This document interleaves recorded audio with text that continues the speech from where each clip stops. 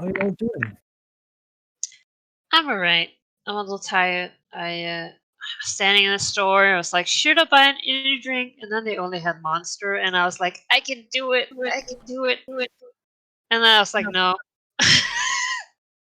no, I cannot I do had it. one of the doubles, The what? the black double strength one. It seemed Yeah, wise. I looked at that monster and I couldn't do it. Why is our Discord region Russia today? I have no idea. And why am I completely and solidly hearing myself through your microphone, Manikai? Europe. Hello? Do Hello? you still hear yourself through my microphone? Do I still hear yourself through? No, I don't. No, I don't either. Delightful. Yeah, it's Russia's Russia's fault. No. Lord. Yeah, it has happened before. I think just this microphone with these headphones might just not be great at isolating the sound.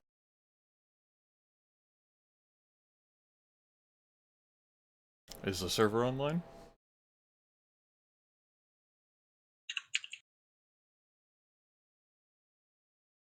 Not yet. I'm just doing the thing with my router. Alright. You know the thing. The old ritual. Yeah, the thing. Turning one of the Yes, settings on and I off. mean, we all know what the thing is.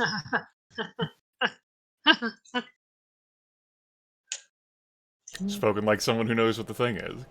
Yeah, that's exactly. It's like Just in case one of you guys forgot. it's it's so trivial. It's not even worth talking about. It will be on the Oh, Describe in 3 sentences or more the thing. Your voice activation is also clipping out a bit, Manikai. For example, I heard, it'll be on the I guess I should turn the sensitivity a bit down so it'll capture my voice better. That might help. Goodbye. I try not to yell too loudly when speaking because Tina gets annoyed if she can hear me just like screaming out everything across the. yeah, I can imagine that's a problem for someone. That's why we don't have any boisterous NPCs in Manikai's campaigns. They just like get like very like volumey. Excuse me. I have to do like a British campaign. Oh my god, no. Can I sell you a newspaper, sir? It's the loudest I could be. Otherwise, my patron will hit me. I took a different place. Yeah, server should be up. Okay, I'll give it a spin. Give it a whirl. I mean, it usually works when we do this. So. Yeah. In a staggering turn of events, I'm not renaming myself this level. God. What? I have so many active players in this campaign. Like Big 12 Grimgram and the Sea and Dragon Godmother and Yep. Illicit Lover. We got Obadiah Grimith. We got Rahal. Yeah, it's different reason. But Who can? So Manikai just like looks out the window. Oh shit. I dreamed a dream. I will delete all old versions of me. I'm not used to being able to do that. I'm used to having to ask you to do that. Yeah. Oh, you actually own it. Yeah, now I actually own it because I haven't renamed myself this level. What a time to be alive. Alright. Put my 11 PowerPoint version down. I've been cheating myself out of 2 PowerPoints for like 2 levels. It's a good thing I never got into a fight last level. Completely skipped fighting all of level 18. Well, you know. Emmy certainly tries to avoid fights. Fighting is a lot of effort. As a person, I sort of can get behind. I don't get in a lot of fights either. Like in that I don't. So I suppose I can't really. Yeah, it's hard to hate on. All Cat. right. I'm all adjusted for the level. I'm good to go. Sheba, are you around? I am, yeah. All right, there we go. Just want to make sure you're actually here. I am here. If I suddenly switch into Danish, it's because I've been teaching in Danish all week. Using basically this setup, right? So anyway. I'll do Come on, I'll do a swift recap, a summary. Please. Alright. Welcome everyone to, according to our playlist, Dredge of the Dragon Coast, session 85. That's where we are. In the previous session, Valignith brokered a working relationship with Thunderholm. He assisted Thunderholm in clearing out the lower level of the silver mine that used to be his until he got imprisoned by the giants, the cloud giants. Then Thunderholm swooped in and took it, and they've been holding it ever since. Well, horrid undead monstrosities have breached the mine, or had, and so Valignith took his forces down there and aided Thunderholm. It was a grand old mummy-palooza. We had a solo player character fighting enemies, which you're not supposed to do, and yet we persist in doing it over the course of this campaign. I'm guilty as well. And Valignus did not die. It was wonderful. There is a glorious pathway leading from the lower level of the mine into some sort of like skull-infused horror show straight from the 90s. Who knows where it will go? It's probably okay. Valignith is working on rousing up support in Thunderholm to muster up an expedition to go find Nibelheim, which is where the Death King Lich that's been haunting Valignith is supposedly located. Thunderholm, as a matter of fact, has reclaimed the ancient hold that's been in the shadows for almost this entire damn campaign. We'll get the Promised Passage set up in no time. It'll be great. In other news, Cicatrix secured a new asset by bringing Mother Druma, the ancient hag who's been around for a long time, into the fold. So now she can get hag bones thrown and oracular answers straight from hags. The ever-reliable source of divination. Imuzuri Lidrathir informed her minions that she's moving, and if they want to come along, they should come along. They're going to come along. They're going to be heading towards the Ashes of Starmantle, where we're going to be building a grand temple to Malar. It's going to be great. And so, all the minions that want to come along for the ride have relocated, leaving just Imuzuri Lidrathir with a small group at the old lair. It's basically a summary of what happened. Expedition force of Cormyr continues to be haunted by a face-formed purple worm, and so cannot punish the evil dragons for their wicked deeds. And that's about it. It's a summary. Yeah. Want to know more? Watch last session. Yeah. Which last session left us with 2 open goals. That should be filled. Potentially. Could be. One of the goals was mine that I kept reserved and open. I think I'll just slot in something that I know we're going to be accomplishing soon, so I can get the goal back, and it's to locate Nibelheim. Right. We know it's down there, but we don't know its specific location. Probably gonna figure that one out. So that's an easy goal at this point. Locate. Yeah, that's pretty simple.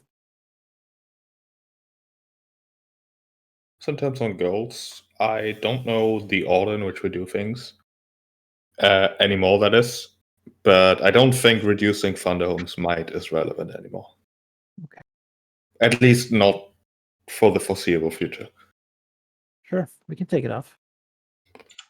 Someone might reduce it for you, though. Who knows? Yeah.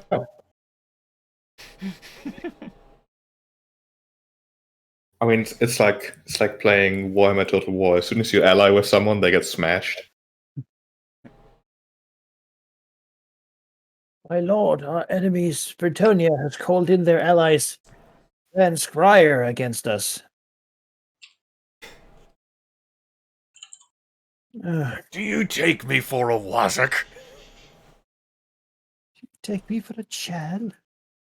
Anyway, yeah, well, that. Do you have a replacement goal? Because we still have one open spot.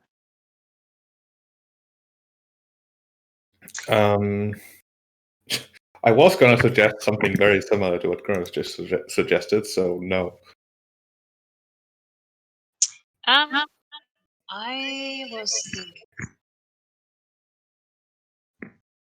was thinking, capturing the Red Wizard. Okay. At what point will you feel that you have captured him?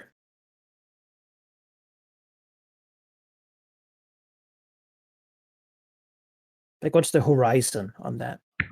Right. I think it's like complete when he is hindered in leaving, communicating, or basically completely cut off from. Okay. Could I use incapacitate as a word? Yes. Yes, I'll say incapacitate that's the a Red hard goal. Wizard. There's some significant problems with that. Oh, sure. I just, we'll have to do it at one point. Here we go, Sheep. I'll give you the locate Nibelheim goal, and I'll resume, like, shepherding my empty goal slot. Sure. But to expect Emmy to say, and I will reduce Thunderhome's might. I don't think so, no. That would have come out from left field.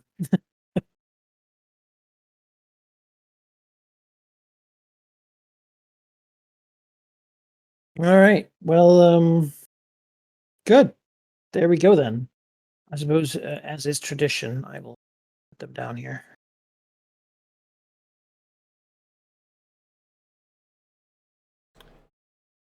Dear viewers, our goals are discover the driving motivation of the Death King, determine the source of the necrotic presence in the Serpent Valley, construct a grand temple to Malar in the ashes of Starmantle, locate Nibelheim, and incapacitate the Thayan Master Wizard, presumably the one that's leading the expedition in the Giant's Run Mountains instead of, I would put his name there, but that would mean nothing to you.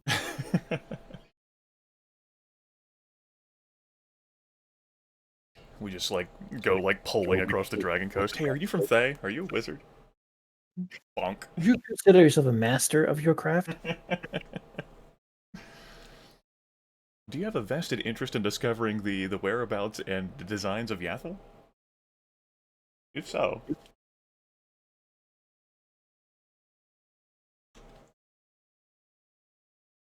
Step this way.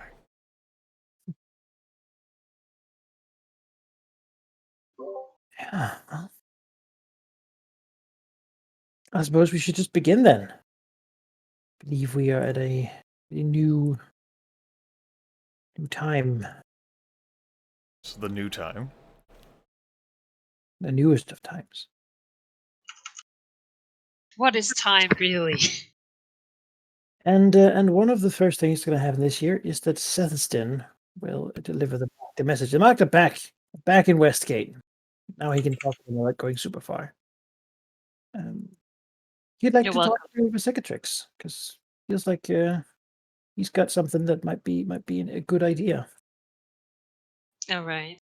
The Cicatrix will, grace him with her presence. Yeah, Sethstin has grown really well into his form. Yeah.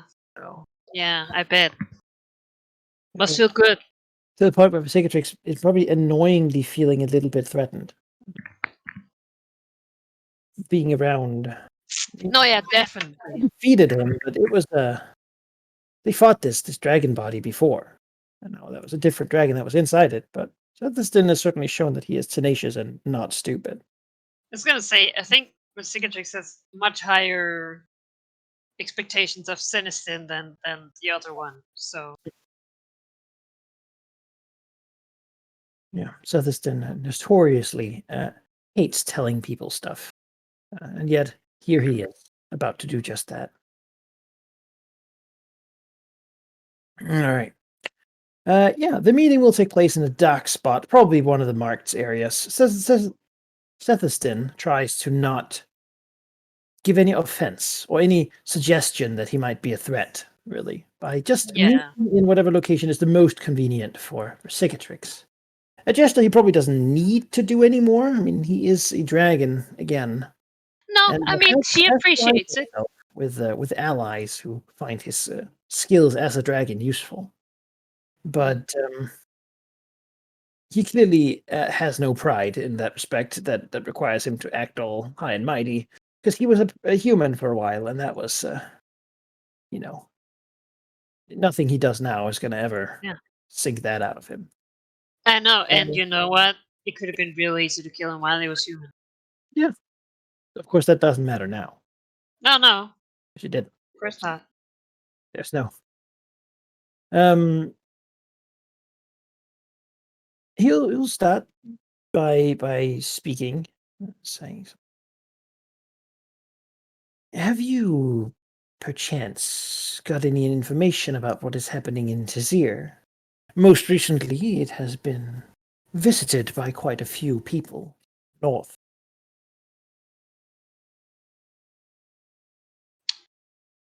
Yes, I do know of. I have some people on the inside.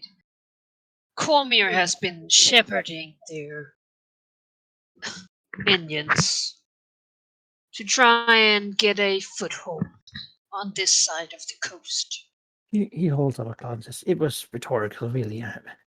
My real question is, what are you going to do about it?"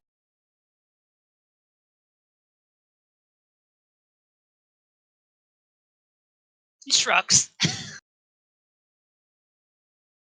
Because I would suggest you make a move. This city is not what it was. It certainly is still wealthy and powerful, but it is divided. Holding it is difficult, and I don't know that is something we would want to do. No, I would suggest instead that you go after some of the people there. Now, one of the groups in the city is not useful to us. They are paupers, poor people motivated by something. Strikes. I don't understand their motivations, to be honest. The other group, however, and he has a glint in his eye, if you could somehow subjugate them, we would have a way to act within Cormia.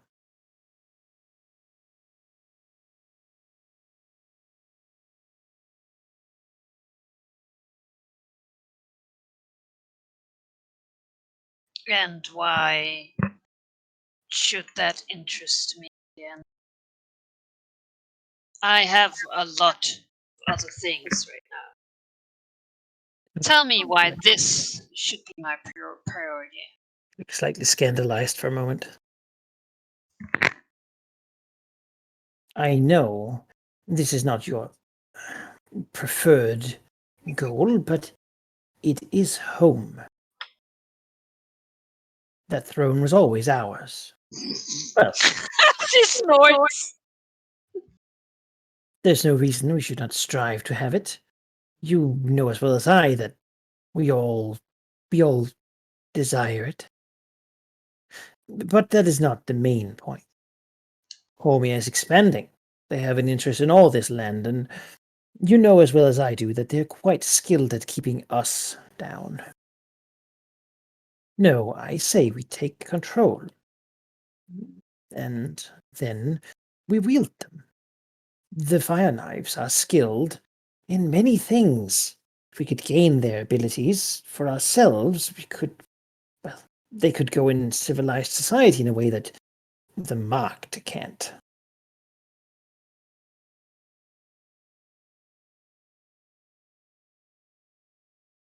You keep saying It as a way to expand. You say we, yet it sounds like it is I who will be doing all the work. I have no ability to act in such a manner. Yes, I of do not take course. form such as yours, nor do I have the people necessary. What I do is know things. This is one of the things I know. If you wish to disregard it, that's your prerogative. So you're suggesting that I take over the fire knives? It's in whatever way that is possible. They clearly are not liked at home. They clearly would like to have influence there. They clearly like money, wealth, and are rather scrupulous from their actions here. Hmm. Getting them would be a way in. I mean, especially if. Just a moment, are you planning to stop Cormyrian influence in Tizir? I would Is like that your to. current goal? It is one of many. Yes, I would.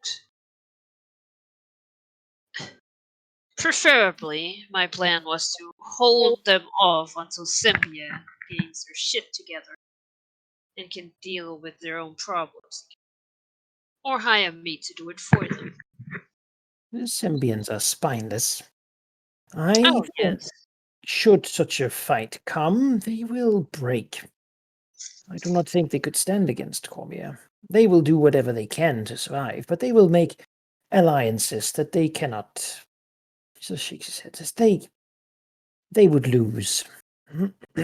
Cormyr knows it, and they know it. They are desperate to keep Cormyrian influence in check, but they are failing. The loss of Umlaspir, the movement of Cormyr across the neutral area, is was the first. Their loss in the Dale lands, second. They have won no great victories. Though the fleet was destroyed, it was not their doing, and they know that as well. At this point, the pirates of Westgate have done more to damage Cormyr than Sembia has managed to do, and they don't like it. Sure, they have been successful here in stopping Cormyrian influence for a time, but as we can see, eventually money cannot buy success. My plan would be different, I would suggest, taking over the fire knives, and then, as a way to pay them, or to integrate them into our forces, allowing them to be successful, not the other ones. We will destroy the other ones, but allowing the fire knives to return Tizir to an independent city. He sort of shakes his head, as of course it would be Cormyrian influenced. That way they would earn their way back into the good graces of Cormyr. Sure, Tizir would fall, but it might anyway. And in return, we would now have people who were pardoned for their past crimes in the Cormyrian court. Nobles, names, and stature. That is something that few can say they have access to.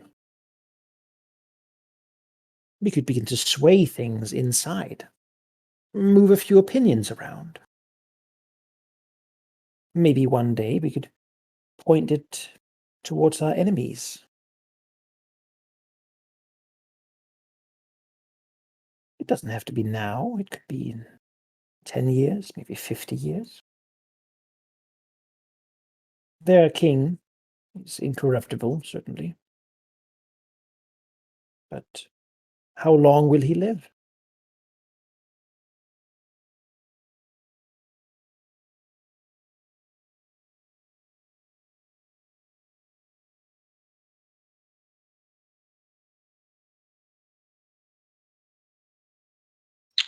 You seem to know an awful lot. Some is conjecture, I give you. But I have been working with the Black Network. The Centaurum's connections reach far and wide. They hear many things in many places.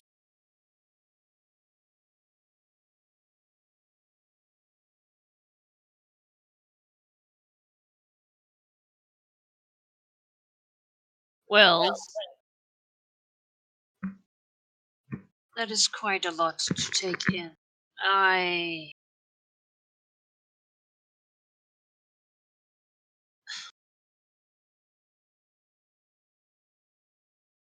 do still hold that I personally have no interest getting involved in any Cormyrian policies. She sort of frowns.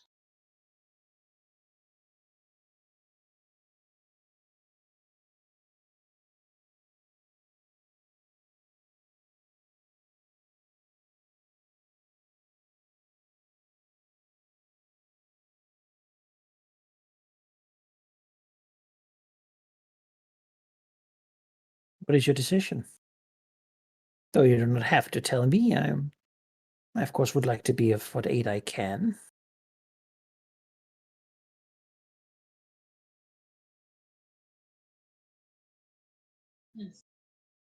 For now, I shall ponder on it.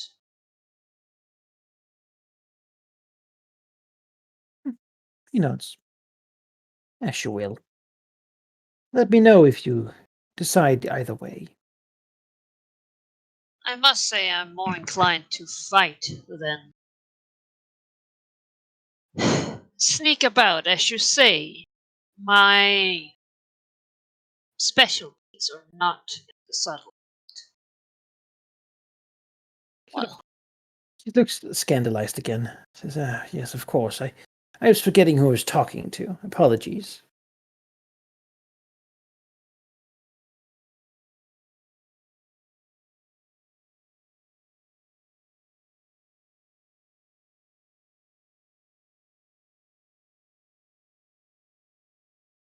she just looks at him expectantly.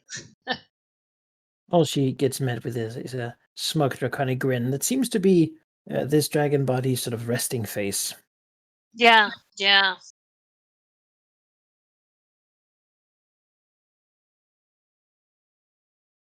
Well, if you hear anything else that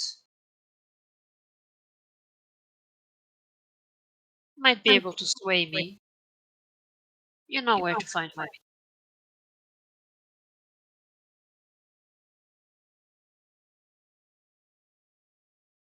Yes, of course. I wish you well. I will be on my way. And then he'll go. Mm.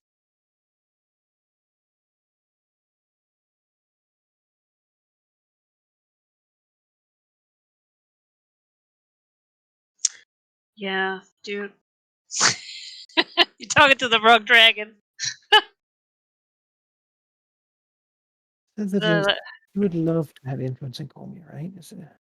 I mean, it was a pretty salient argument. He's like, she does, we're cicatrix, has problems with Cormyr. Who wouldn't want to be able to influence Cormyr? Yeah, sure. But you could also just try and destroy them.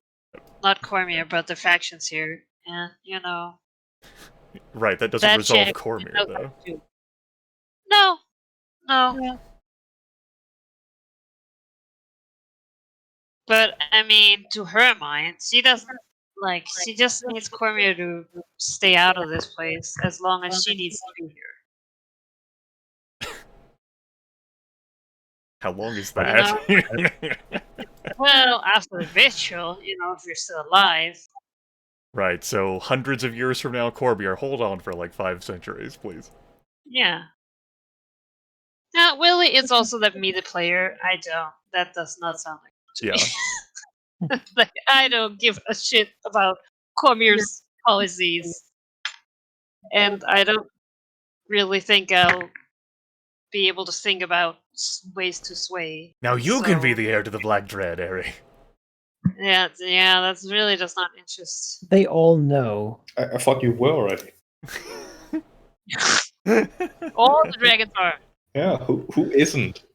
But by dispatching the previous heir to the Black Dread, you, of course, are now the next heir to the Black. That's how succession Well, works. I mean, he's not really dispatched, No. right? Like, No, he's his dead. body is still occupied. You killed him. So His soul got flung into the abyss. It doesn't exist I did- anymore.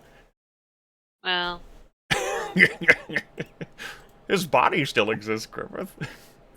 Sethuskin just imagines a future in like hundreds of years where you sit upon the Chimerian throne as a barbarian warrior king, and he stands behind with his claws slowly folded, being the royal treasurer and master. yeah, I know. That's why he's like, "Oh, you should do this." Really, it's because he wants to be the fucking. He would be a trusty, loyal servant. He, Hundreds Yeah. of years. he has no resources in which to do this undertaking, though, Ari. You can't Yeah, say he does. No, he doesn't. I mean,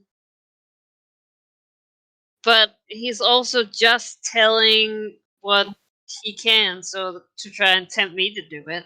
Like, it's not out of any goodwill. Of course it's not out of goodwill.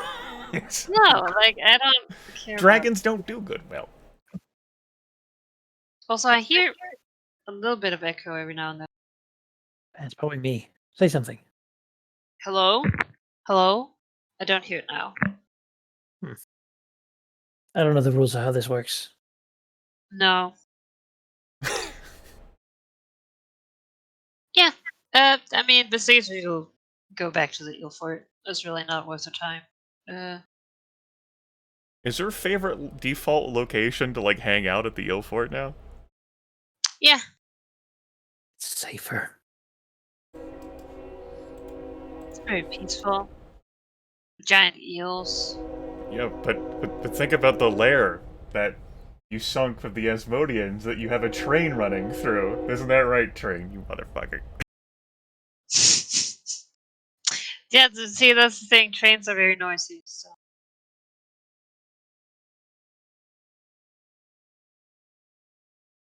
Well, she's not the only person having a visitor.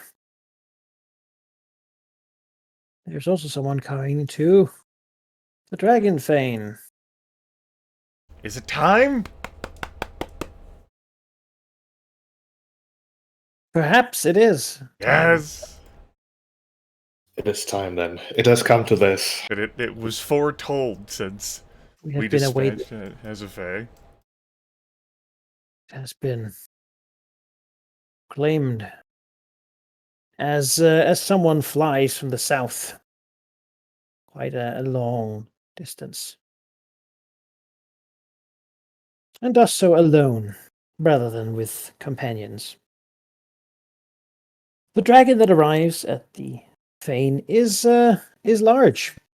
I'll use the map of the Serpent Valley here because we have it. So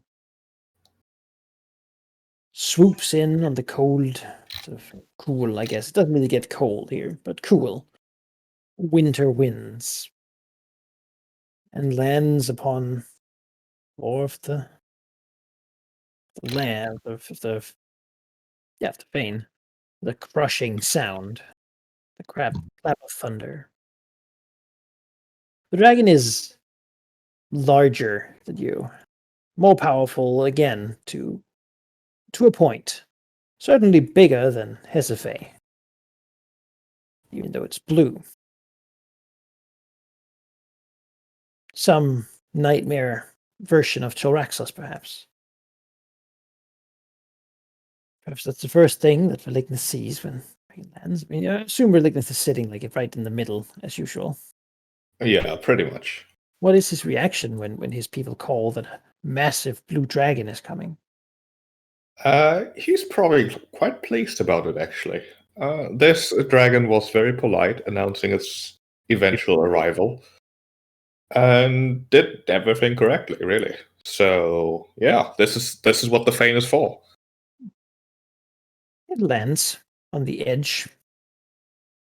The fane is kind of like a depression in the rock, so there's like this cliffy ridge all the way around. It'll land upon it, perching there, the crush, and a deep sigh, and then a breath in as it speaks. This place is quite nice.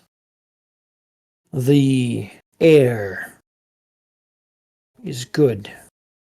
His claws sort of scratch slightly at the dried rock. We'll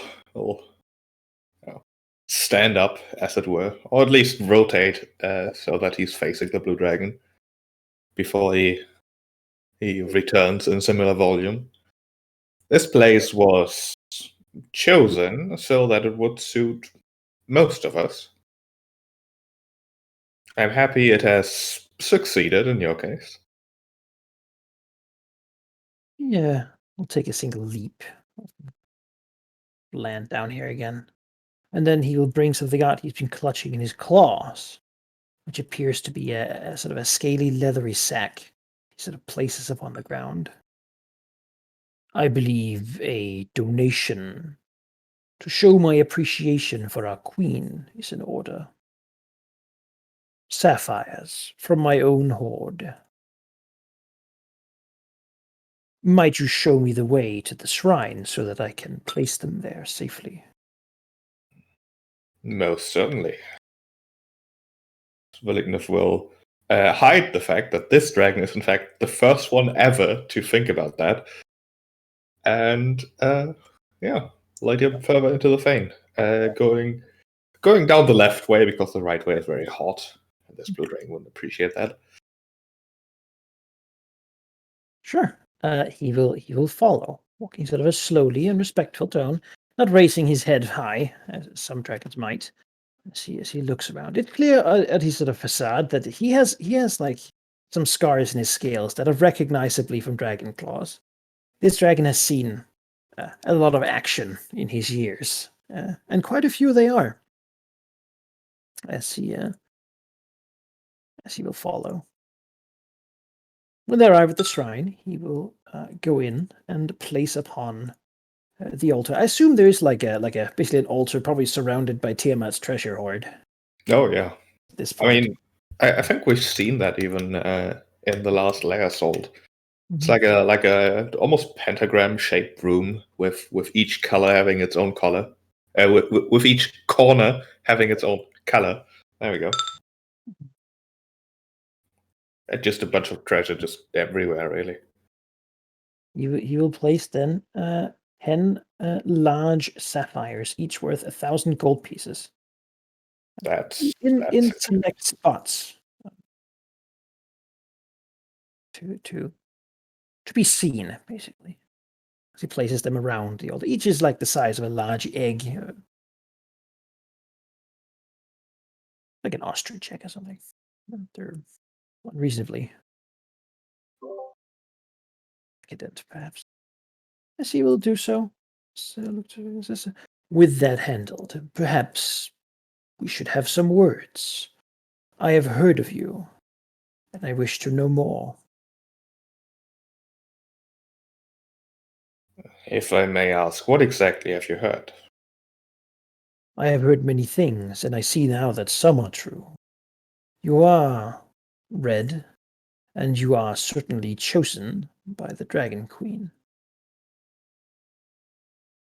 In some respect. He looks at him. Do you know of your heritage? I'm afraid that has not been that easy to follow, nor do I think it very important, as I intend and have in fact done so to forge my own path. I don't need to rely on the prestige that some ancestor of mine had. It is simply that you remind me of someone who is gone from this world. How so?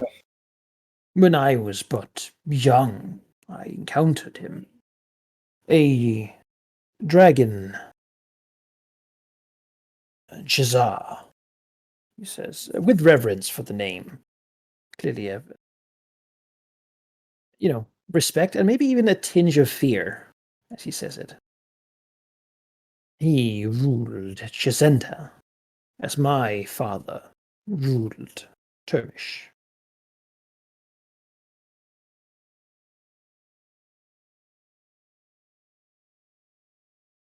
He too was acting with the Queen's hand. He too was red, and to be honest, my considerations in coming here was partly to see if you might turn out as he did.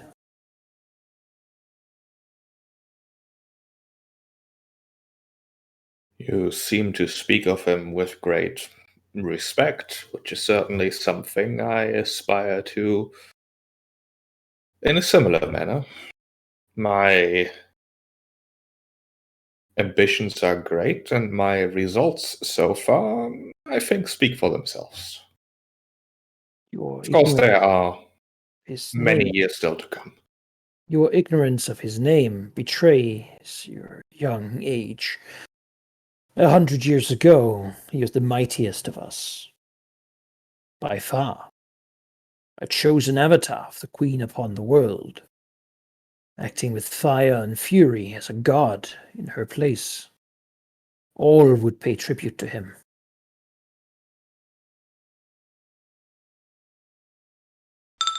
He united us in purpose, if not in any sort of orderly fashion.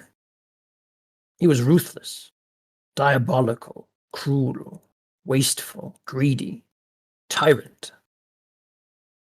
But he could do all those things because he had the power to do so, and did so with the Queen's acceptance, even love, if such a thing exists.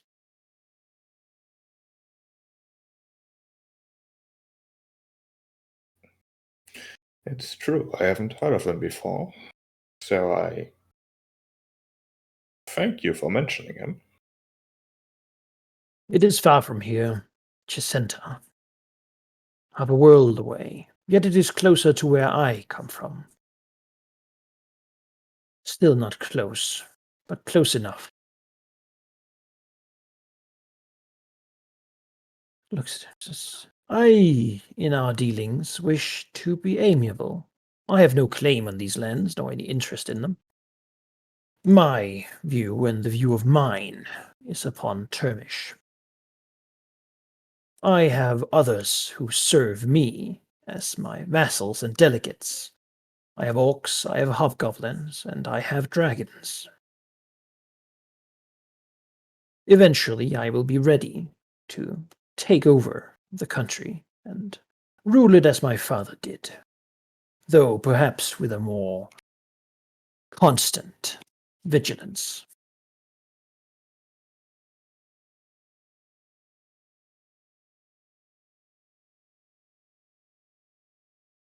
And your ambition, if I may ask?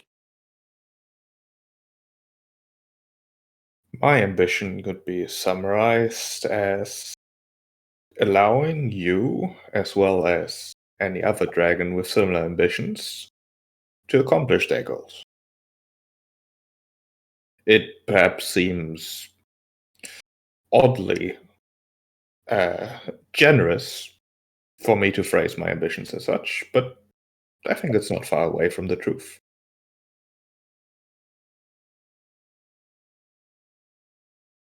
Ideally, not only Termish would be taken over by one of our kind, but every country. Once all places were, Exactly. so there should be a claimant for each throne. It is, and he sort of has a smile of a slightly mocking smile, perhaps, as he says, "It is well known that Cormier has more claimants than thrones." Yeah, I've personally met, I guess, 3 of them at this point, which is an awfully high number. Even I have met some, in ages past. They do not like my mountains.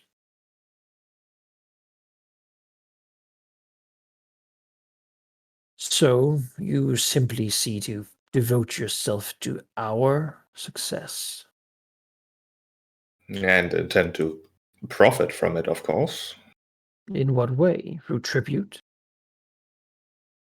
Through, well, if Tiamat's power and influence on this world rises, then her closest servants reap the benefits, no? He thinks of that for a moment. Then another moment. He sort of nods slowly. I suppose that makes sense, yes. I suppose you would benefit. Besides, I myself don't think I would be a great ruler. I have a certain talent in paving the way for others. You are- Removing the current order rather than establishing a new one, so to speak.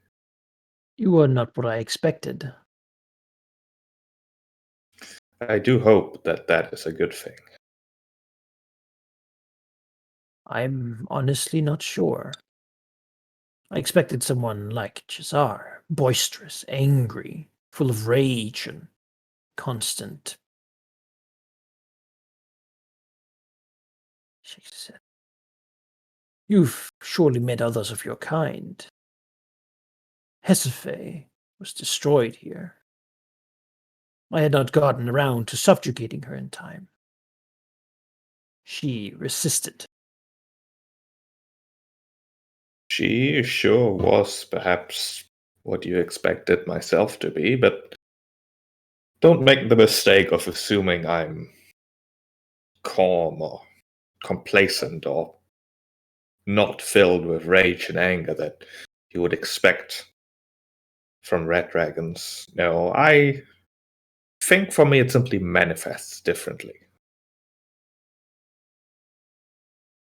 You know, it's slowly. That makes you more dangerous, I think. It's quite clear, I'll say to Velignith, that this dragon speaks to him, not necessarily just as what he is now. This dragon is clearly anticipating what Velignith might become in the future, and almost acting as if he is that already. You seem to think at certainly a much bigger time scale than just now. He's certainly showing That's respectable. very unusual for his age, to your age. You know, slowly looking at him, his eyes sort of moving slowly over Velignith, has been doing this whole time, as if searching for whatever source of Tiamat's favor Velignith has. Before he sort of nods for himself, just, I will stay here for a day or two. The travel has been long, and I wish to survey these mountains. I have not had the opportunity before. I hope that is agreeable with you. I would like to at least have a think about ulterior motives of this particularly large and very polite dragon. That seems odd. Sure. Maybe it's not odd. It's hopefully not odd. Please don't be odd. Just be nice. But Velignith is pretty good at looking at other people. In the grand scheme of things, like chromatic dragons being nice to anyone, let alone each other, that's notable. Respect makes sense if it's genuine, of course. All right, that's a pretty damn good roll you got there. Anglispark is a cautious dragon. He is a thinker. He's a planner. He does not act unless he's sure he can win. It is not. There was a scenario in his mind where he would arrive here and destroy this place. But that scenario is not the one that has played out. When he arrived here, he did not see what he hoped he wouldn't. He did not see a rampaging idiot who destroys and smashes everything, acting like obtuse to him. Instead, he saw something he cannot quite explain. He's intrigued with Velignith, and he also has a deep worry that Velignith will become as Cesar was. Because he met the dragon Cesar, and that left enough of an impression, pretty much on everyone who did, that he's never going to forget that feeling of being so outmatched by a being who is leagues and leagues ahead of everyone. Cesar was a level 40 dragon. He was beyond epic, which means that Which means, by definition, Velignith can never get there. You know, it is a mythic level of power. That he thinks perhaps Velignith could aspire to. At the moment, though, he's not sure to make of Velignith, and staying here has the motive of just being around him a little longer, maybe finding out. Velignith, he has a sense around him that shows Spark that he is loved by Tiamat. He has the Queen's favor. And to some degree, that speaks to Spark himself. He doesn't want to enter the Dragon Queen, nor does he'd rather work with Tiamat and have things. He wants to benefit somehow, and he's not sure how. He figures that by being polite, by being good, as Velignith would benefit from Tiamat's rise, he should Velignith rise, might benefit from that as well. All right. And In he that case, doesn't see a point in blustering when it has no benefit.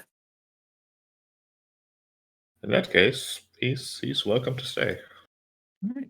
He will do so, and he will be very polite, very calm, collected, and gentle. Even maybe after a couple days of staying here, ask Velignith if he can speak candidly, and then if Velignith agrees, he would ask to perhaps inspect his forces here. You can see that they're lizard folk, they're dwarves and such, and he's intrigued with the idea of forces with such intelligence as the dwarves, because his people are mostly brutes. Of course, and are very organized. He makes sure of that, but Absolutely. proper legionary training, they could be quite something. Velignith will even help him in that and recount some of the particular exploits that his dwarves have managed, like pelting giants with rock trebuchets and other shenanigans. He finds it fascinating. He is a dragon of strategy, of grand warfare, and enjoys such tales.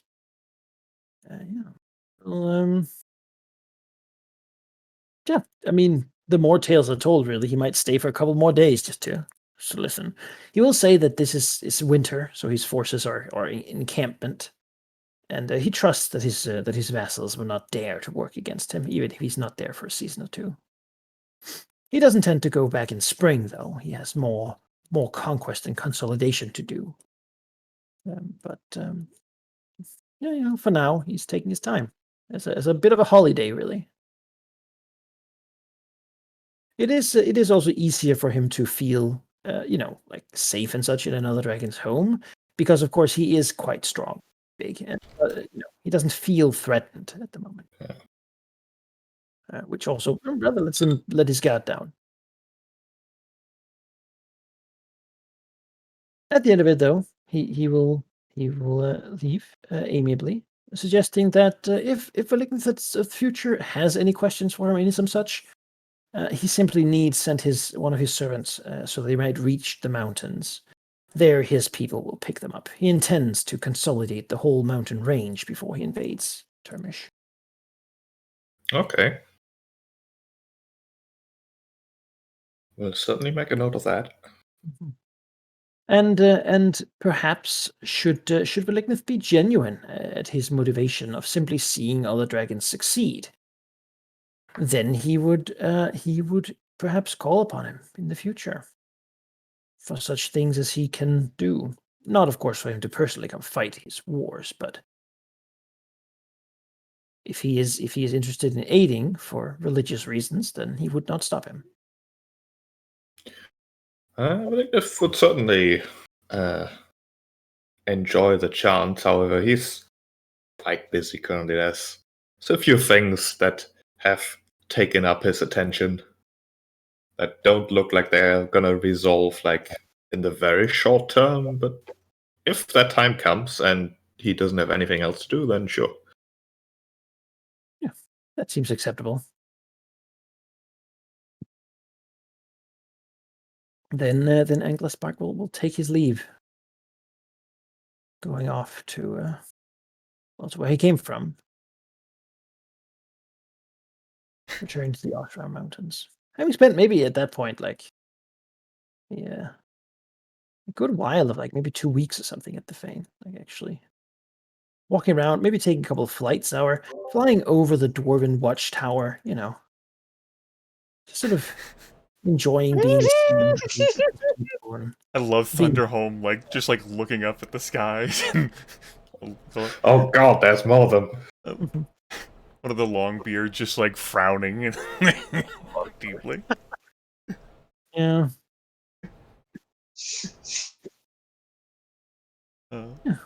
Yeah, before he flies home. The news of a blue dragon, of course, spreads like wildfire across the plains and such. You'll hear maybe Vesicator will even see him when he leaves, given that he's staying at the She will, and she'll send a message to the Nickniff hey, you still alive? Won't hang out your lair for a week. I mean, they will respond with yes and nothing else. She's gonna good. The message But that she's just gonna not reply to that. the This message is that comes back is yes, I am Velignith. Yes, me, Velignith, is very much alive. Fire. Do you have just time not for shoot. a visit? I don't think No. Malignant has to worry about me taking that dragon from him. I think that one's safe. The first one that actually seems like it has a chance to survive. Yep. So Festerlix got shenaniganed. Rearmanthir got sick. And this one though, Anglespark. That's a big fucking dragon. I don't. Been around for a good while. He considers Yeah. the Oshram Mountains to be his range. You know what? He can. Termish, you know what? Have fun. Yes, have fun. You know, that sounds like a great place to be. Termish is known for having a very high population and not much else. Yeah, well, that might change in the near future. A lot of people. And a lot of them are merchants and the like, and sort of, you find mercenary companies quite often from Termish because people need money and it's a thing you can do if you can fight. Beyond that, they have the occasional struggle between a lot of different people wanting to have influence. There's druids there who are quite out. There's of course Anglespark here, who's quite in. There's their mages try to constantly take over. It's an unstable region of a high population. Right. No real wealth to be found there. All right.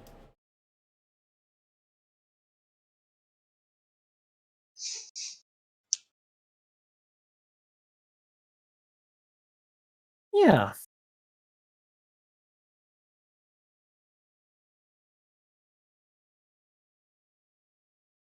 All right. Mhm.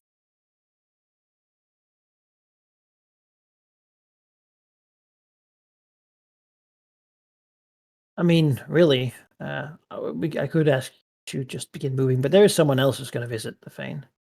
About a week after Anglespark. Another blue dragon. I am Anglespark. I'm the true heir I to am the Termish. It is Oh, no. I. God, I hope so. Revolving door at Veligniv's. I mean, it's there and visible and Yep. has already announced that they want visitors. Yep.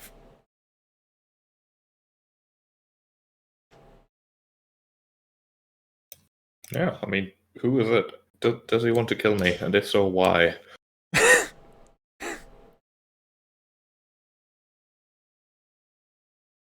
I mean, they didn't send a message ahead, so that's a bad story. That's rude. It's true, but it's like a barber shop, you know. It's not required. It's desired, but not required. Malignant has also killed messengers that have come to him in the past. I mean, but they were probably not very respectful. Maybe.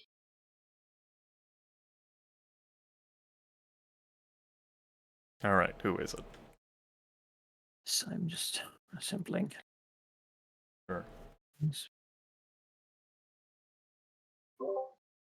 Oh, please don't be the Red Wizard.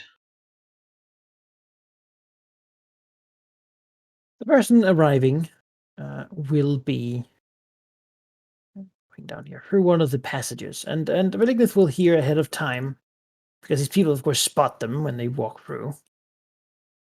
Will be informed that a small group of people, mostly wearing like heavy brown cloth robes, one of them in red robes, are approaching from the south with rapid speed through the entrance. I mean, are they visiting or are they attacking? Well, no one has tried to find out. Well, if there's any place where Malignant would be most comfortable fighting anything, it would be right here. So, sure, they can come. Is he going to remain in the center of the fame then? Probably not. Like, you know, he's gonna take a bit of a walk and let them be received by a welcoming committee, so to speak. Sure. What happens is basically around here, wraiths begin to win first and foremost ahead of the committee, just sort of almost claiming a place. As I mean, the dwarf probably just stay away a little bit. I mean, they're here to welcome it. As a man in a red robe, very pale and tattooed, comes in flanked by two heavily armored, shambling figures wielding runic blades. Behind them comes three cloaked and sort of completely wrapped up figures, not like a mummy, but more like someone wearing like three thick robes or something on top of each other with no visible body part of any sort. They're sort of hunched over and twisted as they shamble behind him. You won't really know what they are, but I'll just put them here because it's you know. You know, I think Philip has changed his mind. Like, he has to be there to talk to them, obviously. He hurries back out. Yeah. You know, he'll make it seem like he was busy doing something else. You know. Oh, I didn't see you there. Yeah. Oh, hello. I get many visitors, you see. I mean, that is a dragon thing to do, right? Like, Oh my fucking lord, look at those people! Also, just in case, I'm gonna put the Lignus updated token so I don't forget. fully sure. healed for level 19. Are you gonna ping us or something? Like, he went down to the ferry zone like, hey, you know, if I don't return from this date in like 30 minutes... 4 days from now, where Cicatrix can say, "Yes, I am Valignus, I am fine and well. Would you like... Please come to the fane, let's chat."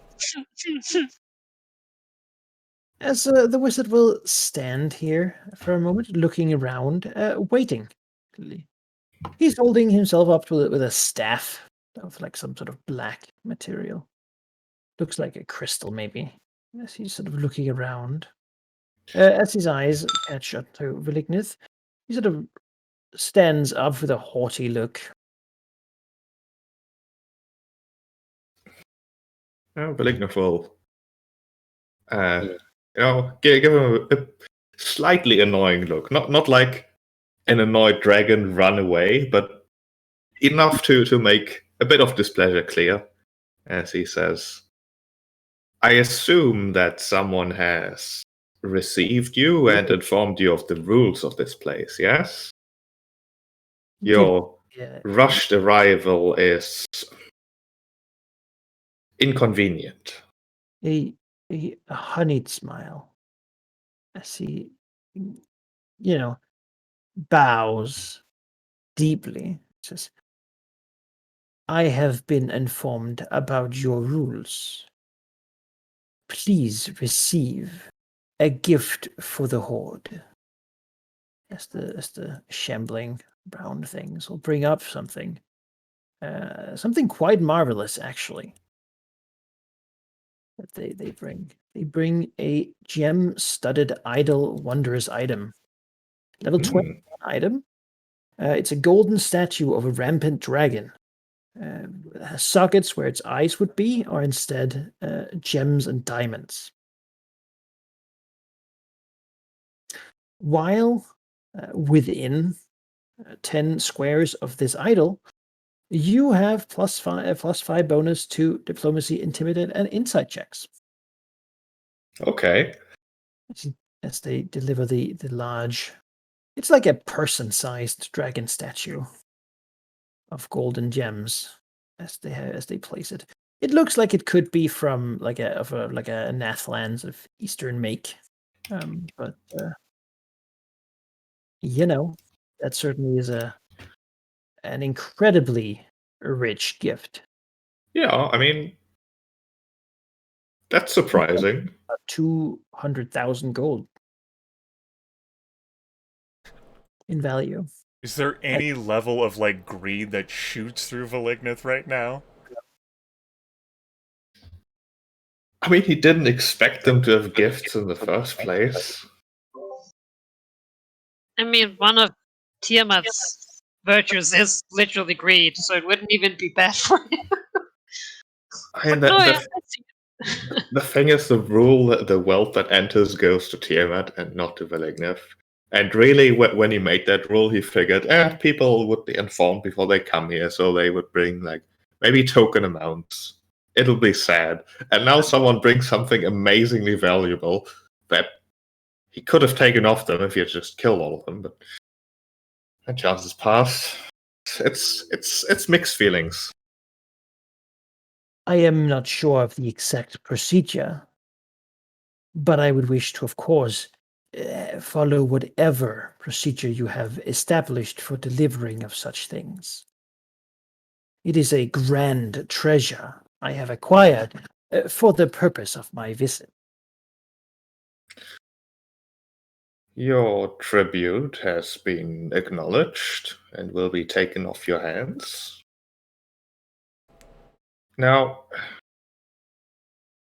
while I appreciate visitors of any kind who respect the rules and come pay their respects, I do wonder about your intentions. I am aware that you have been in the valley for some time. My valley.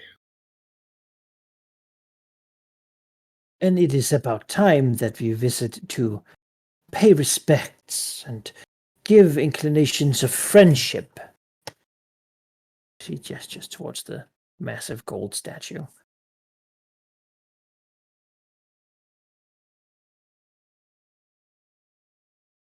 Your message has certainly been received.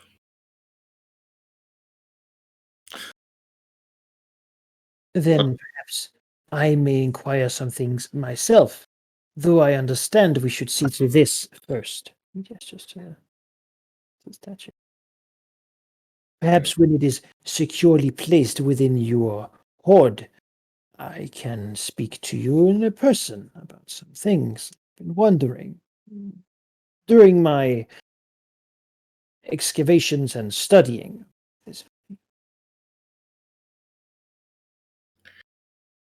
You shouldn't worry about the safety of your tribute. I assure you it is perfectly fine.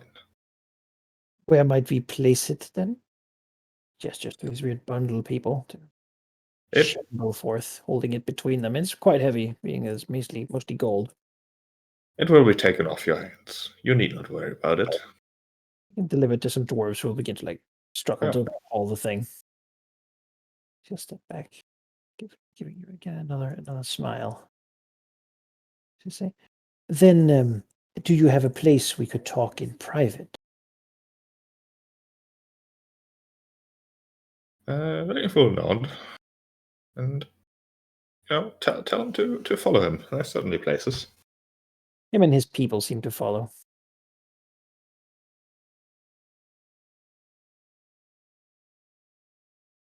The Vilignov will say, "You can leave your guards here. It'll get quite crowded, and it is just the two of us who need to speak, right?"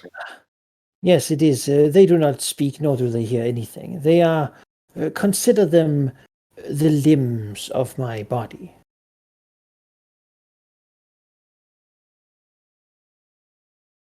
Well, this is a good thing that a conversation needs no limbs at all. Are you afraid of them? Sort of frown slightly. I could not imagine such a thing. I jest, of course. We can leave them outside if that pleases you. It would.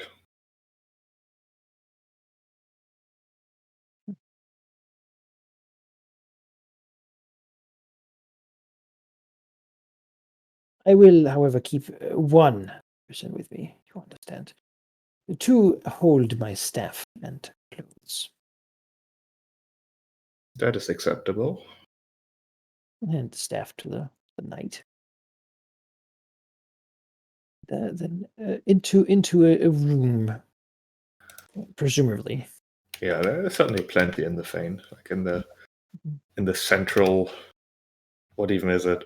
Hub. Yeah, hub basically. I have been looking for information on dragons and locally. I have understood that you have quite a bit of knowledge of your kind, and I was hoping we could come to an agreement where you inform me of the ones you know of and how I might contact them. I will need to know your intentions. Yes, of course.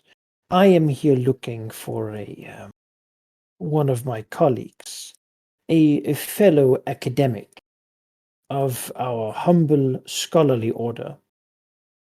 He traveled here to study a similar topic as I originally came for, yet he has not returned, which is, in his condition, highly irregular.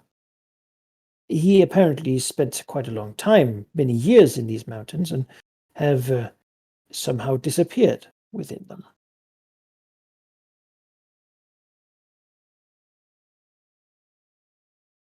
Beyond What? this, it seems to be a trend. You see, before him, an apprentice was sent here to investigate, who also disappeared, and before him, even, there was another, a grand wizardess of our order, who disappeared within these very mountains, or at least who spent quite a long time here before she was recovered. I am here to investigate the cause of such things, you see.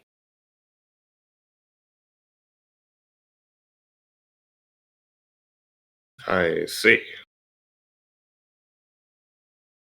I, however, fail to see how knowing where more of my kind live helps you in that regard. Yeah, but you are so very long-lived, are you not? You would surely know anything that goes on in your mountains and in your areas.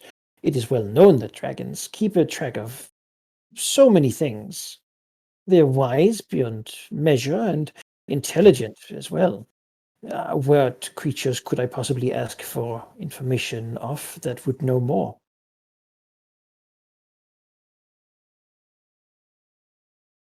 I must concede that is very true. Information about this valley, however, I think that you will have a hard time finding anyone who knows more than myself, considering I consider the valley mine. And that is why I came here first. I have spoken to no other dragons beside you.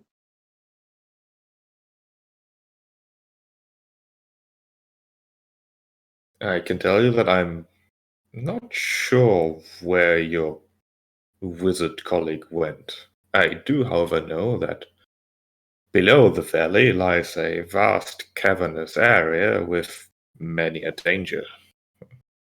Yes, I have found some information regarding that as well. It seems that there are spirits and sorts resting below this place. It is possible that my colleague has gotten involved in such things, as he was always too curious for his own good. It is also possible that such things, or just the environment in general, might have killed an apprentice. Certainly, these mountains are quite dangerous. However, there is still the question of what a mistress wizardess would do in these mountains for an extended amount of time, and that is another question I'm here to ask. I understand that she was doing something, working with the dragons. I found in the past notes of hers that suggested she was trying to perform magical spells on your kind, an abhorrent crime, to say the least, and certainly she was punished for her efforts. But sadly, before we punished her, we had no time to destroy what research remained, and so I must find it so that I can bring it to my employer's attention.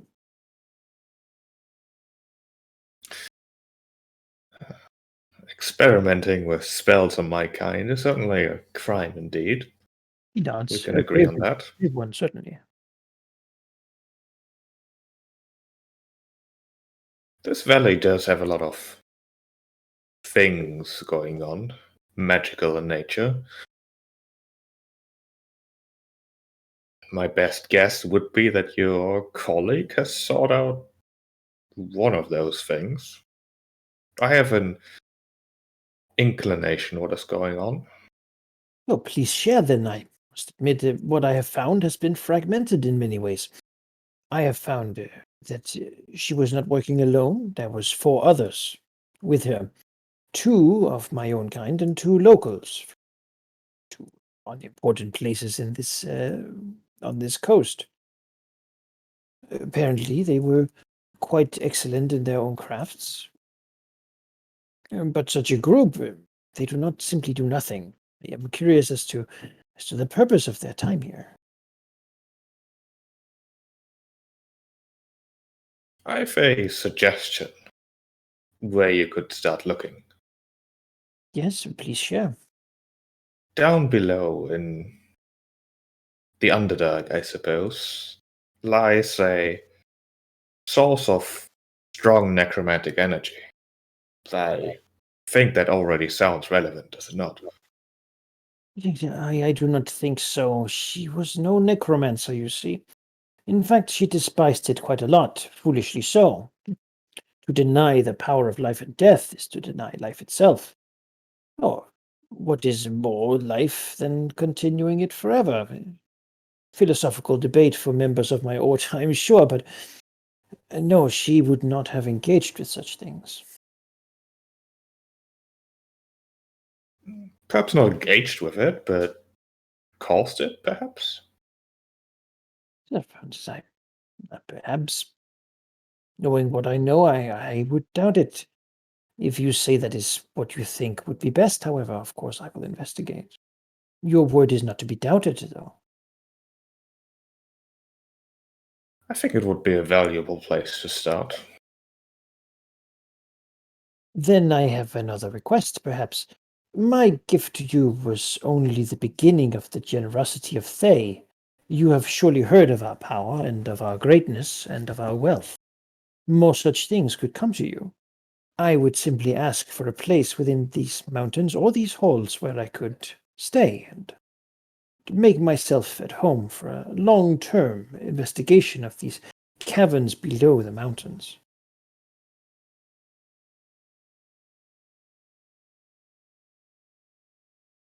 I think that could be arranged.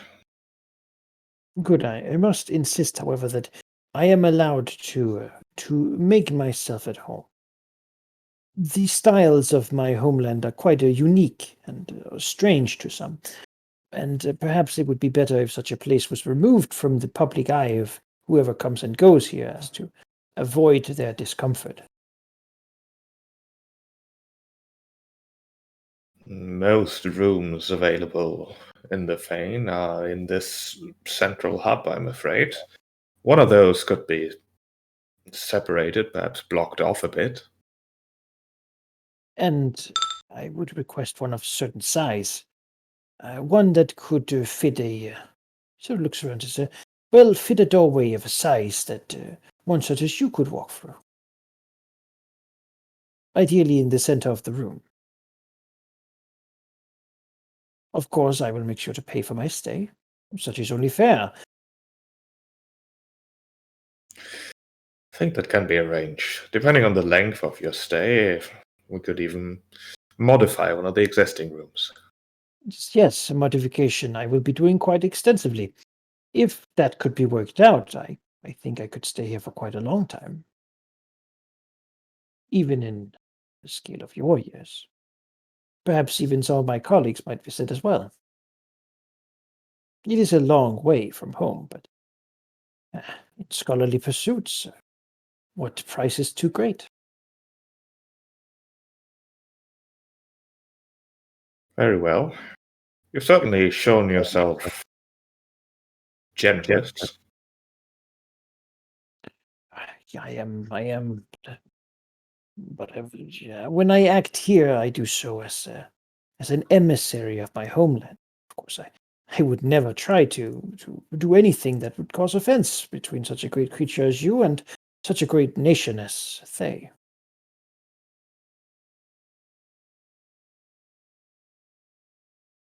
I'm sure we'd be great friends and allies. For it. Now, I must admit I am somewhat wary of my time here.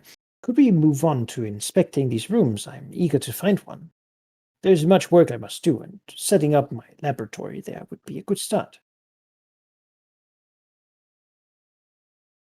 Certainly. Then with, I guess, some hesitation, we'll show him one of the larger rooms that I'm sure he has somewhere. Yeah, he desires basically, ideally for him, a large central room with maybe a couple of like chambers adjacent to it. The central room ideally will be empty because that is where he will be doing his artifice. But yeah, He can get like one of the rooms on the lowest level of the central ring. I think those should be the largest ones. that fits him perfectly. He will gladly stay to do some things. Beyond that, having left him there, Willikins will get that he has requested to purchase from the Fane and their resources several blocks of stone, rather large ones too, for his constructions. Okay. I mean, that is probably doable. There's plenty of stone in the mountains, as it turns out. He has a couple of specifications, but yeah, generally. Yeah. Before I agree to everything he asks of me, though, I would like to have a bit of an inside check. Sure. Whether this guy is just fully bullshitting me or if he really doesn't know. Sure. 28 is pretty good. Very, very good. That said, his facial expressions are almost an unreadable, just friendly smile. Yeah. A very diplomatic expression. It's hard to tell much from this being, this man. His minions certainly leave nothing to be reported, and he himself seems to just be a facade of politeness. Fucking bitches. God. It essentially is not enough to break through whatever he might have. Wonderful. Well, I mean, it seems that you might have extended periods of time to look at this suspicious person. I actually got to keep to himself in his room a lot. Yeah, I bet.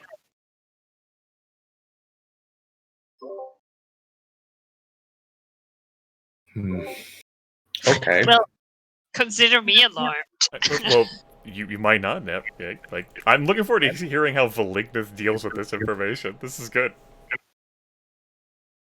I mean, the first thing Valignith's gonna do is send a message to the Cicatrix, as well as go to the Sending Stones to contact Emmy.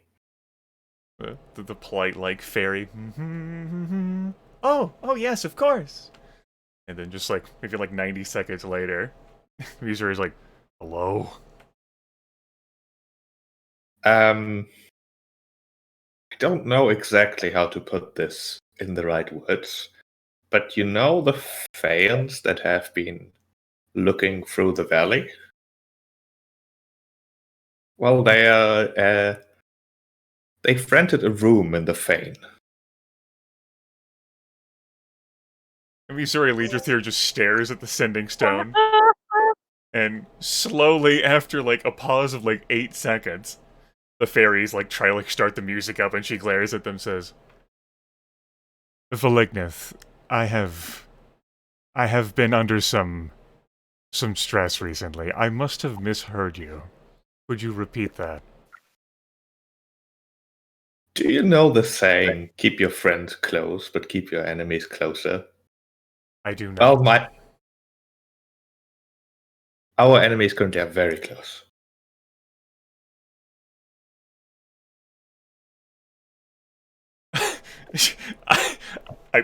You know what? I genuinely don't think like she's been completely off guard. She doesn't have a response. She just stares like flabbergasted at the sending stone. And if Valignif doesn't do anything the next 20 seconds, she goes, so was this a cunning scheme of yours? A new attempt at resolving conflict in not your usual way?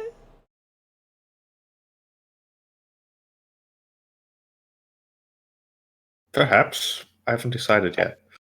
You have... Oh. Well, I had thought to go scouring through the valley myself this spring in search of the leader of this expedition. Little did I know that you had made arrangements for the expedition to stay at the Dragon Fane.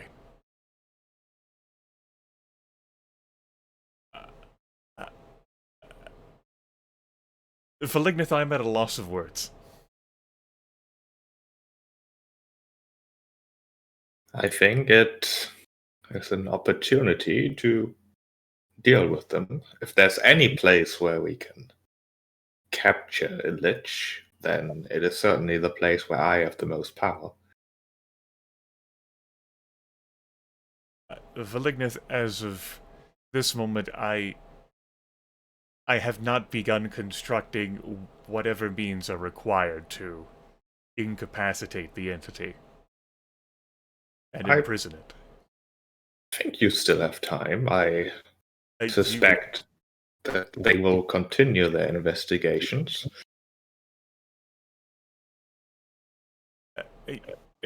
continue their investigations from the dragon.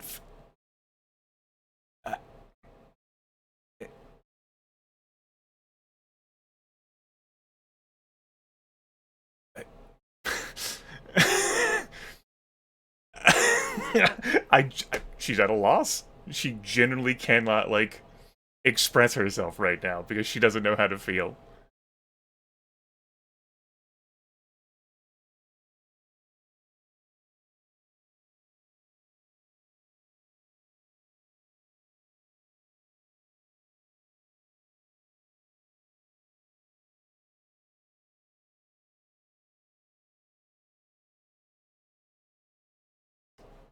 And falls into a silence that some might consider awkward because she can't express herself.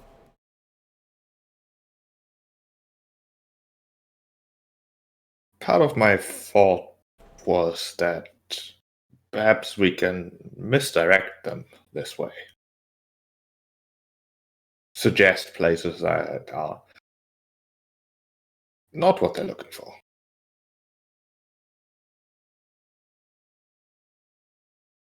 With the expedition inside the Fane, the expedition is going to have a great view on everything that you do.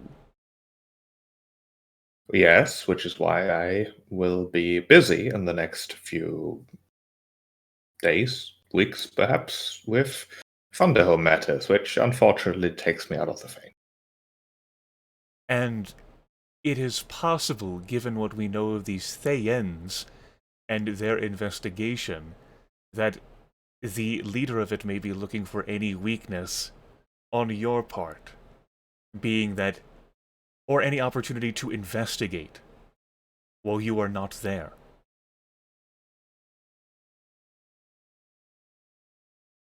Well, I can't be here and not be here at the same time. You still have the... She pauses, like, you still have the obelisk shard. Yes. That is a problem.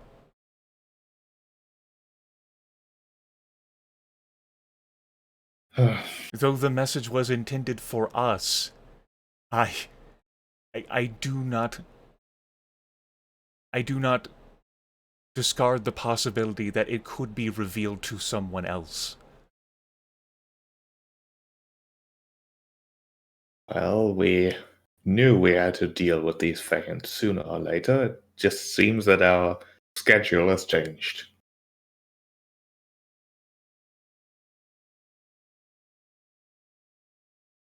Even if I had sent him away, it's not like I could have stopped him from investigating regardless. He is ghosts. You would have refused to allow the expedition to stay in the Thane. But, alright. They're there now. And you're too polite to just dismiss them. We're not ready yet to capture. When will you be ready? She says, I don't know. Then that's very difficult to plan around now, isn't it? I was in the process of making plans. I'd already put out inquiries, considered possibilities.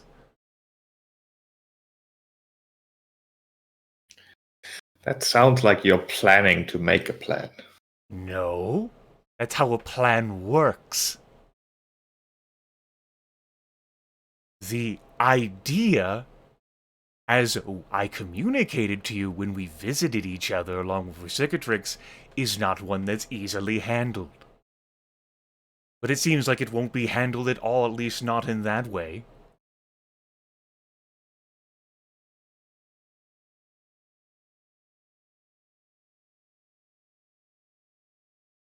For now, we do not have the time or luxury.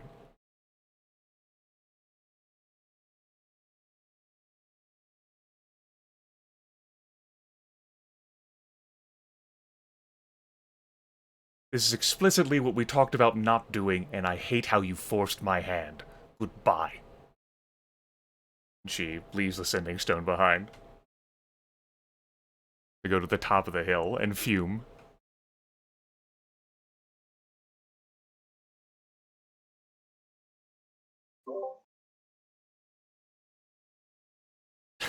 Looking forward to where Cicatrix's reaction when she gets the message. I'm just thinking, I'm like, because my first thing is she's gonna storm there, but then now there's apparently a fucking bunch of red wizards there. Like,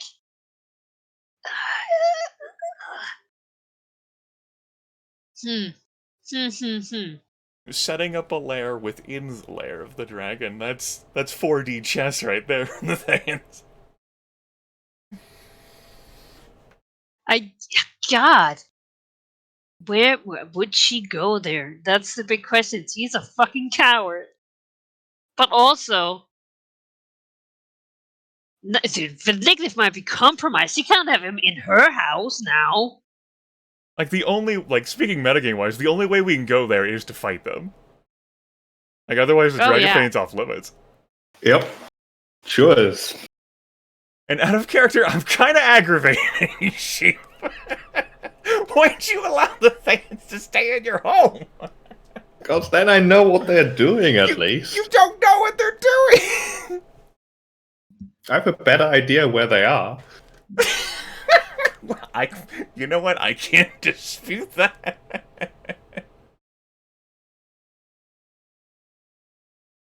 I'm also I'm also sort of hoping that there might be a way to empower the magic that is already in the Fane to also include, things like teleportation, which would certainly make it a lot easier to make sure that Lich doesn't just escape. I don't know, man.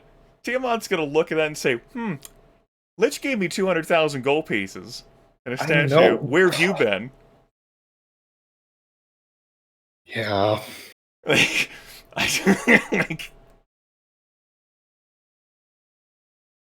Faye has greased the wheels, man. So, my What question does here Velignith is, oh, sorry. What were you saying, Malachi? What does Velignith do with the precious dragon statuette? He's gonna inspect the shit out of that because that might be a trap. I was gonna say, check it for scrying. It appears to be magical. It enhances the diplomacy, intimidating insight of anyone who owns it, who is near it. Beyond that, it certainly is a precious item, probably well known to the crafter, most certainly. But it doesn't have any traps in it. Okay. He knows, of course, that to scry on something, you would generally have to be comfortable with a thing. So whoever made it could definitely scry on it. But I mean, that's no different from most other unique sort of creations of any sort. I mean, it wouldn't go into his hoard, which would be problematic. It would be in like the Tiamat pile, and nobody would dare steal from that, surely. Scrying on that is somewhat pointless. But it's not like a bomb or like a teleportation circle. The item in itself has no magical properties to suggest that. God, Okay. he's gonna make a fucking teleportation circle in that big round room with a big space in the middle. Shit. If your fame becomes a revolving door for other Thayan academics, I'll get the fuck out of I'm going to flip this fucking table. I mean, we can smash them at any time. Anyway, which servant did Velignith send with the news to the Siggins? Because that might be important. I would consider not sending a very beloved lieutenant. Probably. How does Velignith usually send messages? I I guess mean, it would could have be been through like sending if he felt like spending the wealth. that's a good point. It would have been through sending. So 25 words or less. Because otherwise there would be a dead body appearing back, which there might still be, but Just kills one of her own minions and shifts the body.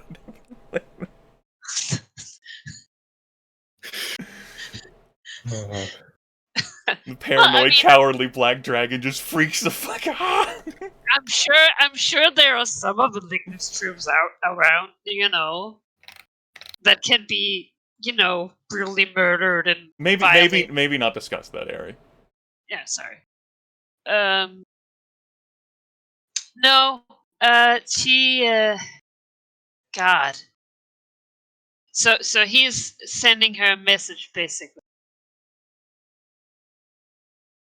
No, yeah, there is a rumble through the Ilford.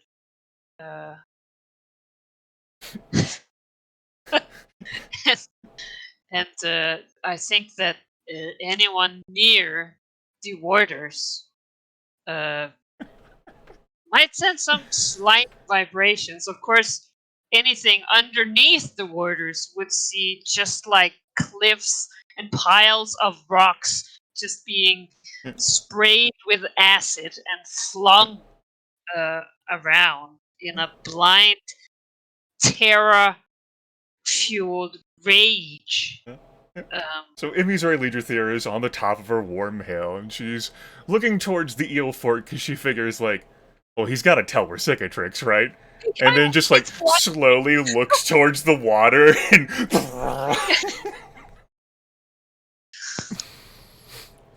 she says, "Ah, he told we're cicatrix." God.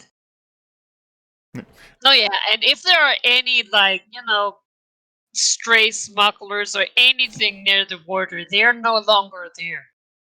Like, they are dead. Yeah. No, yeah, she is, yeah, she's real mad. Not only because of this, but also because, you know, she feels pretty close to the Fane, and then she's not very comfortable now. Oh, well, out of character-wise, I was going to go hunting for that NPC to interact with it, and no longer need to do so. You could go visit. I will not go no. visit. Oh no, I'm not going in there. Multiple dragons come here to the Dragon Fane. Yes, tell me more, yes. I mean, it wouldn't be unusual. It is unusual! It's the Dragon Fane. The entire purpose is to let Dragons other don't dragons work come. together like this! We're unusual!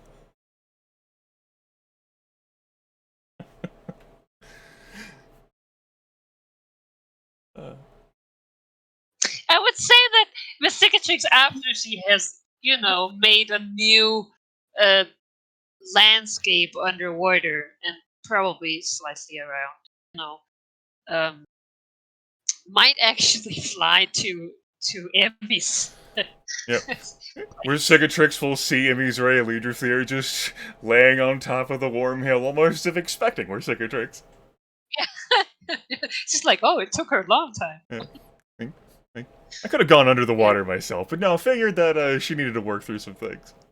Oh, yeah. Any of the minions that are around, like the Whereas Weather, have long since scattered when they see where Cicatrix come on. It's gonna see, like, they're normally around a dragon. I would think that they probably, has a feeling for when to fucking leave. Yeah, like, you know what, I don't need... It's a good thing that there's not that many minions around right now anyway, so most of them have been relocated. Oh yeah, so Cicatrix just lands and stomps around. And with, like, gritted teeth. I assume you have gotten the news from Lickness. She, like, almost can't get herself to say the name. Visori says, yes, he and I have the pair of sending stones. He communicated his... I had a conversation with him about it.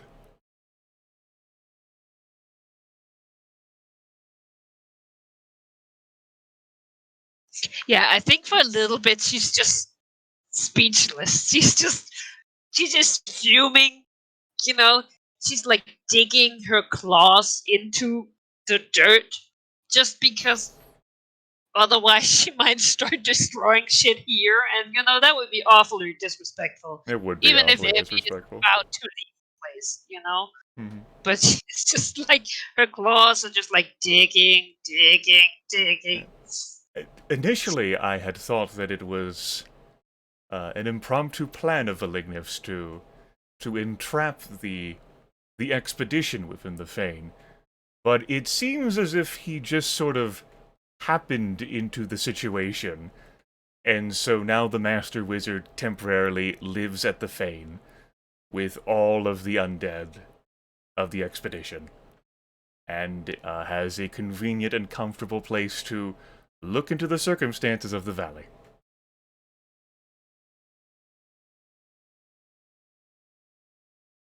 The obelisk shard that I had you touch when we first met to see whether you shared the curse of lethargy remains at the Fane, along with whatever other possessions or trinkets that might link Valignith, and by extension us, to Yaffle.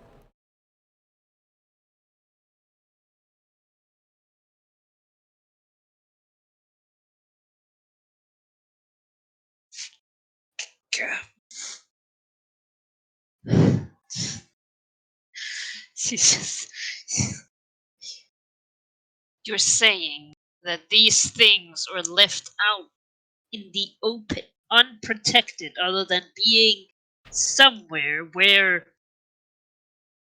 the queen supposedly reigns.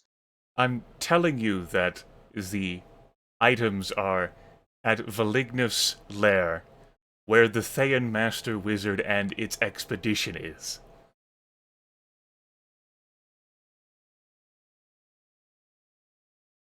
She looks around, see if there's anything around like she can smash. Or like a tray. She's just like,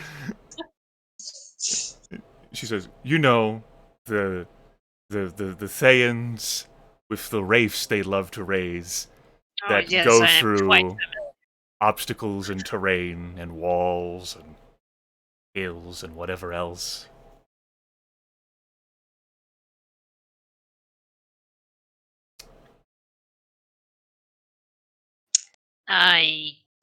Well, I have been trying to approach working on containing such a creature. He says, I've been looking into it as well. Valignith insulted me and said that I was dragging my claws. It turns out that this needs time. It's as if these entities do not wish to be captured and actively work against that. I thought I had more time. Valignith insists I still do. I harbor doubts. I had some time. This is God. I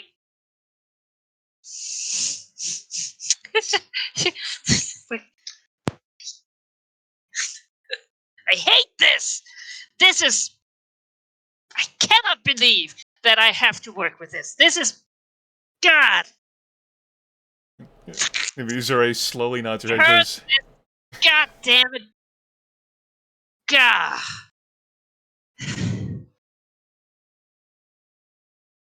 But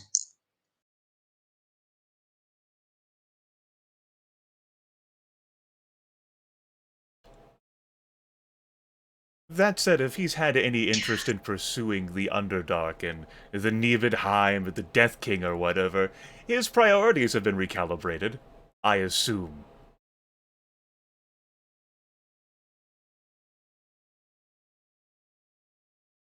he just snorts angrily. Just, And, well, guess we don't she says, I could rush there alongside you to the Fane and take action, but I see this as a valuable teaching moment for Valignith. He wants to set up the Thayan expedition right there in his lair. Fine, perhaps he could influence the leader of it in some form or fashion. Buy us the time we need to get our plans in order. I'm not flying there immediately and putting myself in a bad situation just because Valignith has done this thing. No, he's done this to me before. He will not goad me or trick me. Well, the problem is that crazy bastard, the wizard, I mean, she adds, as with a pause, might spend the same time finding out stuff that he has no business knowing. And it's not like the Fane is in any way protected, clearly, since we are getting sentings and scenting stones in and out freely. She says, I don't know. Valignith might take it upon himself to make great preparations and keep an eye on the expedition and perhaps influence it in some way. It is beyond my reach to influence right now, though. As I She just scowls. and I would not consider the Thane to be the greatest of influencers, yet here we are. And I would not consider Valignith to be the greatest of tricksters, but here we are. It's in his hands.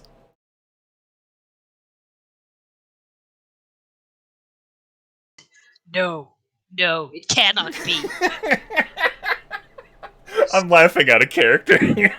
I am not I know. going to die here, letting everything that has been done to me get my revenge because some young rooster of a red, stupid dragon does whatever the fuck this is. No, I will not have it. We must do something. We must find a way to contain this lich. And by God, all of them. Amy Spray says, I would... She takes a 3 and chucks it. Yep. Watches the tree sail, like, beyond and into the water. Yeah. She says, I would be all in on tricking the wizard if either you or I were there. But Valignif doesn't lie. He does not trick. He's honest. He won't deceive. It's not what he does. He doesn't like complicated. Well, this whole bloody situation is complicated. And I don't like it either. This is how it is. What do we do to... Well, as you said, it's not like we can go and kill him now. He will just return. And unlike the others have reported back before so. As her eyes just like frantically moving in her like...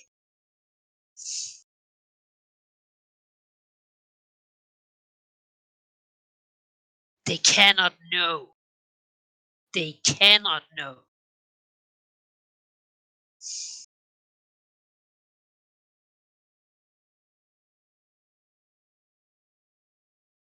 Missouri says, well?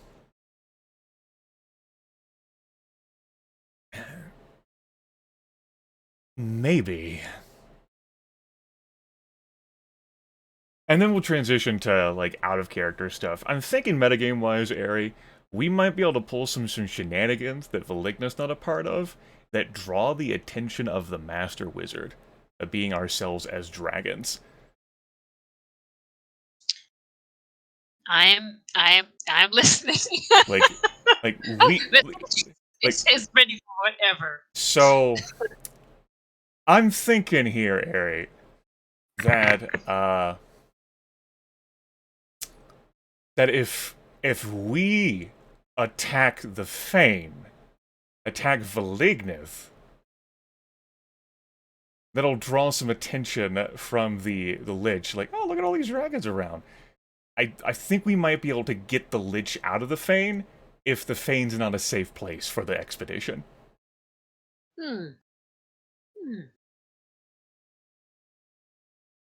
I can see that. As long as he's not committed to actually help defend it. Please. Which would be truly unfortunate, but I don't think that is sort of... Yeah. I can't use my company, of course. It would very much be us as dragons. Oh, yeah. But I think that's the move, and I think we can't tell Valignith so that he can be surprised. Even though sheep will know. I mean, like, right now she's ready to fucking murder. Yeah. She is so angry right now, not just at this, but at this whole situation, that she is caught having to deal with this. That she at all has to be allied with someone who would do this. And she cannot escape. The only way that she will escape that alliance is for this not to happen, and it has happened. And that is... So, transitioning back to character in Missouri, Regis here says, so if we place the Fane under threat, we might be able to convince the expedition that it is not a safe place to stay, and get it to leave, even though Valignith is perfectly fine with it staying. We have to put the Fane in jeopardy, under risk, under threat. Or convince the expedition that it is under threat. It's actually slowly nods.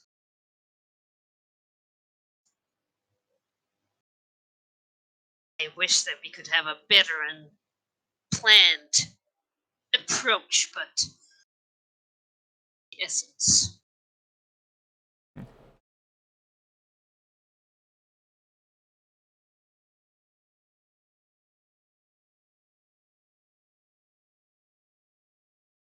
She narrows her eyes and says, if only...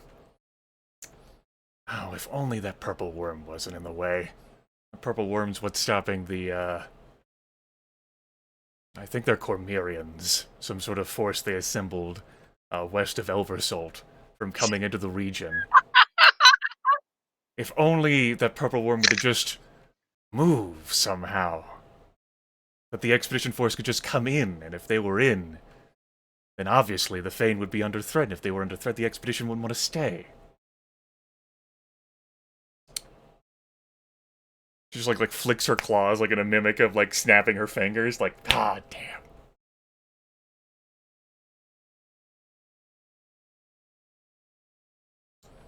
Alright, this session has gone places. Didn't think this is what I'd be doing today. You know, neither have I. Yeah, I mean, Emmy can probably honestly convince the Cicatrix to do just about anything right now. Like, she's mad, she's scared, and she's desperate. Like, she can't think of much worse, outcome than what it already is. Like,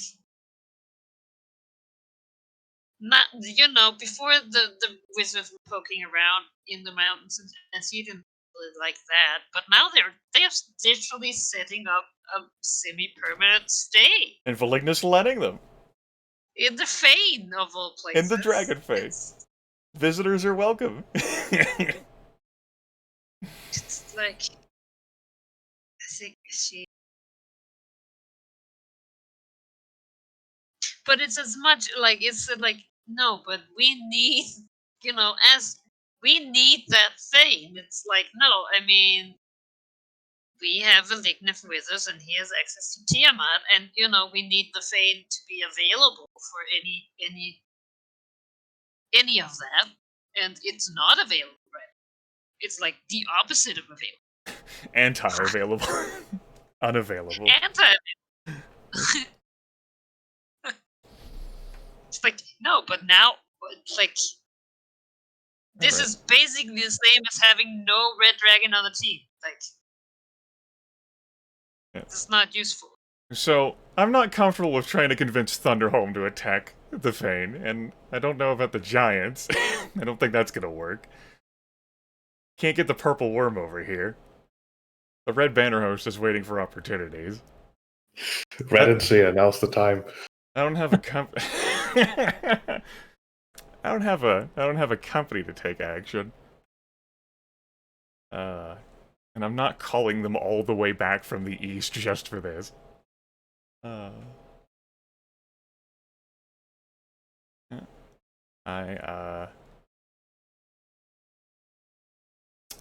think I'm gonna insult.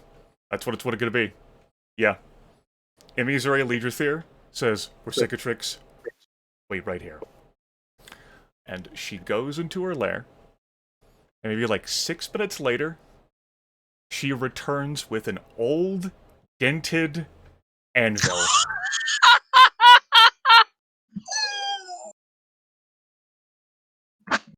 Oh no, sorry. She hefts the thing easily in her claws. She looks over Cicatrix and says, this is one of my most prized items in my treasure hoard. And the reason why I value it so much is because it used to be Valignith's. It was the very first anvil he ever got that he ordered from faraway Nathlan that was delivered into this valley. And he used it to build his first tools, his first experiments after we left Basarek. And I hired someone to take it from him after what he took from me. And I have enjoyed sleeping next to this, but now is the time. If an insult will be delivered that will force him to take action, that will put the Fane on alert, it will be this. I will drop it dead in the damn center where he loves to sleep. I'm sorry, Miss Sigurdsson doesn't understand the significance of this, but I do, and I'm just so happy. Mm-hmm. And she says, "Whatever happens after that, I do not know. But if nothing else, it will deliver a message of displeasure and will force him to take action." And she says, she looks up and says, "I'll wait for dark."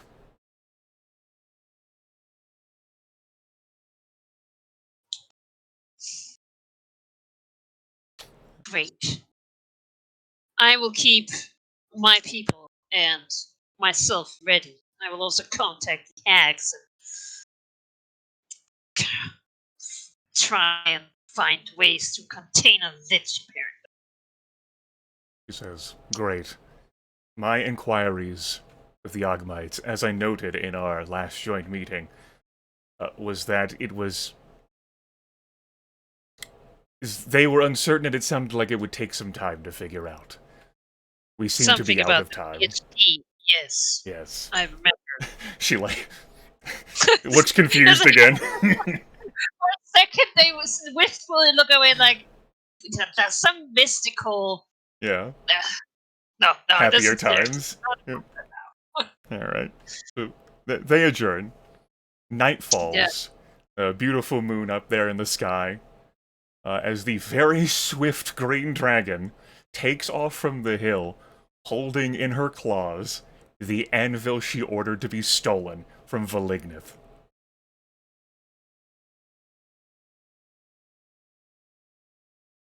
And high up in the sky, however many possible hundreds of meters, he draws close to the Dragon Fane, she hurls that damn thing straight at the center where he likes to lay at the sun.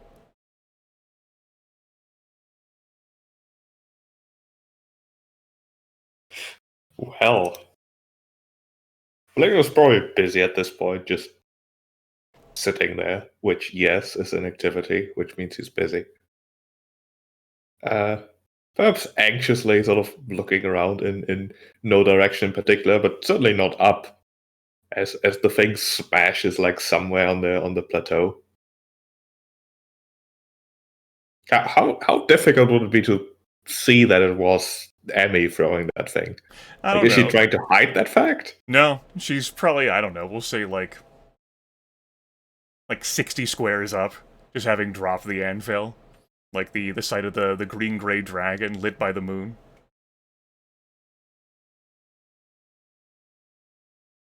Yeah, I don't think she would be difficult to spot then. Yeah. She slowly turns in the air. Perhaps in her own, taunting way, because she knows she's faster than Valignith. And then she begins flying. Away.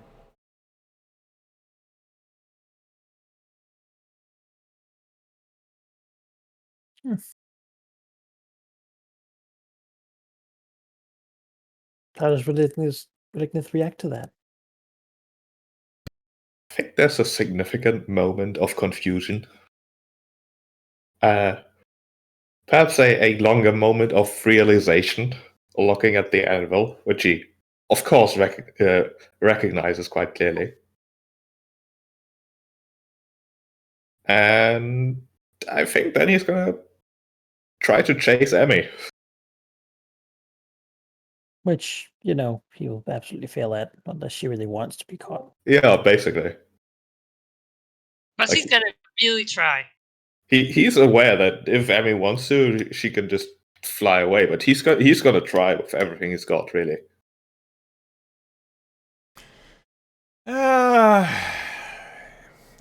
Is she that...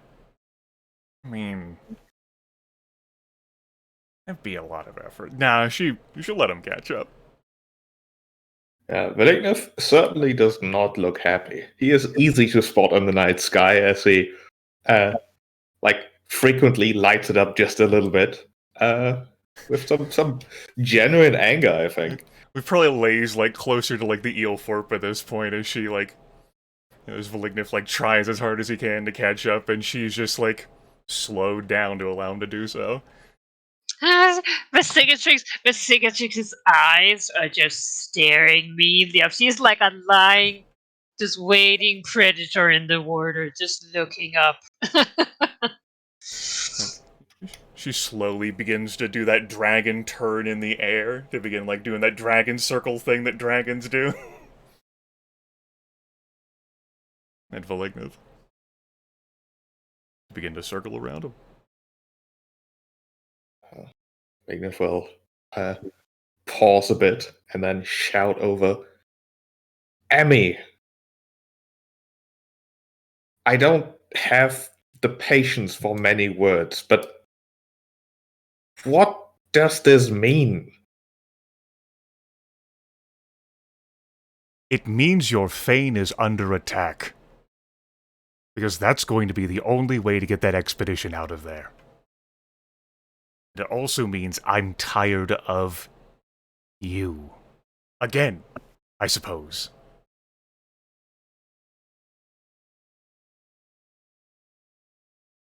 I see.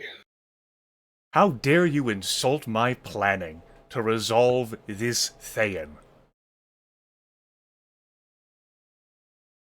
While you're off chasing a lich beneath the ground.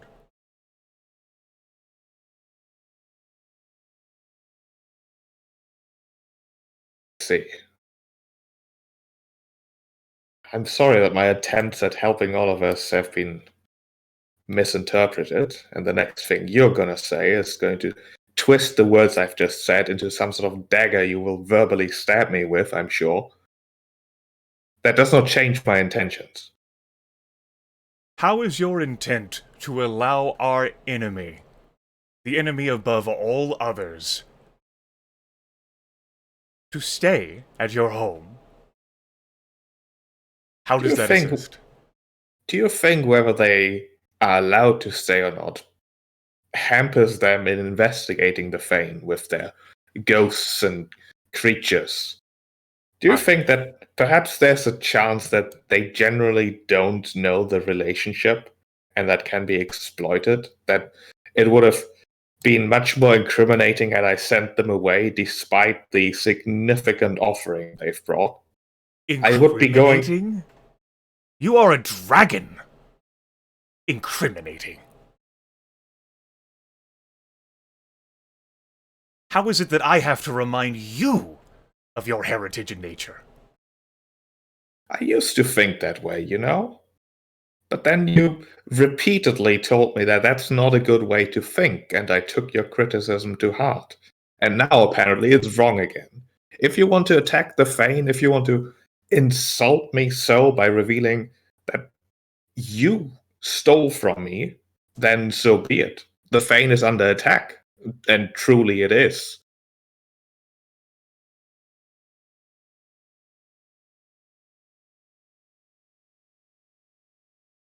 You do not get to have this thing happen to you and say, "Oh, it was my plan. Look at this opportunity." You don't like complicated. You don't lie.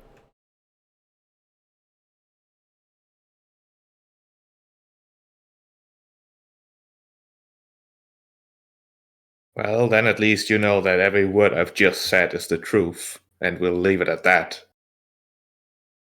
To fly away again.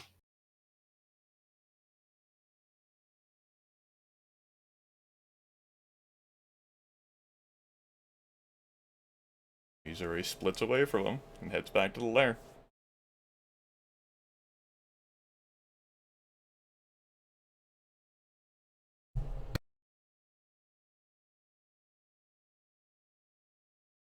Is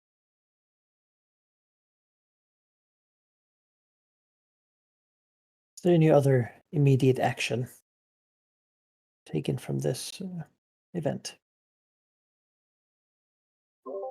Yeah, I think Vasigatrix is just gonna go seek out the fucking hags immediately. Sure. I mean, they probably have some premonition as it is their thing, and also because, even though Vasigatrix has tried not to, rock their boat, literally. The hags. No. Hmm? Oh yeah, the hags are generally doing well right here. They're happy with what they have. That's fine. And yeah, she will basically just keeping herself. She is very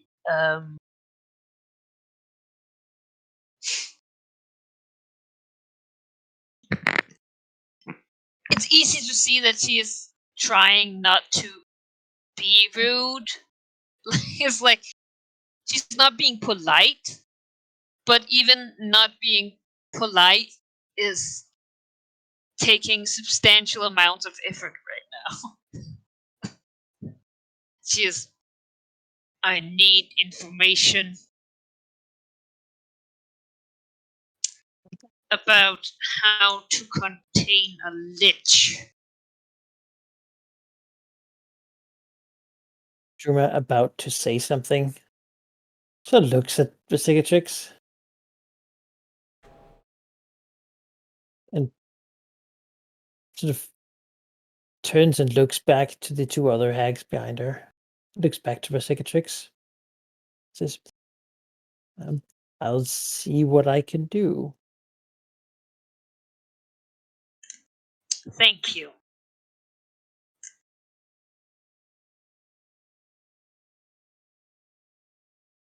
You can use your faction to try to use the asset if you want. Yeah. Although Druma is usually not the kind of information she gives. No.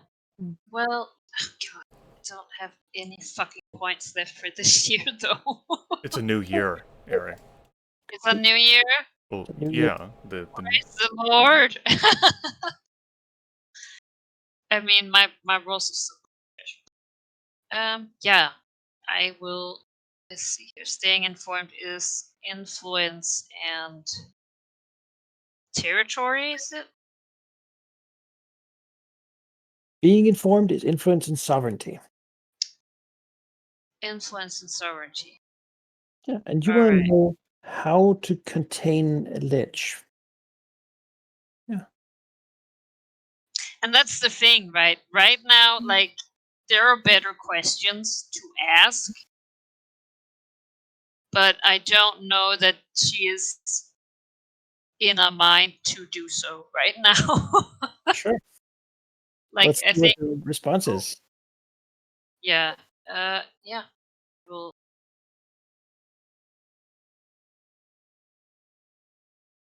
5 dice.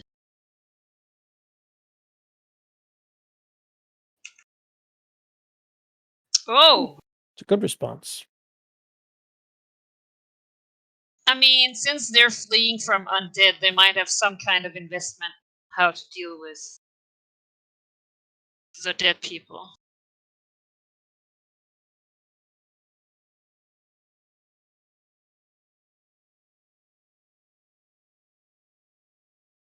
The answer is always going to be when you ask the hags in the form of a vision. So Yes. thinking about how to give you an idea that sort of fits it.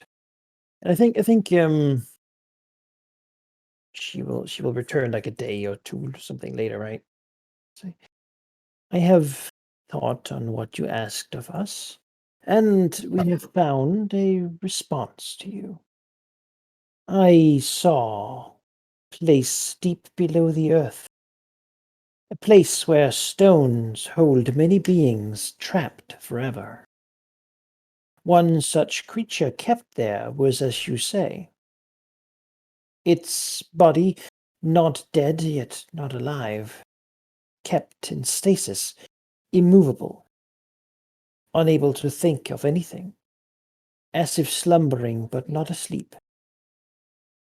Such things are possible, and the giants of ancient times knew how to do it.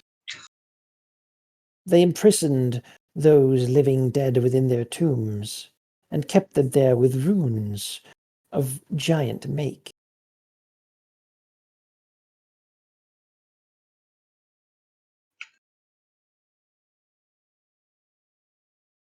Why?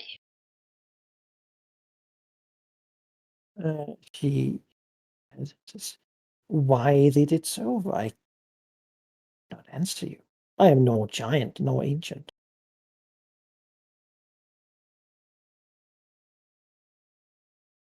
So, what kind of rock?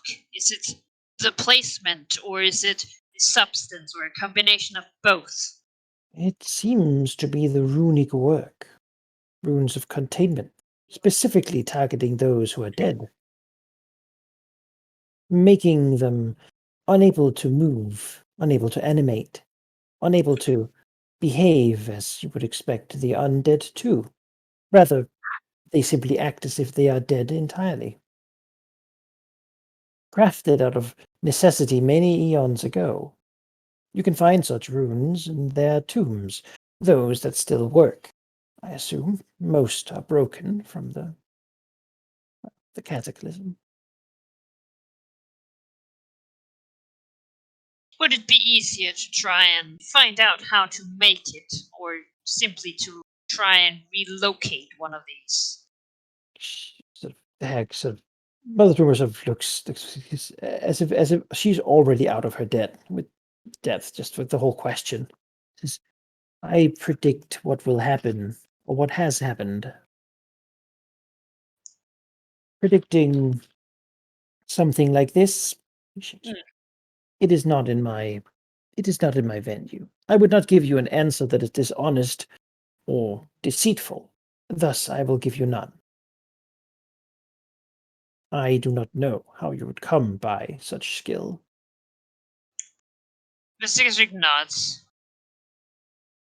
Yes. Presumably. from Excuse giants. me for asking.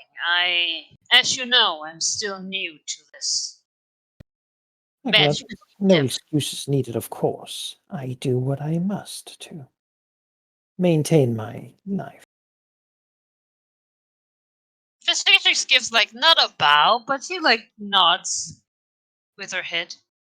Well, you've been more useful to me already than most of my allies as of recent. Yeah, she smiles at that. I'm glad to hear so. If there's anything else, I will be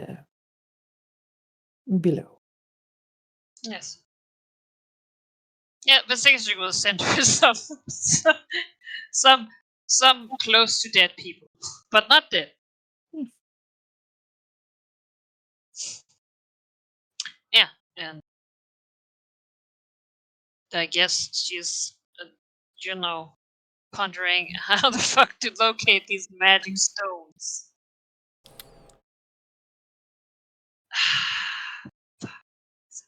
No, it's all linked to that stupid tomb thing. I hate it. I mean, I love it, but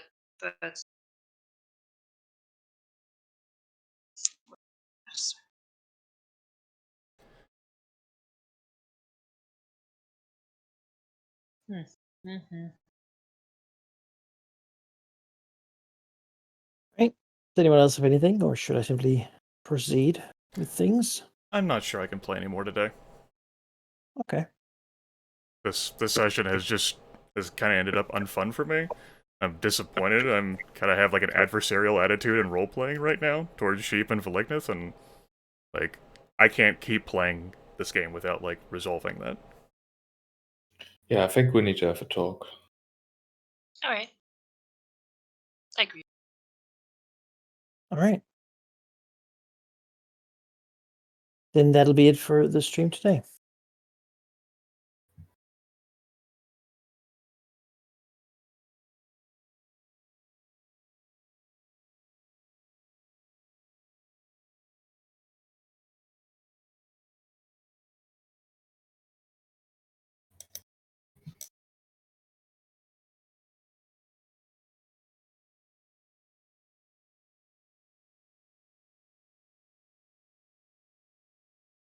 All right. Well, I'm glad you said something because I wasn't aware that things were getting that heated.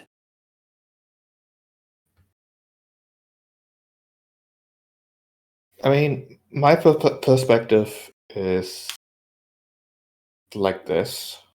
I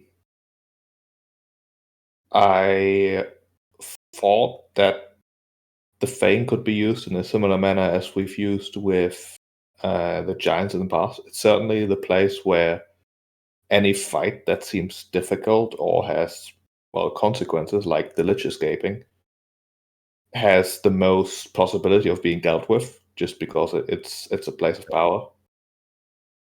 So it seemed like an opportunity, and I was like, okay, we can do something with that. And if it seems terrible, then I mean, we're still in the same position where we can just fight the Lich as we could have in the valley. I absolutely did not expect the absolute disagreement from Ari and Grimith, and I want to apologize for that, for making that decision. Then I did not mean to. I did not mean to make a decision that seems objectively terrible to the two of you when it seemed okay to me. Perhaps I simply misinterpreted the opportunity as not being an opportunity, or rather, I interpreted there to be an opportunity, but maybe there isn't one, and I just made things bad, and that also makes me feel a bit terrible.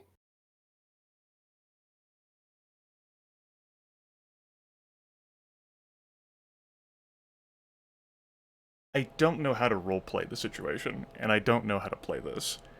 As a group, we decided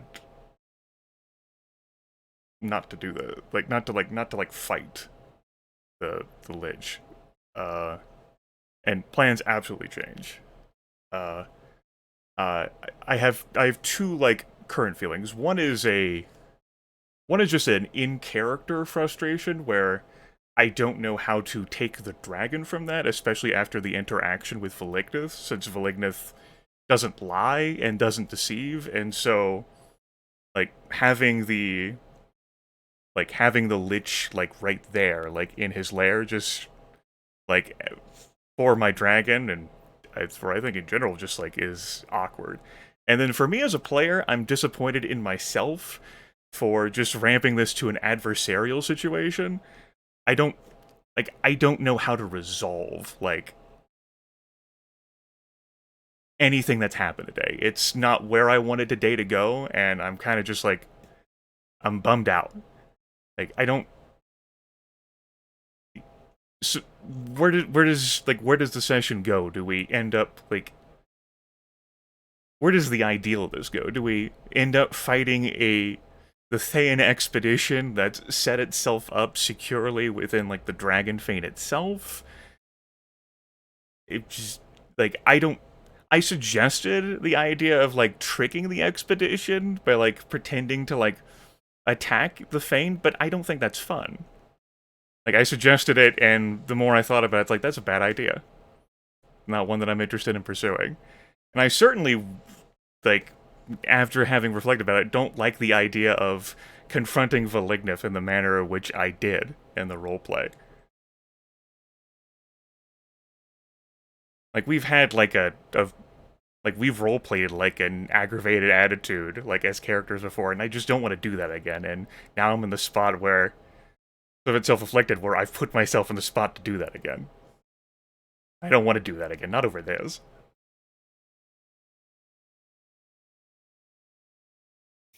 Yeah, I generally enjoy the sessions where we actually cooperate far more than, when we don't. Just as a general rule.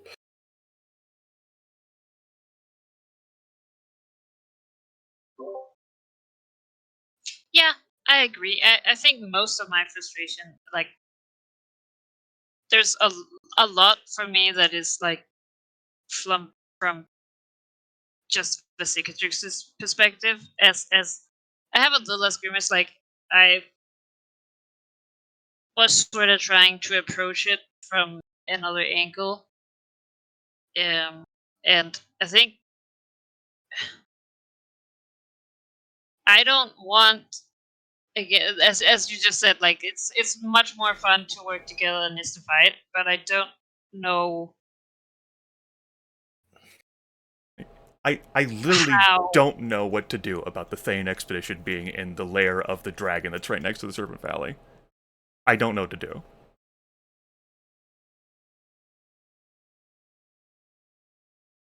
I mean, my ideal solution, which is why I agreed to this in the first place, would be to either have the possibility of misdirecting them,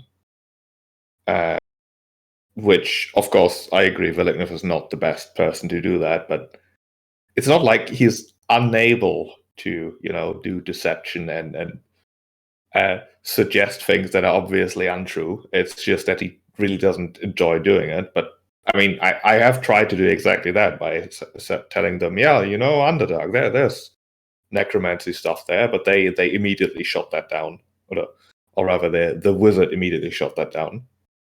And the other thought was just be that it's an alternate potential solution to trap a lich, because place of power and such. And as far as I'm aware, the whole trap thing that Redency is working on, does that even have an ETA or anything? I don't think they're actually working on it. They said, oh, that sounds interesting, or a PhD. Like, I didn't actually expect them to be working on it. I expected to try and pursue this angle from a different approach. Like, I got nothing out of that, which I'm not surprised by, given what I learned from them. So no, I would not expect there to be an ETA on anything from them. So in the case that the other thought was also they've got wraiths, they got ghosts.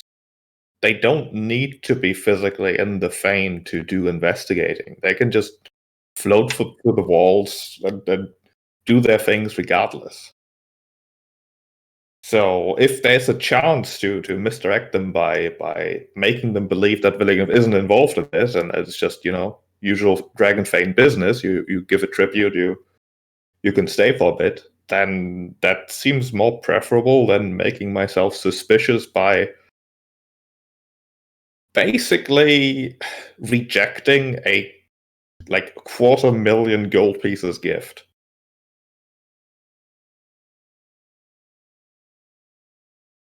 Well, I mean, it's not a gift. They obviously want something here. Yeah, obviously, but still.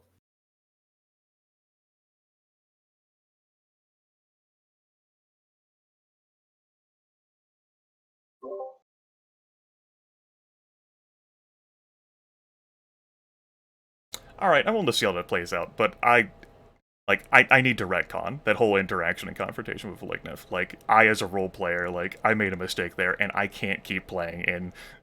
it's sort of like Morrowind, where you kill, a main NPC, and you broke, the schemes of fate. I can't play in that reality. I can't throw the anvil at him. That fucks with my head. I'm not opposed to just saying that this didn't happen, because that's a slap in the face that would be hard to downplay the consequences of. Yeah, I think I got hyped up by airy role playing where Cicatrix being in super angry we have to do something mode, when I genuinely I have some fault there, plenty of fault, but got wrapped up in that. All right, let's redo the scene, redo the consequence of it. So in consideration, what would we have happen instead? Where do we want this to go? I think Immusare Leadrathir would dismiss Cicatrix on the hill. She's like, you want to do something about it, I'm not going there to do anything about it. It's just Villeneuve has invited the expedition there. I'm not going there. He's gonna have to play it out. I can't assist. Which is far more in line with her character than where I took that.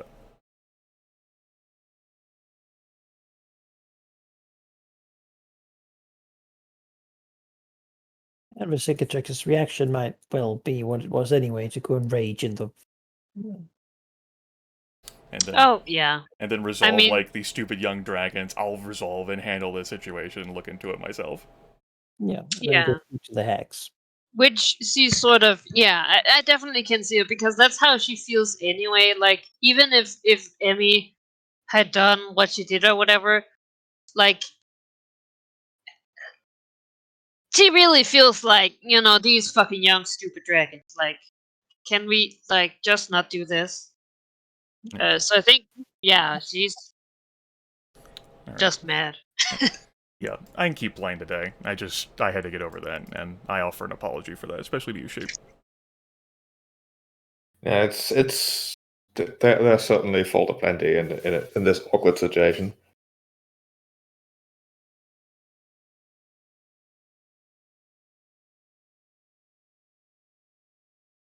Yeah, all right. I think it would be good to try to keep working at this. Like the Fane expedition has been a thorn in our side for a few sessions at this point, and we've really not come up with many ways of actually satisfyingly dealing with them, which I think is the main source of frustration. Like, there's an obvious enemy just snooping around in our backyard, and attacking them would be the worst thing, probably. The expedition being there in the Fane, amusingly enough, does end up forcing us to have to do something.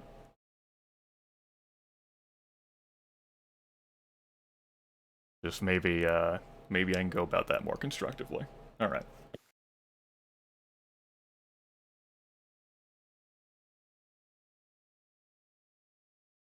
All right. Then I suppose with that in mind, there will be a semi-related, actually, message to Emisure from Red and Seer, which will be that as to her question of imprisoning a lich. Now, this would normally happen a little later in the year, but I feel like it's relevant now. So, as to imprisoning a lich, they have tried to put out a grant for research into that matter, and they have had some response, actually, from a partnership from Amn, the nation, of course, famed for their Order of the Cowled Wizards, who seem to be interested in similar research, and might be willing to do a cooperative study over the next 3 to 4 years to try to look into how such a thing could be done. Oh. No. That sounds interesting to me. I think Emisure Leadersphere just remains, like, puzzled. Like, I think it's like, so you're going to look into it and make progress. Great. I think that's the dragon's reaction. I think it's amusing. If she visits, if you read it, visits the Symbol of Ogma, she'll find that there's a couple of Cowled Wizard representatives there. All right. Going around looking snooty and paranoid, as wizards do. Geek the Mage. They're far from home, but they don't have a good relationship with Candlekeep, so a good option to have another center of knowledge at their disposal. Yeah, another Candlekeep. And they generally are very interested in imprisoning things. That's nice. Let's make sure we don't put out a grant for imprisoning dragons. There's plenty of research that's already been done on that. I think they know ways Yeah, how to do well, thank you, Yaffle. Go to the elves. that. All right. She'll keep an invested interest out. She's not going to volunteer anything to them. If they wanted something from her, they would have asked, and she doesn't even know what the hell a grant means. Grant, PhD. Yeah. It's not her. Yeah. No. The dragon that might have been interested in that isn't here anymore. Yeah. So. I'm not sure any dragon would understand that.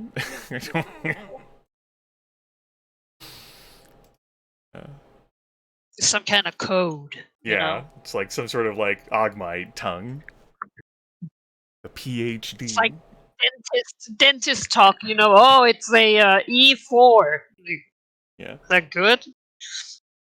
What's a dentist? What's happening with if you don't chew on enough bones? Yeah. Someone look in your mouth and examine your teeth? What? Just, I'm a dragon. I don't need that. Alright. Manakai. Mm-hmm. I got some useful information for the hags, but I am also like, I don't even know how I would begin to try and discover something like that through the company. Like, should I just keep trying to search for information, or So you're looking for what exactly? well, for more knowledge about these, you know, containing undead stones?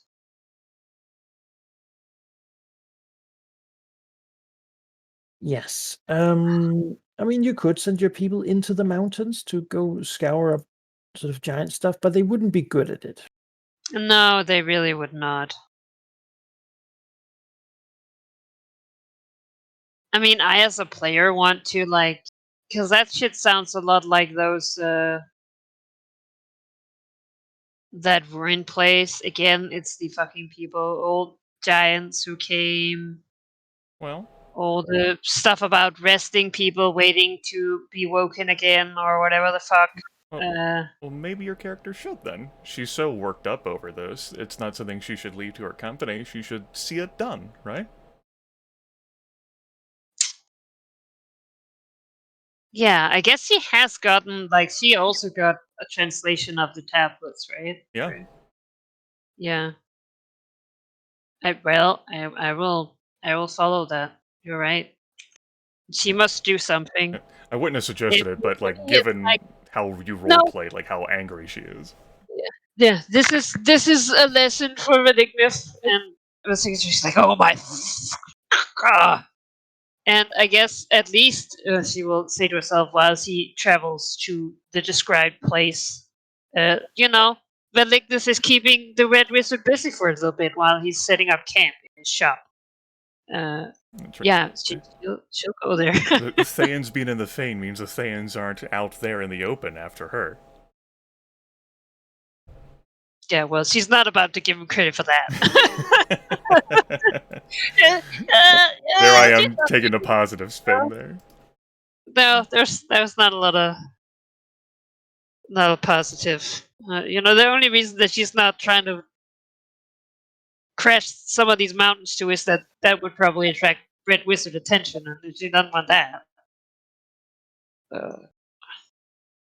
Yeah, she will travel to those described ruins with the tabloids, or where they used to be, I suppose.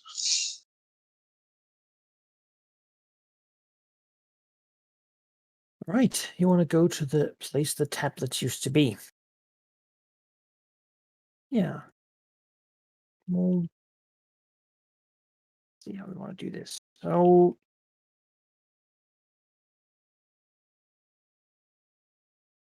I can tell you already that that going back to those old buildings and such will reveal simply what's there.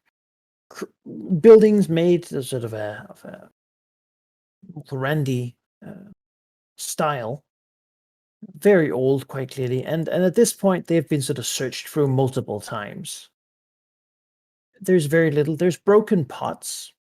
There's lots of broken sort of urns. There's scattered bone dust around, rocks, but nothing more really of food find. Everything has been taken. Does she see any tracks of like there having been some side of rock structure being dragged from inside the chambers and out? Like, Inside, it seems like there's still a couple of coffins in most of them, but it okay. appears most of them were full of urns that have been broken. Probably urns containing bones, as far as you were told. And so more of an ossuary storage place for bones. These buildings appear to have been built for very long-term existence, while it's quite clear that this place actually used to be a city. But most of the buildings were not built as sturdy as these ones were, and thus have sort of crumbled over the years. it's quite clearly that someone picked these buildings to store all these bones in. Yeah, it's nice to have, I guess, undead people available at hand, at many hands. She will go look. It was here that, or was that? No, that was in the other. So can you see tracks of the red wizards having been here? You know that they were here. Yeah. They were here looking around. Okay. But that they came after you guys did. So. Yeah. Well, she was never there. Hmm. All right. Well, she will, frustratedly not walk about, hover around, being mad that she cannot destroy this place because, again, that would leave trace for this stupid ass wizard.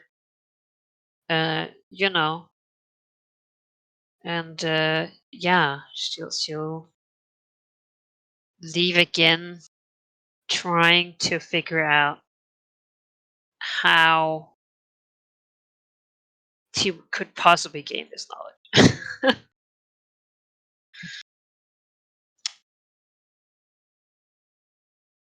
The problem, of course, being that this is not information you can just hire, mercenaries to get, because, as it was said with the Lich, this is not information that a lot of people want out there. Yeah, or that people just. It's not something you happen upon in a magazine. No. To search something like that out. As for the giant ruins, I mean, I don't think she speaks giant. No. Even if she found runes with giant script on them, she wouldn't be able to read them. Now, the tablets weren't in giant; they were in a old human dialect. But I believe, right? Mhm. But Some archaic language. Yes. yeah. But well, it is said that these mountains are full of old giant constructions and whatnot. Certainly, she seemed the rocks that used to be a dam once upon a time. Some of those had some runes on them, supposedly. Probably the old dwarven watchtower. The giants that are down south have. I think the more she towers finds, south. the more annoyed she gets, because there's, even if there was information to be had, it is not for her to obtain. Well, I mean, she can also see like the now storm-free like peaks of the mountains, right? Where allegedly the Storm King rules. So, Yeah, well, she don't want to be shut down by some crazy people. So, God, no, yeah, she'll, I guess, return after having circled around the mountains, flying low, I mean, though if you're being a spending black dragon at night, it's not. if you're spending more time looking around, like in a greater area, give me Yeah. a perception check. A what? Perception check. I shall.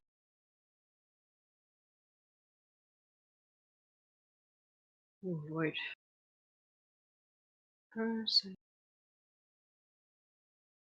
Since our investigatrix does not have a lot of wisdom, who who would have known?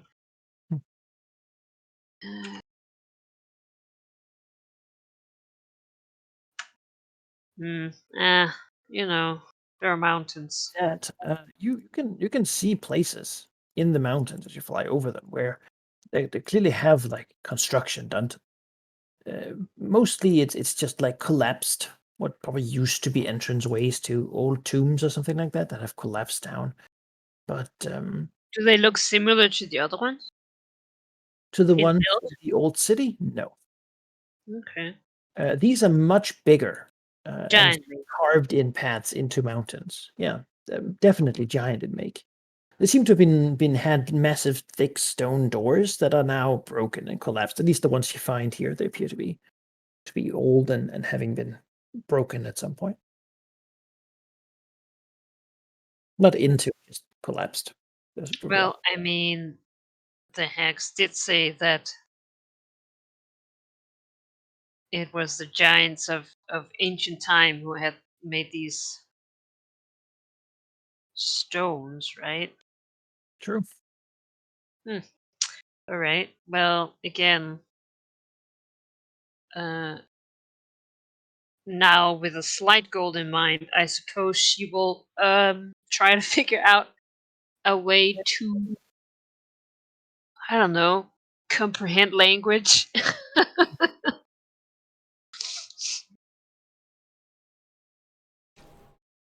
If it's giantish you're after, you could ask someone who speaks giantish and read it.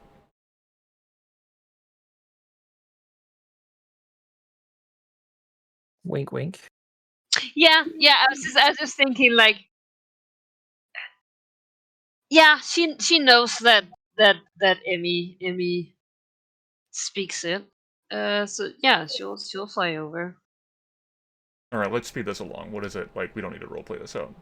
What you want?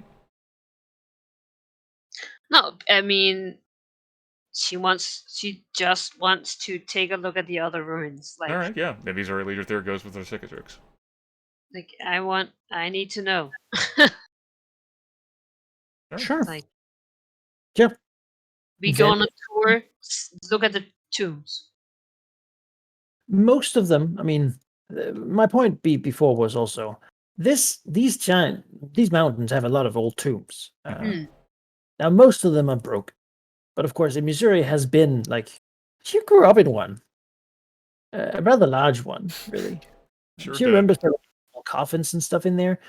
None of them had anything in them. All those coffins in the tomb she grew up in had been cleaned out before she was born, really. Maybe by the devils, maybe by Yaffle, who knows.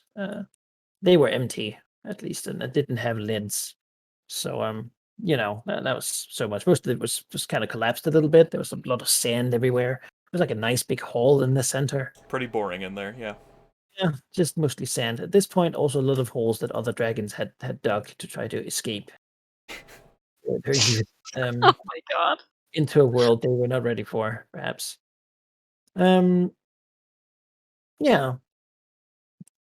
The tombs have a bit of text on them, clearly. Like there's a couple of runes. The giants always wrote in runic script.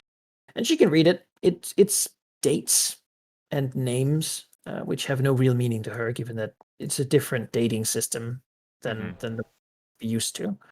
But probably really, really old looking at the make.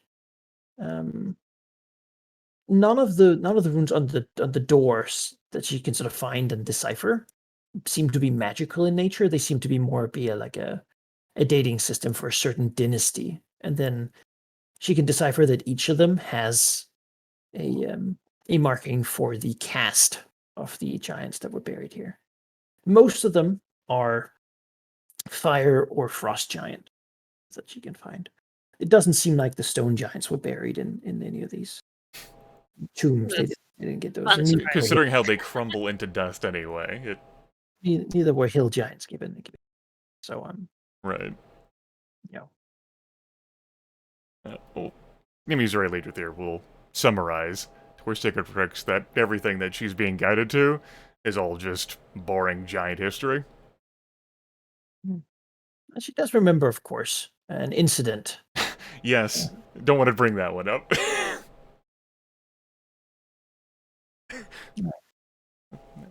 She was like 5 then. It was so long ago. She wants to forget that happened 45 years ago.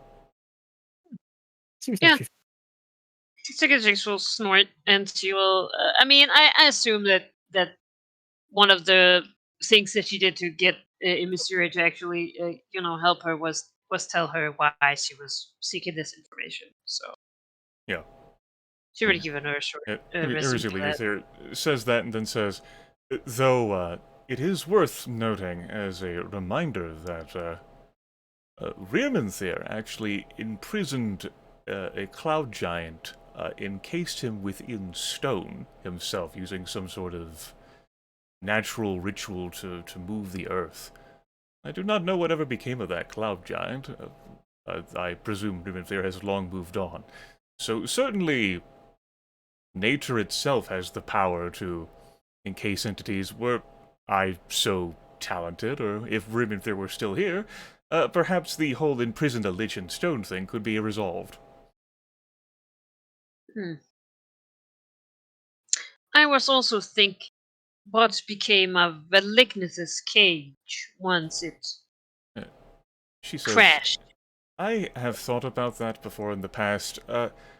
When I pulled him out of there, it was a ruined wreck. It, very little exists of it. It's entirely fragmented. Whatever encased him, I do not know if the magic is still there. I can take you to the site. I do not know if it... in what condition it is in after all these years. Or if it even remains. Well, you might as well look, I suppose. I mean, sorry, Leader Theor takes Vercingetorix to the site of Velignus touchdown landing. Sure.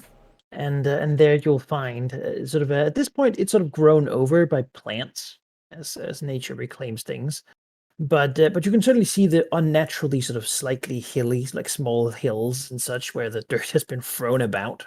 There's also a couple big boulders lying about everywhere here, now mossy and sort of covered in vines and tall grass.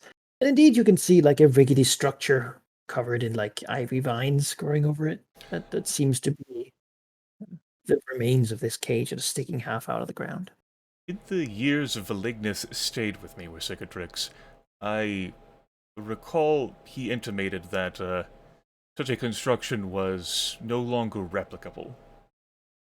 I had thought about the idea of such a thing and whether it could be purposed for our uses, but I am no creator. Velignith, if anyone, is. I had not suggested the idea of erecting such a thing to him. It escaped me. If he were even possible. Well, if any one of us could construct such a thing, I suppose it would be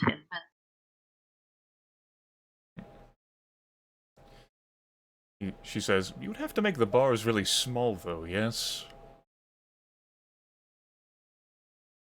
Very tiny gaps. He, like squints. Like the ruined wreckage of the cage. The human could sort of just walk out. Yeah. Oh, indeed. He says, why don't you bring it up to him? I tell you what, I'll let you use the sending stone I have to reach out to the Fane. That way you can speak with him. It's your idea. I wouldn't want to take credit for it. Imagine like the smirking like goblin face that's my avatar.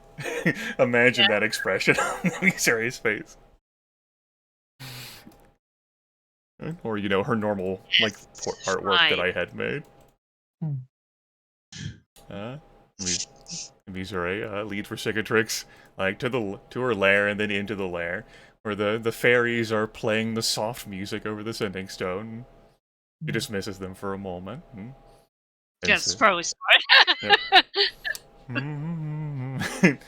Like, hands the stone to her Cicatrix and says, you don't have to roar into or anything, just speak out into it. He has dwarves on the other side that await my word, as I have those little fairies awaiting for his.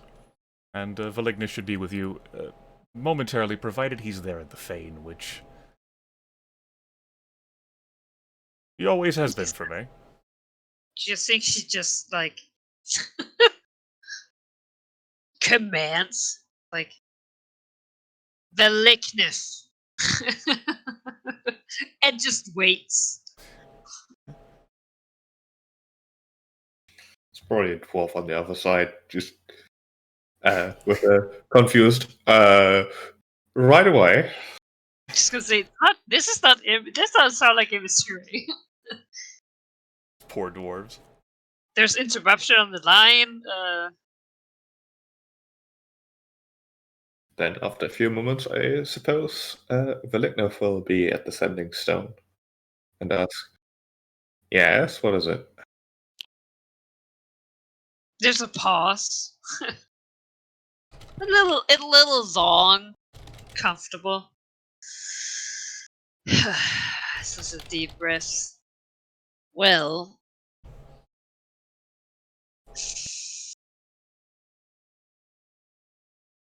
I received your message.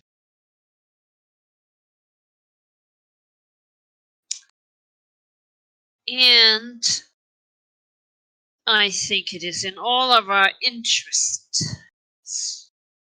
to try and find a way to deal with this most now urgently pressing problem.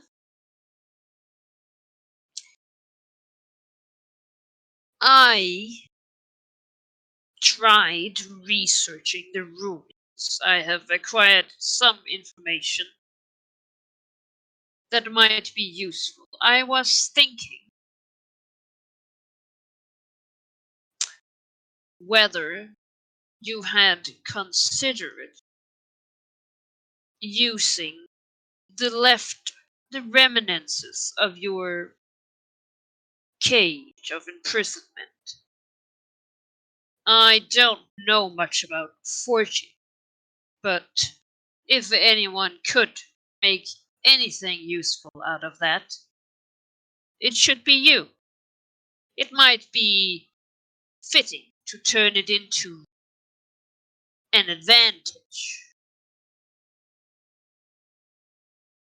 I hadn't considered that that cage might have magical dampening properties.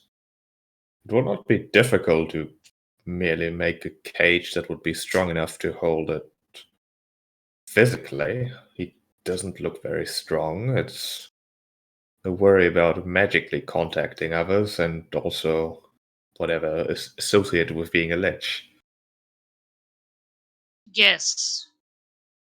Reusing the material might, however, be a good idea if it could be worked. I'm not sure it would have that effect. As I understand it, you were contacted while you were in that damn thing. Still, it might. That is true. I also contacted people while inside the cage. It might, however, be a component to a plan.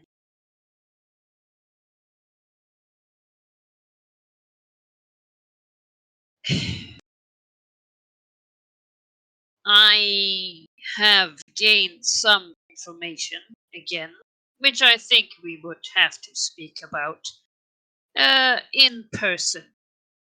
I don't know.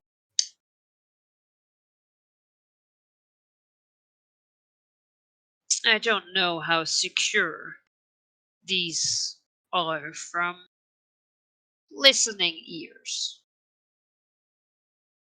As he suddenly gets a worried look.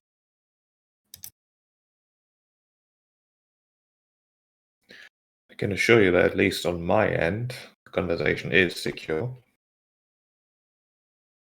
Can you now? Do you know what this visitor of yours is capable of?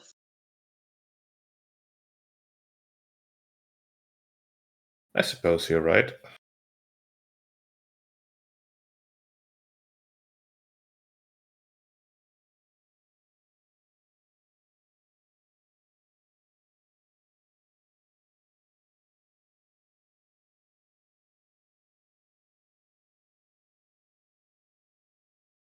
So,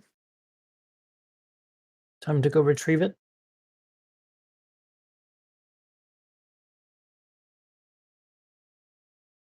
I think it is.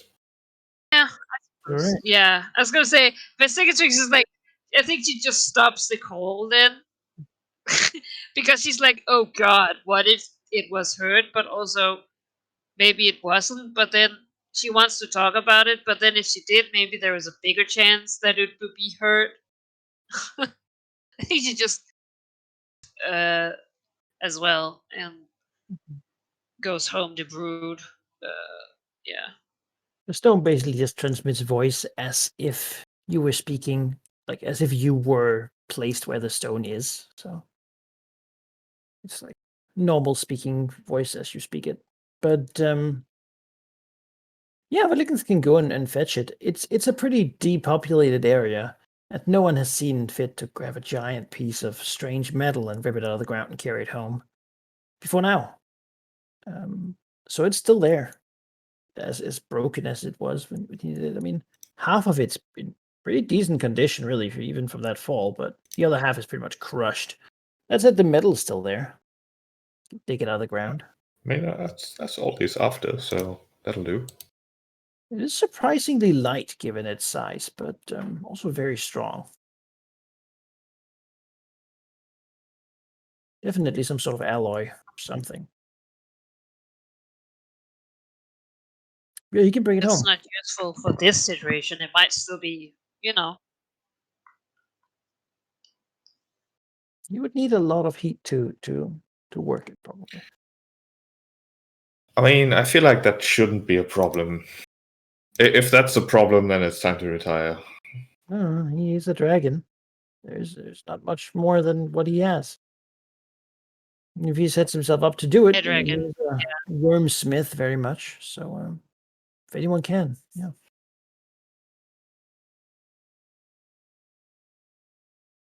You can begin repairing it. Make a very hardened cage. Yeah, like a smaller version. Had magical properties? Has it any more? The explosion probably destroyed whatever framework was supporting it. However, the material does appear to be well made for containing magical stuff, particularly things associated with air and thunder spells. Working with it, he gets the idea that perhaps this metal originates from the elemental plane of air, which now is just part of the elemental chaos, but used to be a distinct place. Back before 4th edition came along. Yeah.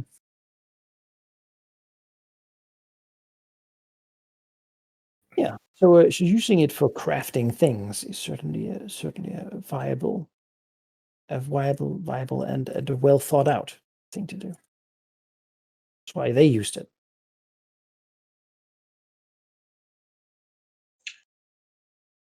all right.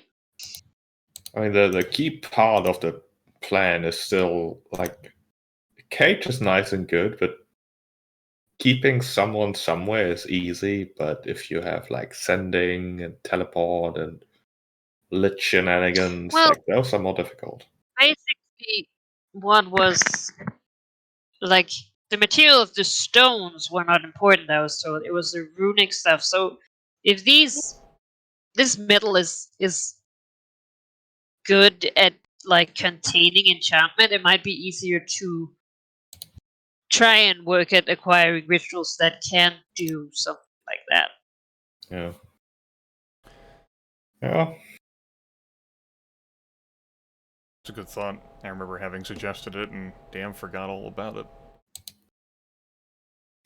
My thoughts are just, yeah, like the cage part is easy, but the containing magic things part, that's the difficult part. And I don't. If it's the runesmith, it's you. It's true. My alter ego, the runesmith. Right. Yeah, Malignus too remembers the incident, probably. Back in The session incident, 2. In time when he discovered what the giants did to keep their dead things moving around. I mean, I don't think I made the connection that the giant skeleton was animate all along and the runes are what kept it inside. I figured that us messing with it reanimated the remains. No. Which does suggest that is very useful indeed. Yeah. This is the long payoff after all this time. You needed to experiment with that ever so long ago so that you would have the knowledge now. Oh boy, yeah. Yeah, I guess that's what William's gonna investigate. All right. Now, sadly, of course, that tomb is sort of expended. Yeah. Though thinking back, it had a little bit of blue flame on it and probably would have burned out eventually. So, There was a lot going on with the valley at that time. busy. Those early days after the Spellflake. Things were a lot more wild.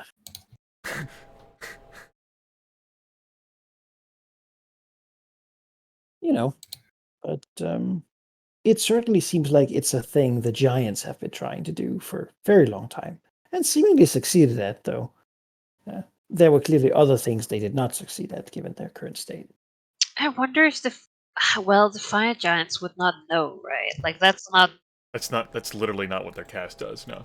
Yeah, exactly. It's like, oh, it sounds bad. Like, oh, that's not their task. No, that's literally not their task. Good stuff. Yeah. Yeah. Not in the job description. You believe the top people would do that sort of thing. You would have generally the cloud cast would be the priests, while the storm cast would be like the rulers. Yeah, well, I don't think that they really want to work together with us very much. And that Storm Peak is apparently open these days. Maybe you can, Yeah, go up there. Maybe the archer. Well, the archer's dead, I suppose. Is he? No, he's encased in stone. Like, those are cloud giants. That's different. It'd be a storm giant you'd be visiting. Yeah, I don't think that is. That don't sound very. I don't even have flying minions. Expendable minions I can send up there. Like, Oh well. it would be the Cicatrix or no one, and that's not gonna. That's not gonna fly. That's not gonna fly. I see what happened there, Ari. Hey. Oh, I missed it, and I was happier when I didn't know.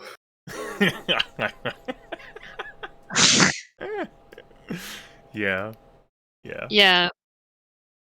All right. Well, the Cicatrix will go in hiding again. You know. Yes. I don't know. Maybe she's spending her time digging out new tunnels in her lair while hissing. You know, just deeper and deeper. It is known that probably like his lifespan is getting up there, where out there somewhere there's some person who's probably getting close to perishing. Yeah, that's not a comforting thought at all. Really, it's more that she was very, to her mind, very nice while talking with Malignant, you know? Even though she has gotten some of her rage out, that she sort of needs to, she needs to go for that run after, right? And she was that corporate meeting, and she was on her best behavior. She sat there, clenched teeth, like, and now, she blew a little steam off. So, does anyone wanna take any particular action sort of now, or should I? I mean, Valiant wants to investigate how to make an anti-lich cage. That's an action. Does he have an approach to doing that? I guess he might just look for another one of those giant tombs and see what they're all about. That's fair. Probably plenty of those in the mountains, You right? could study the runes of the tomb that held that undead giant within. Yeah. Like the tomb is still intact. We didn't I mean, we annihilate it. It's his door. We did break it a bit. It's literally at your doorstep. That's Yeah, true. he did absolutely crush the thing itself, but you can certainly go to the tomb. It's cleared. Yeah, I mean, he He has can the rubble somewhere. hopefully make sense of the runes. Rubble. Sure. Yeah. You know what? Give me a dungeoneering check. Okay, maybe he can't. That's Engineering. It's wisdom based. Okay, stone stuff. 30. Okay, that's actually not bad. You can find some of the pieces of it, and can indeed bring together that certainly were runes of power on it. These days, though, all that's left are the scorch marks of where the blue flame seemingly ate the magic that were stuck in that were making them. It does seem like they've been enchanted, though, and yeah, I think it's a place to start. I don't think he can get it just from this, but he does believe that it would be possible should he be able to replicate these runes to get a similar effect. And he's seen runes like this all over the place. Like back in the dam when that still existed, it had a treasury that had a bunch of them in it. Oh, I didn't actually know. A lot of different places that had these runes in it. I didn't know that. Like the giants typed them on all their old ruins, various sorts. It seems very fair to just in case make sure no undead rise. You know, I feel like maybe they knew that there was some crazy undead shit going underneath, so they were like, "How about we keep all these people, not raising from the dead?" Yeah. Seems like a good idea. Sure does seem like a good idea. it wasn't perfect, given that you remember what happened to a couple of the giants you killed by the dam. Sure wasn't. So you know.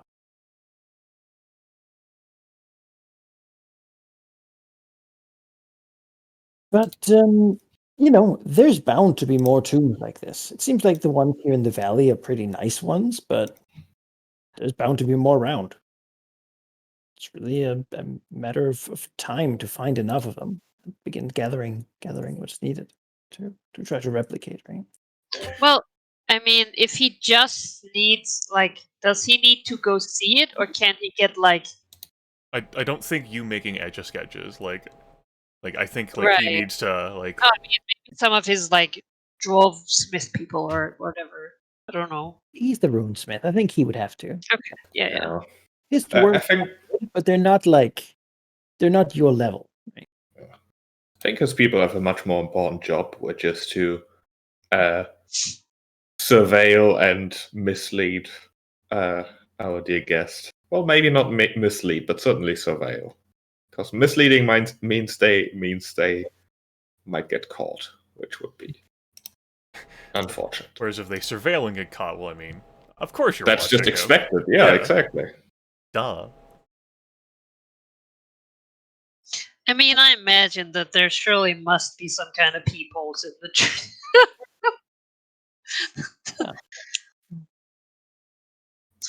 So far, very little time has passed since they arrived, so they haven't really had time to do anything. But Good. you know, I mean, my D&D brain just says within 2 weeks you can go from level 1 to level 20.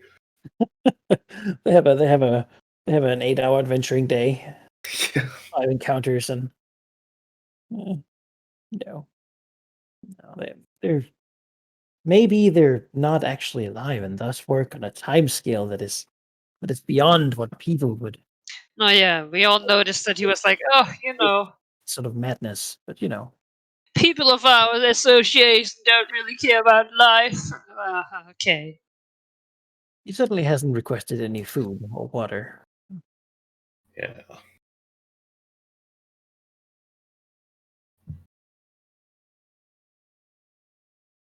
Yeah, and yeah, interesting here. How do I make a maybe to research this? Yeah. Once upon a time, before we transitioned to this big scale, there was a long-term project clock you used to handle things like this, where you had someone roll a skill check like once a year to try and make progress on a thing. I think something like that is how we're gonna have to. I should just recolor one of these Theanor or Cormier class, but for now, we'll make a new one.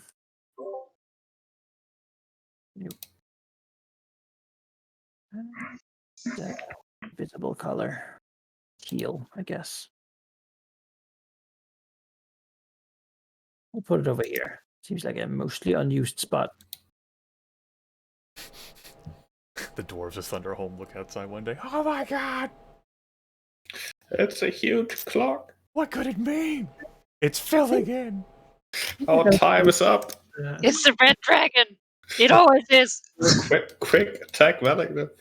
It's the only response. I think we're gonna put it as four steps here, and whenever you gain a significant, like a significant a new sort of angle on it, we will tag a check. I don't think so much it's about the difficulty. It's simply about enough opportunities to learn. So for now, you have taken the angle of looking at the old giant tombs, which is certainly very relevant for something like this. So we will mark in one of these already. The patience of filling that in one line at a time. That's nice. No, I'm looking at it mesmerized. Right in here, recreate the giant, I'll go giants runes, because otherwise you just think it's really big runes. And that doesn't actually work. The I mean, bigger we the can runes, the more effective. I mean, that's what I hear. That's what we discover. The Only, whole mountain. only in size is the rune revealed.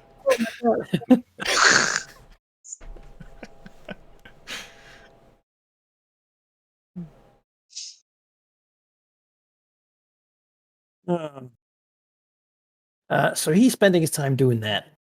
Archaeology, which honestly doesn't seem that suspicious for a dragon to do. I mean, it's just, Maybe he wants treasure. I Maybe mean, it's old tombs. So, what I was seeing with that actually, I think given that he's going to be doing this for a while, it doesn't seem like he's going to just want to stop. No. If he's making progress, I think he might find a tomb in sort of the north bit here that is facing north. It has outside it. It has what looks like some hunters or something at some point have put down like some of their like the catch as like an offering or something. Probably superstitious locals. Outside of it, but it seems to be unopened. I mean, there's only one way to find out anything about anything, which is to break in. Cut to inside. The broken door. That Star Wars like wipe cut and suddenly Valignus in the middle of the tomb. door first. And inside he finds one of the giant coffins just sitting there. Ooh. There's an empty sort of old metal like coal holder for fire, but there's nothing in it. And there's dust everywhere. It's dark, it's gloomy, air that hasn't been moved at all for a very, very long time. Slightly damp smell. Maybe somehow some water has been leaking in through some crack somewhere. Single coffin in here. Yeah, I mean, he remembers what he did last time. He remembers his mistakes, of course. His approach was perhaps a bit reckless. He's smarter now. So yeah, he'll look around. I mean, he has some experience in these things at this point. Sure. You'll find that the place pretty much resembles what he remembers. I don't think he speaks Giants. He doesn't know what the runes upon it mean, but there certainly are runes, and on top of it, the lid has like a drawing in like a sarcophagus of like a warrior of some kind. Very large, certainly a giant.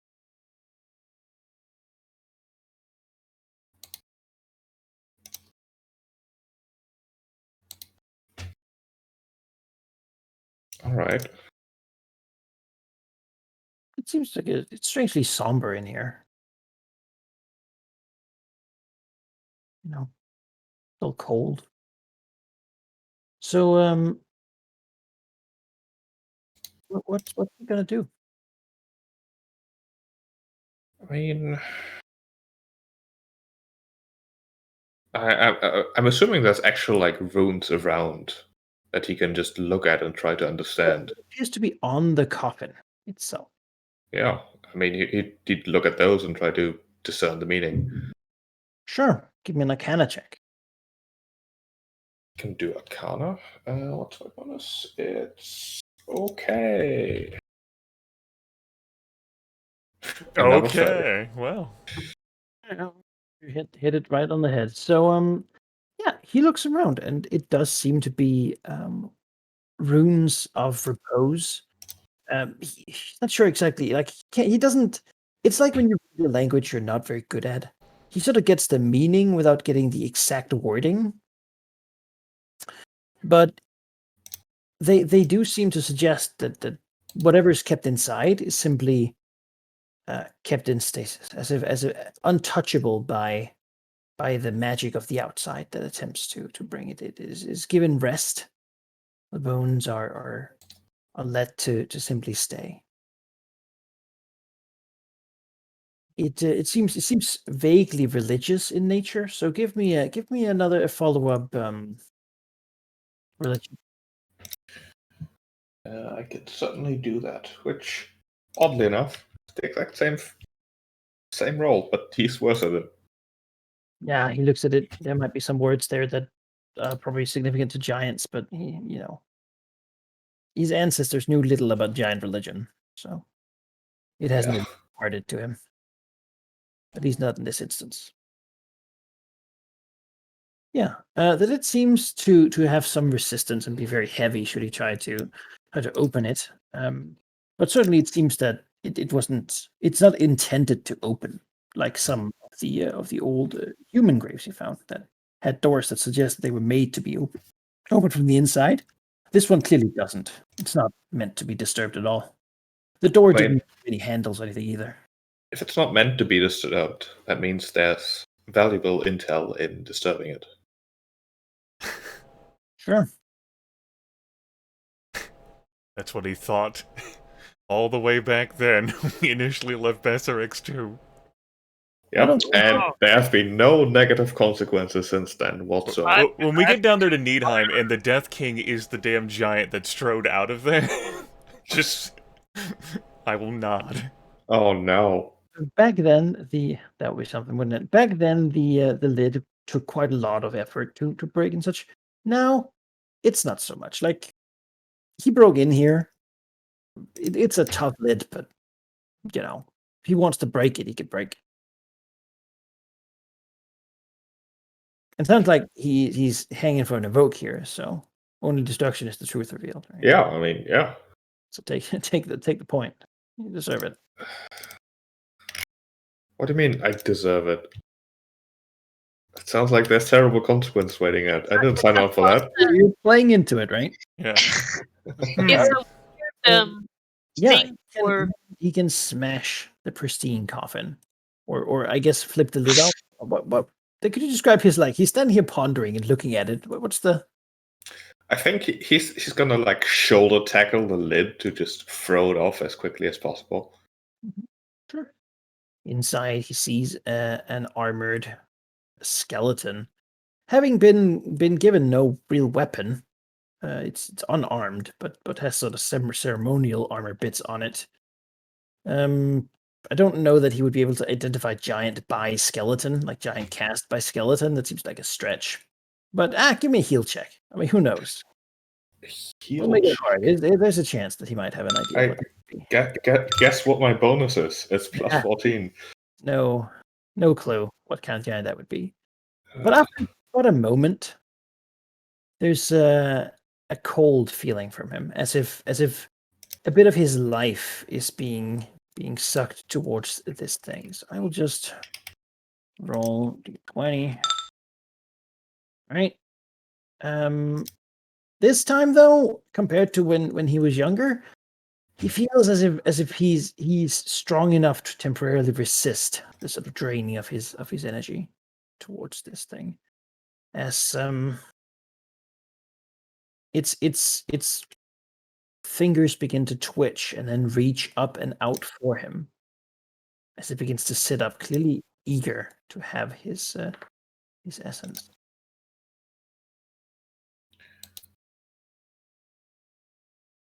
And try to get him.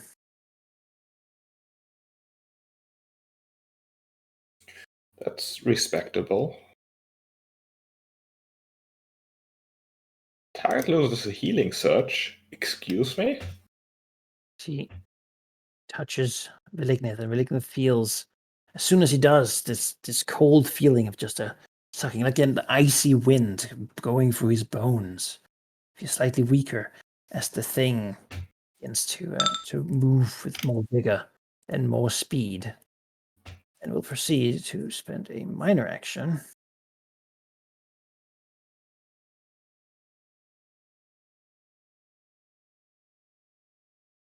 As he's now grabbed to also try to further drain him. Where is grabbed? There's no grabbed. Just restrained. As the hand that upon him is almost frozen to his scales, as it then begins to draw him back into the coffin with it, to just put him in there and escape itself.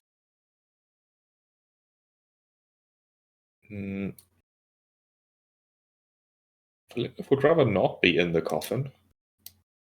Yeah, well, I mean, it's your turn. He is just going to use his boots of bootiness. His what are they called?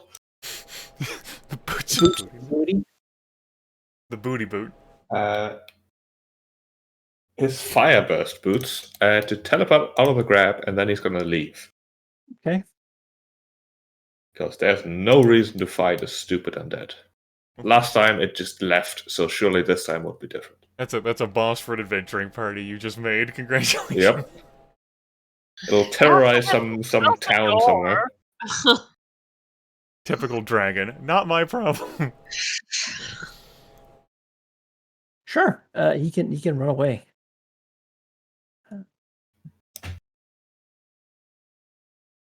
And so the thing actually is surprisingly fast. It's speed of 7. As it will I mean, I hope it can't fly. move out to the tomb, and then sort of stand there for a moment before beginning to walk or climb rather expertly, actually, across the mountains, really towards the valley. Valigna would actually like to follow this thing, see I was where it gonna goes. say, we need to. Sure, it's going to take a while because it doesn't fly, so Oh, I mean, that's fine. quite a bit. On the way through the valley, you'll see that as soon as it gets close to a couple of smaller like bones of things, it will just sort of gesture towards them, and some of that energy it stole from him will instead enter those things that will then animate and begin following it. I remember that scene when the damn undead giant climbed out of the valley being followed by...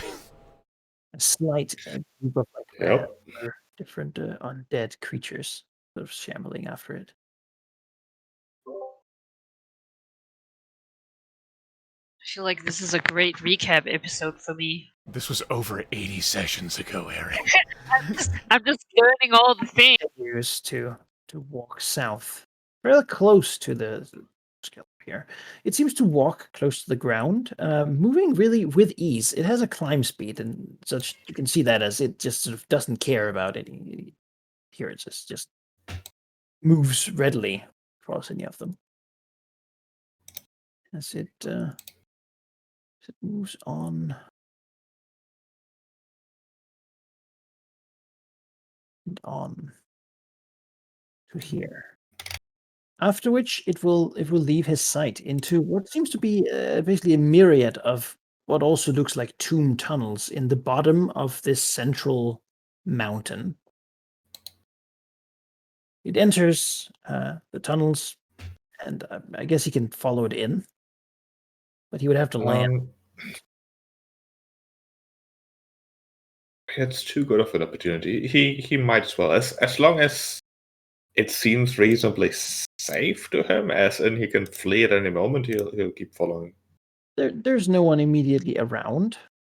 Nor does the thing seem. It seems as if he stays. If he stays a certain distance, it seems to not care about him at all.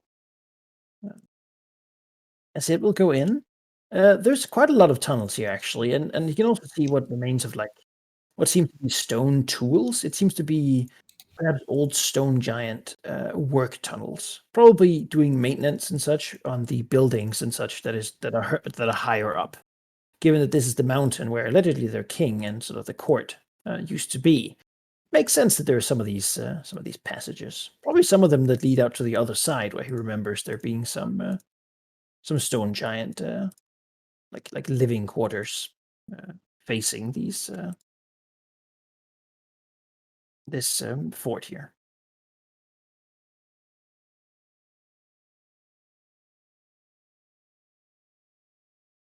It continues in, and until it gets to what is seemingly a long, narrow shaft. It appears to be just a vertical one, about 15 by 15 feet, which it will then expertly again begin to descend down.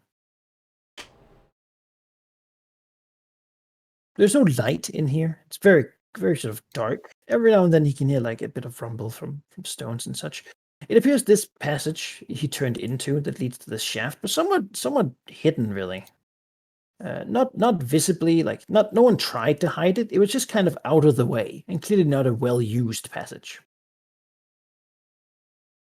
Like full of bits of rock and such debris that nobody had cared to remove. Following further down, he will begin to move through a sort of almost like a pipe or a long, narrow vent or some such, going deeper and deeper into the earth. It could be that this used to be some sort of mining ore vein. In that case, they mined just the ore and none of the rock. Though who knows what stone giants are capable of doing. Following it down, he will see multiple offshoot areas where narrow caves go into what appear to be caverns full of purple crystals, like amethyst crystals, basically, as if it's the insides of geodes. That's fancy. Yeah. No one appears there. They appear pretty pristine and sort of unkept. Though around sometimes he can see inside the amethyst is a carved simple runes in giant. Whatever their meaning is lost to him, though, as he doesn't speak giant. Don't appear to be magical, just appear to be. Who knows why they write in the amethyst.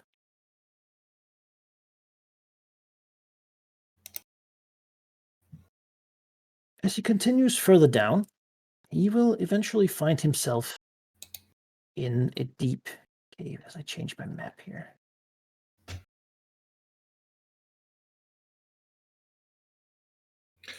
I feel like I'm going off on a tangent that has nothing to do with this lich.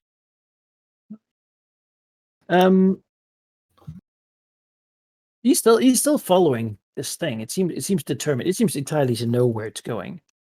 He will get to a big sort of rounded cave area where there isn't much. Again, it's a natural cave, definitely. And it sort of breaks down a bit further into a carved cave, a tunnel, carved to be just simple. There's no ornamentation, no grand anything, no tiles, just bare stone.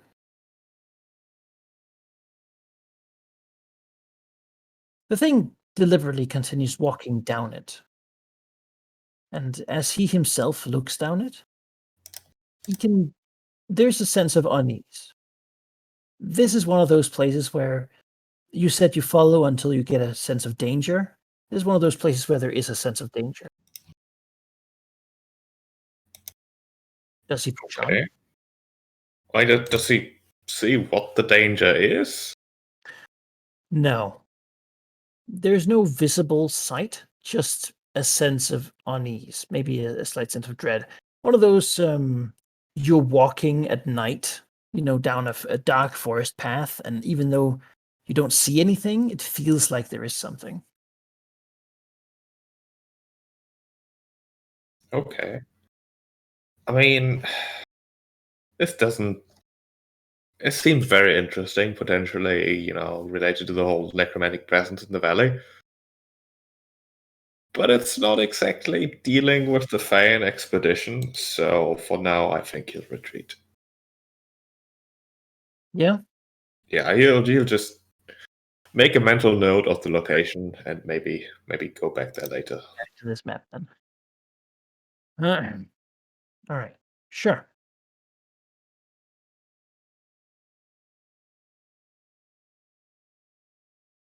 Yeah, it's quite a trip back out, and maybe feels a bit strange if you actually breathe some fresh air again. But he at least got a chance to follow a thing that he didn't know where it went before in the past.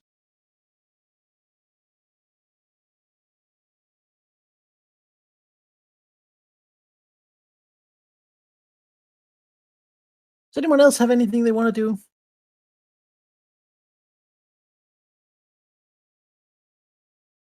Not right now. Kind of went Yeah. into the campaign world to actually move a bit before I did anything. Yeah, I know, right? All right.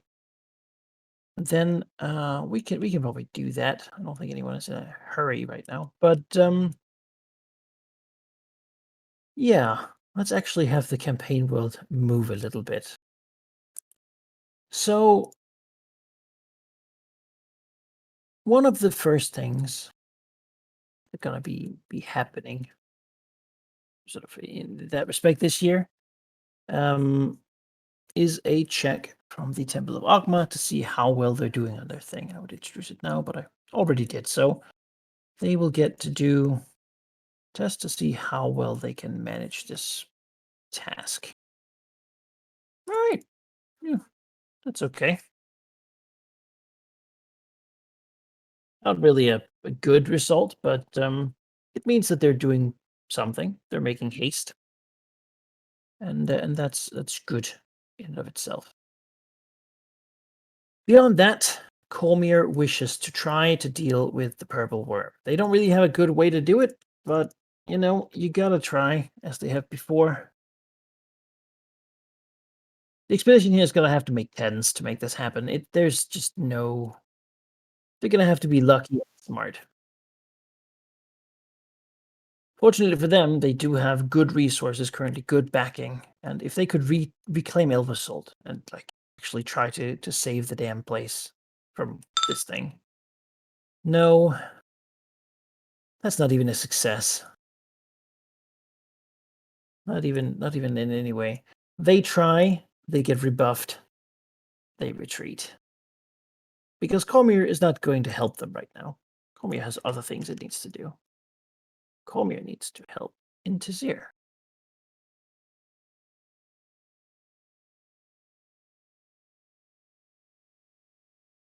The Cult of the Dragon have tried to fight the Harpers, and they have not been doing well. They will move, if allowed, to the Dragonfane.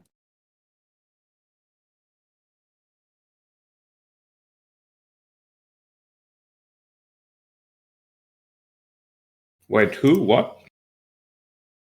The Cult of the Dragon have been trying to deal with the Harpers, but have not been successful. And so they will extract from Westgate. They give that up. Their leaders there are dead. They don't care about that anymore. And they will try to move their faction to the Dragonfane. Oh, yeah, that's fine. I just heard Harpers want to move to the Dragonfane and was very confused. Oh no, they don't want to do that. All right, they will arrive. Various people, a lot of exchange since you last met them.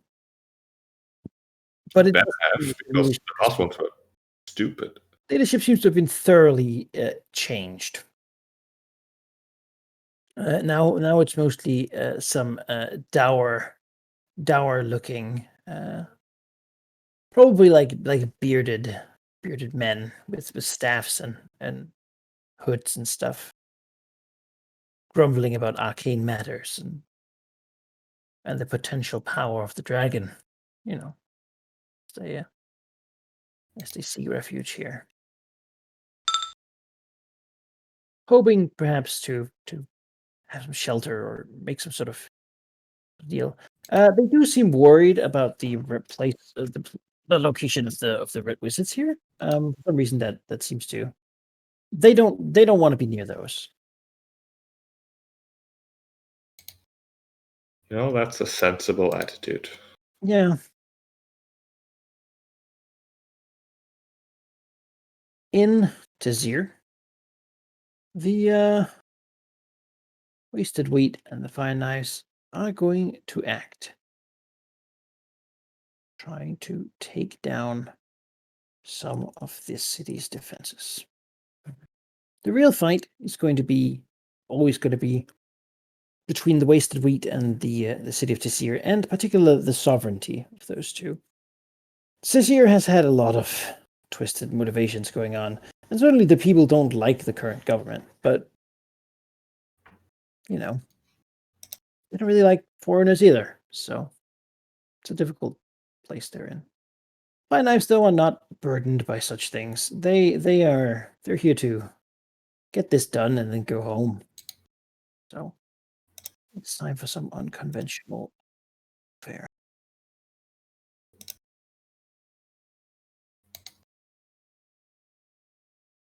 Which they will try to do. Okay. That's a success. Against the might and sovereignty of Tazir. Who stops them? Alright. And the wasted wheat wishes to do their protesting, their influencing.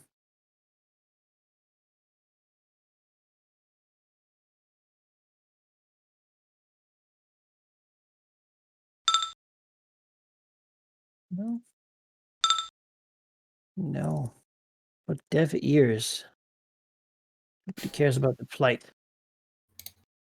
Well, I mean, that's sad for them. They'll have to try to throw in new resources. Yes, apparently that's okay. Should even have more dice for that, but oh, okay. People of Tazir just point outside, like, the walls at, like, the Red Banner host that's gathered. Like, we have problems already. Bigger issues. We do not want to lose the superpower who's supporting us. Yeah. It's a hard sell, isn't it? No.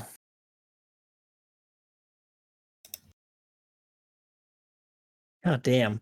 No. Yep, the fine I've tried again as well. But at this point, it's like, you got to stop at some point or dragon's going to eat you. That's what they say. Push yourself 100% unless you think you can win. There's protests going on, basically. A couple of rowdy fire knives are arrested for some sort of plot to hurt a harbor master, which of course is then used to blame the wasted weed and to tell them that that the whole thing, they're all here to make trouble and such. Little progress is made, and Cormier is made to look like a bit of a fool for investing in them. Same time, the purple worm is rebuffed. Then again, none of these problems have anything to do with dragons.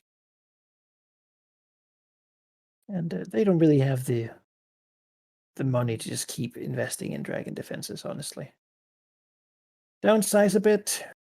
Dragons are problematic at the moment, but no actions are going to be taken against the dragons at this time. The Comia has bigger issues. Because they work in human lifespan. That is an issue.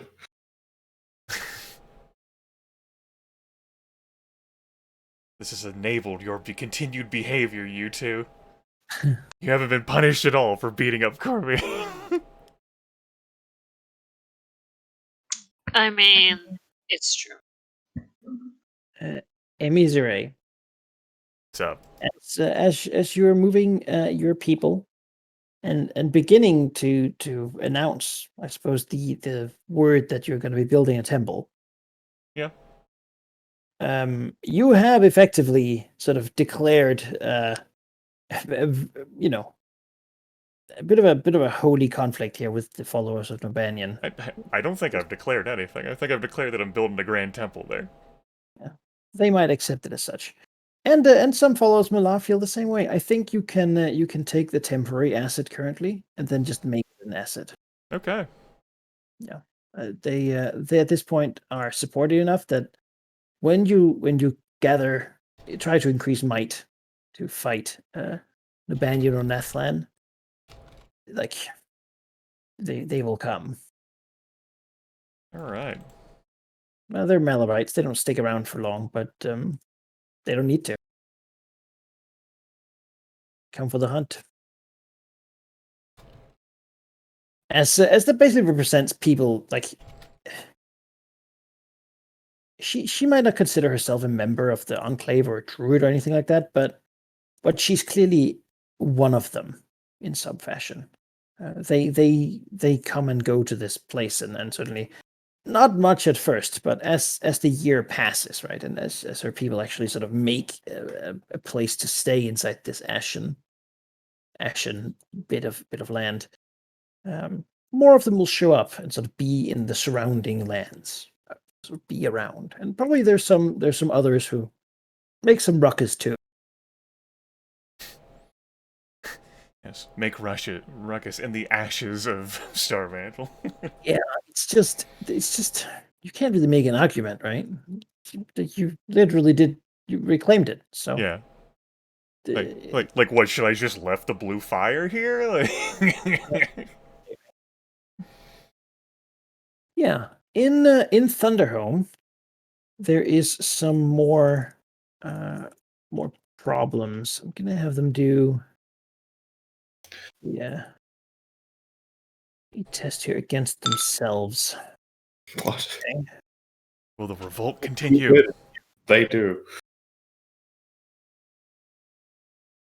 Food riots spring up in Thunderhome. Put these people on the boot. Policing. Yeah, okay. Yeah, there's word of some heavy-handedness from some of the higher nobles in Thunderhome as they first people apparently choosing to send a lot of the dissidents down to the ancient hold to rebuild it. That seems like a good use of them. And it clears up space in Thunderhome proper. Beyond that, they're busy restoring the ancient hold, which they will also have to try to do. They're sending their criminals to down under. Where have I heard that before?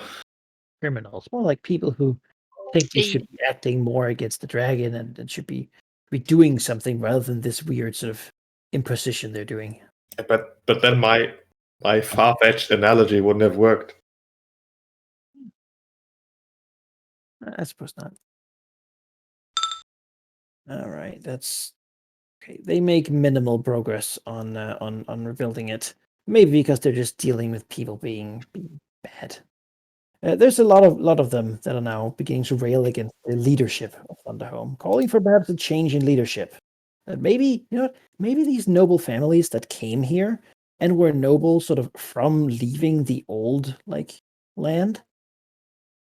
Maybe just because you were noble back then doesn't mean that you should be one now. Maybe they need to tear down this decadent, grumbling Longbeard society and actually, because they're doing all the work and this is not working out right now. Time for revolution. Oh my god, dwarven communism? Yeah, well, that might be going a bit far, but Yeah, it no, yeah, it's gonna happen exactly the same. They're gonna put their butts on their thrones. That's what's gonna happen.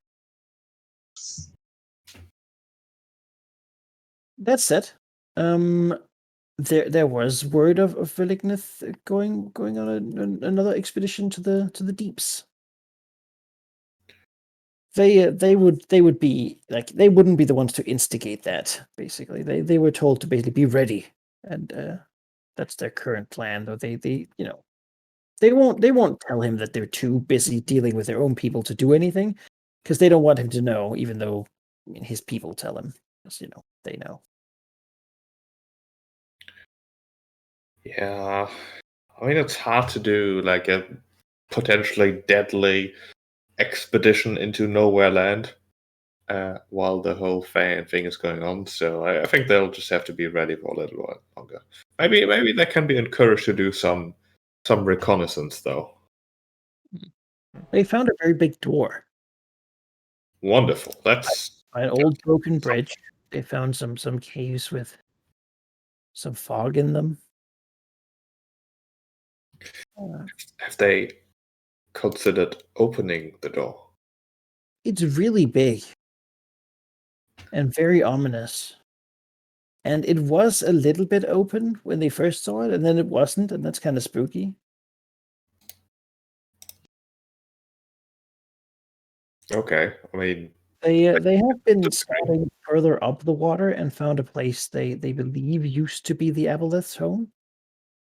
It appears to be an old facility, giant-sized, perhaps used to control various water flows in the caves down here. okay. They haven't investigated it. It seems dangerous. There's more of the ghoul things and such. They don't want to spread themselves too thin, but looking around, they certainly do want to do.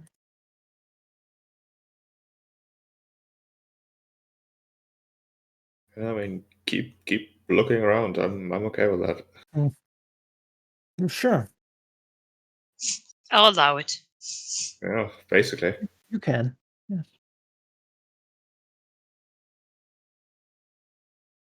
Yeah, and that's generally the current going ons. There's a little more conflict. The cult of Seric pushes the Church of Bane a little bit, but none of them really make any particular headway.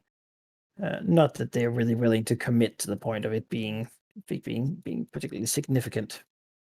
No one in Westgate is really willing or ready to feel like they want to jump on that conflict. I feel like it's sort of a group pressure. Like everyone in Westgate is like, no, let's take a break. So if two people are like squaring up, the rest of them are like, yeah, you want to bear yourself? Yeah. Want to weaken yourself to the point where everyone else will just kill you and take Yeah, the step. exactly. It's like, yeah, I mean, do it. I dare you. It is, it is sort of the reason that things are mostly quiet right now. 'Cause Yeah. You Well, the could hunt. just go ham on someone, and you probably doom them, but also you. Oh yeah. Alright, I'll take action now. All right.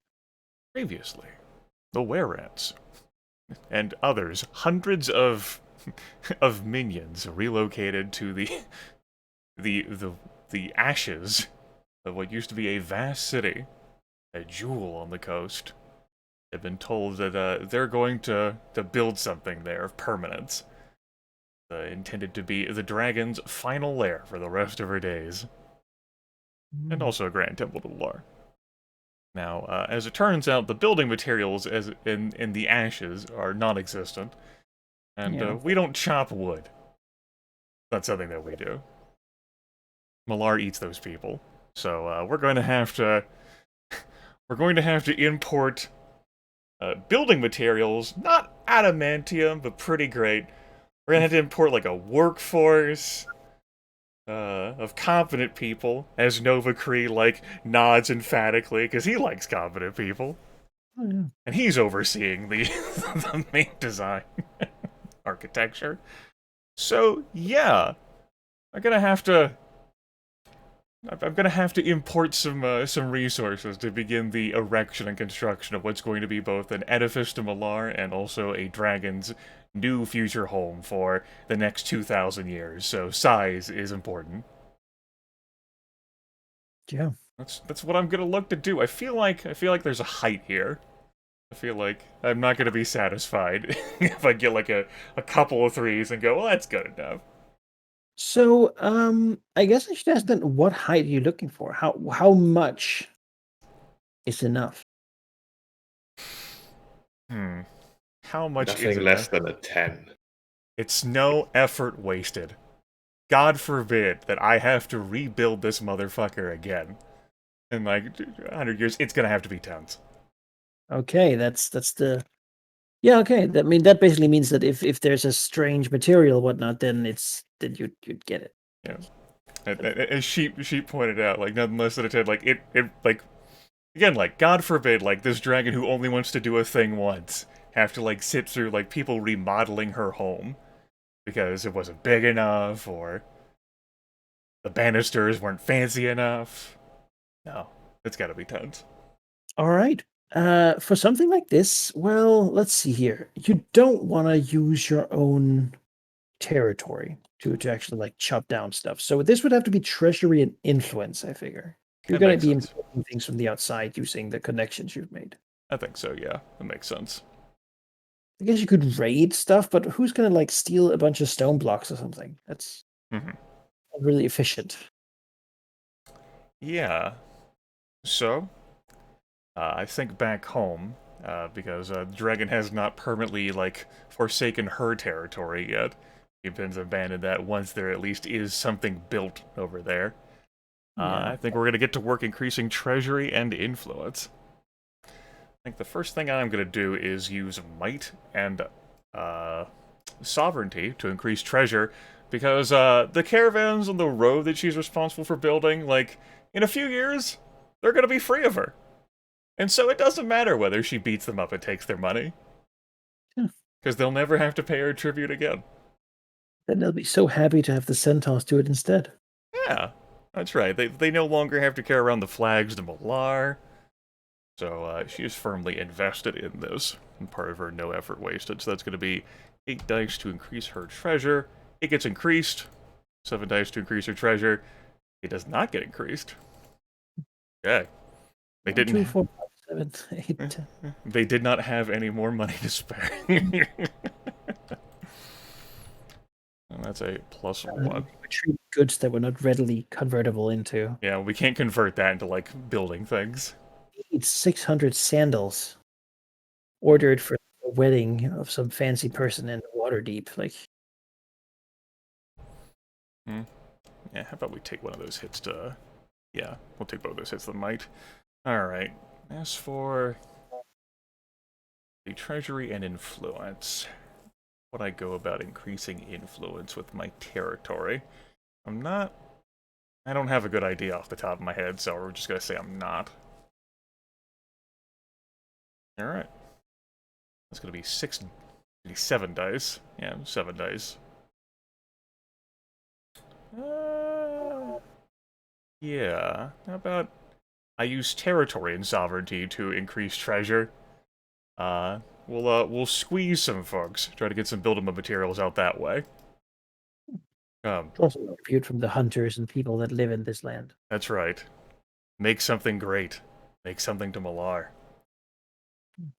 Build. Yeah. Territory and sovereignty. That's what I'm doing. That gets done.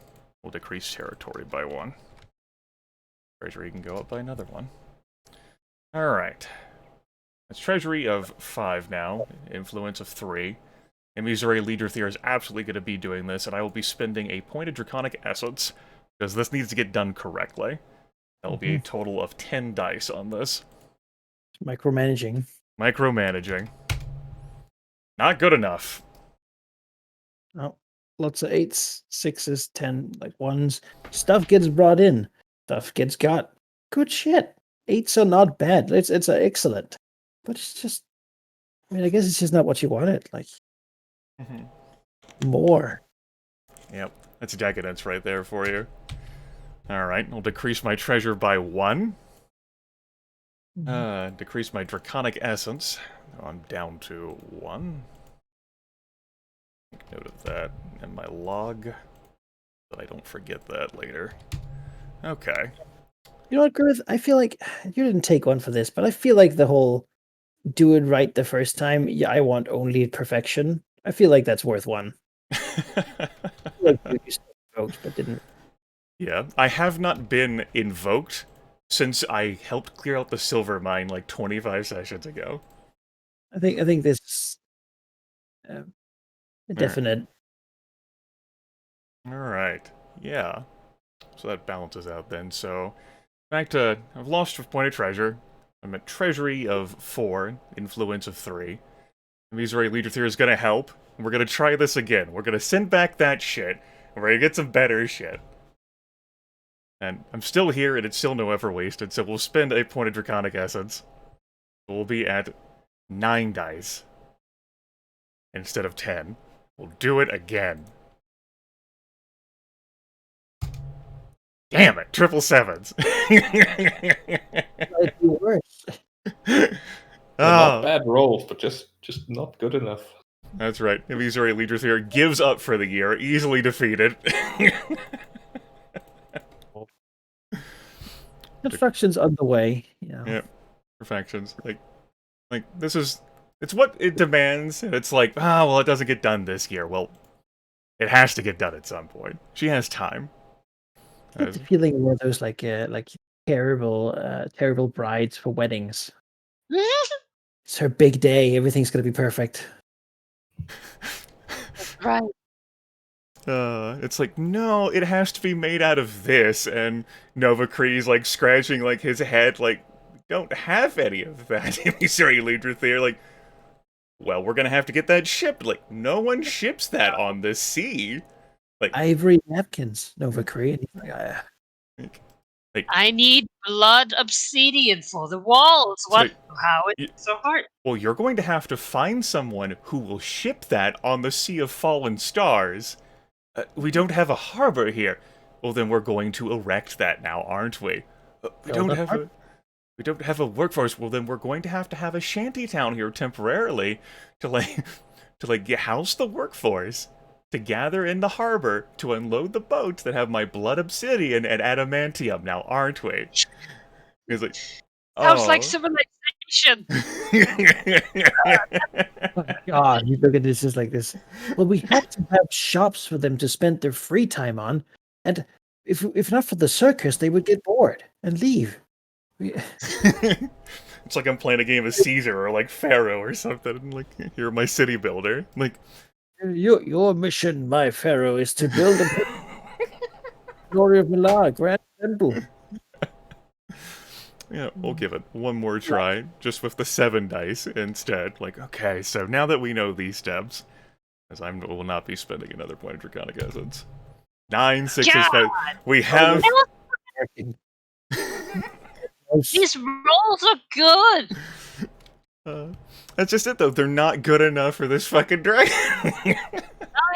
No, yeah. I'm just saying, like these.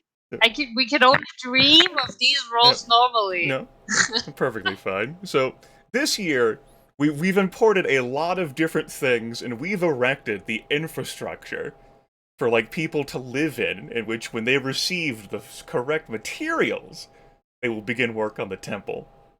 Mm. But there's been no work done on the temple itself because nothing's good enough. Mm-hmm. And people are looking at like their silvered, like lined, like walls that they're living in right now. Their temporary housing.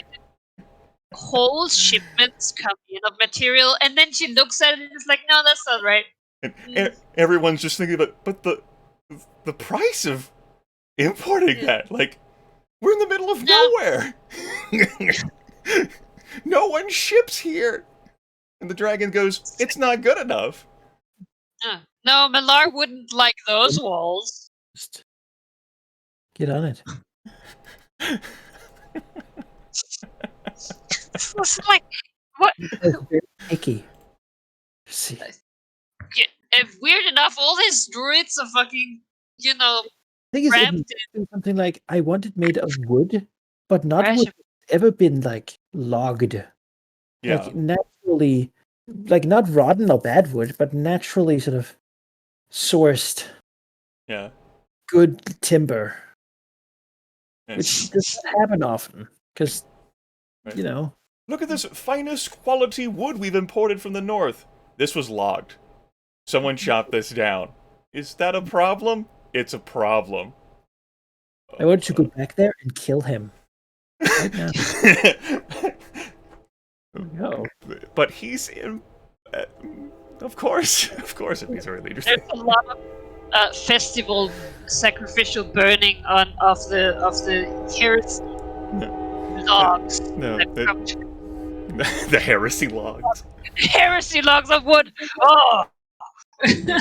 So leave it to this fucking fickle dragon to exhibit like that behavior of draconic nature, where it's not good enough for me, and no one else can possibly understand why it isn't good enough. You know, given that it's Malar, it might end up being something like he needs like a particular type of wood that can only have been felled by like natural lightning strikes or something like that. Because Malar is one of the pantheons in the pantheon of fury, so he is sort of closely aligned with Umberly and Tilos. Yeah. So like storm driftwood maybe and like natural like lightning storms have felled a tree and then Do you As not someone understand what I'm gonna? that shit is not often very hard.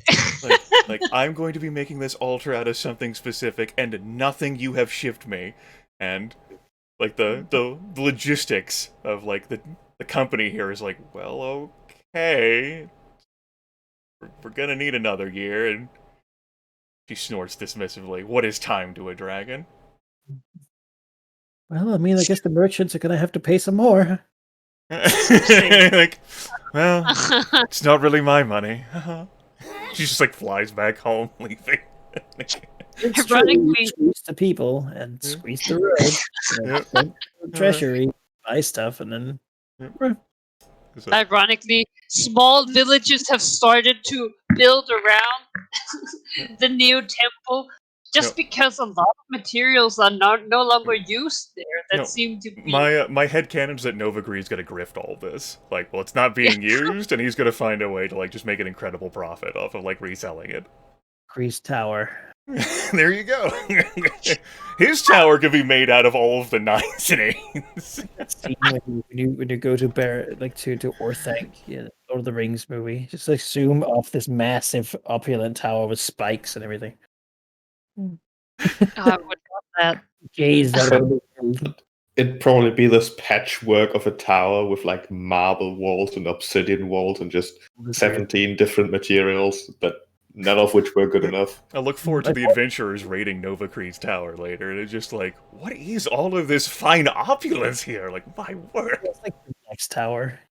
Like a DLC add-on. Like digging in Rome. It's just history upon history upon history, but really it's just things that have been removed and brutally placed on top of each other. Yes, the finest glass blowers made all of the furniture you've seen in this room. What is it doing here? What is it not doing here? All right, I'm good. I've told a good story. Fucking priests of Malar. Oh shit. Yeah. The Snuggledell name, by the way, is just a placeholder. I'm changing it off of Where Ant Kevin, but I couldn't think of anything I was satisfied with, so I just named it Snuggledell. Yeah, I saw that and I was like, that does not sound very... Pleasant smile. Is it? Ah.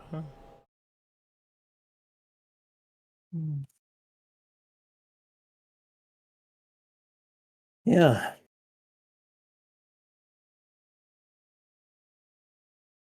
Sure.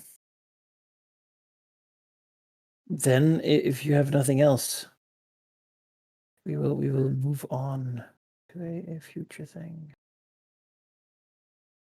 Let's go do this next session, but just because I feel like it's relevant.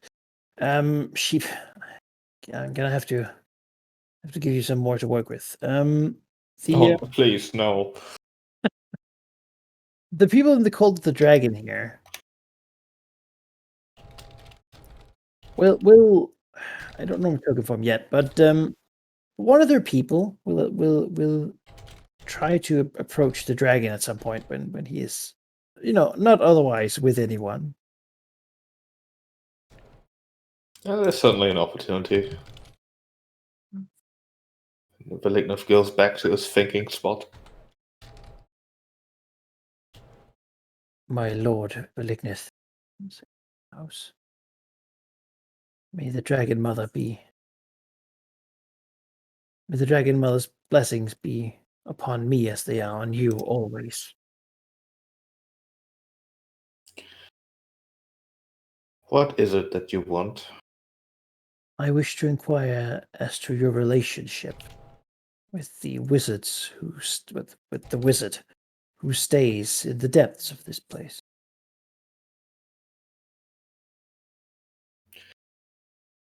I think we'll take like a look around to make sure he's not overheard. Before he says, "They are here out of necessity. I do not like their actions." Sort of hesitates for a moment and then just resigns himself to his fate and says, "We have in our midst we had made contact and have been working with people who initially were members of that organization but have since left.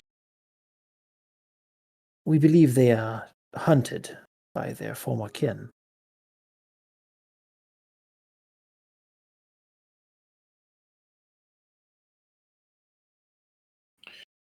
And what do you suggest?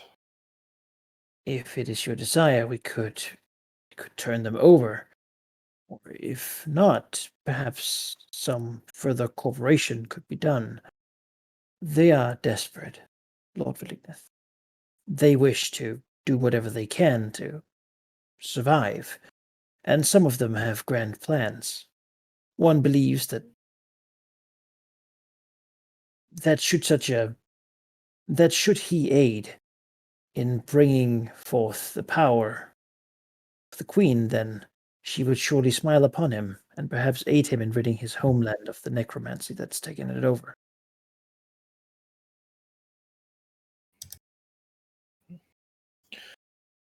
I think those ambitions are admirable. He bows.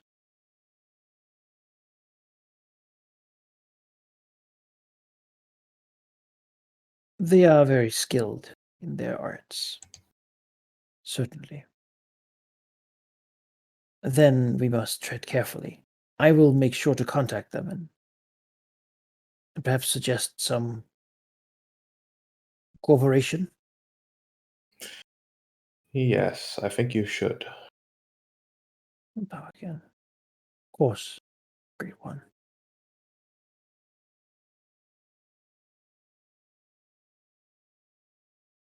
Then he will quickly take his leave to do just that.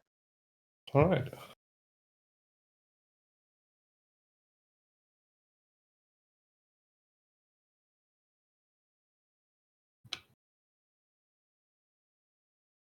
Will the Cult of the Dragon finally be useful for the first time in history?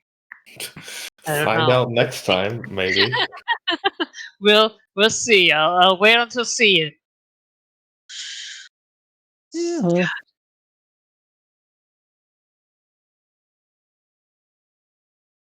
Crazy lunatics certainly are more useful when you're in control.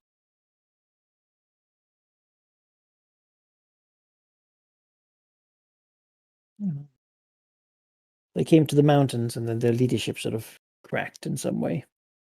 It is a bit of a theme at this point. True. Yeah, I think that's why we're gonna call it for tonight then. Alright, yeah, makes sense. Natural stopping point here at the end of the year. Things advanced a little bit. Most of the NPC factions were fairly unsuccessful, really. Didn't do much of anything, but that happens sometimes. It was greatly successful, but not enough. Some of us made some progress, and we have now a clock to recreate the giant's runes of a sort of enforced repose. Fun.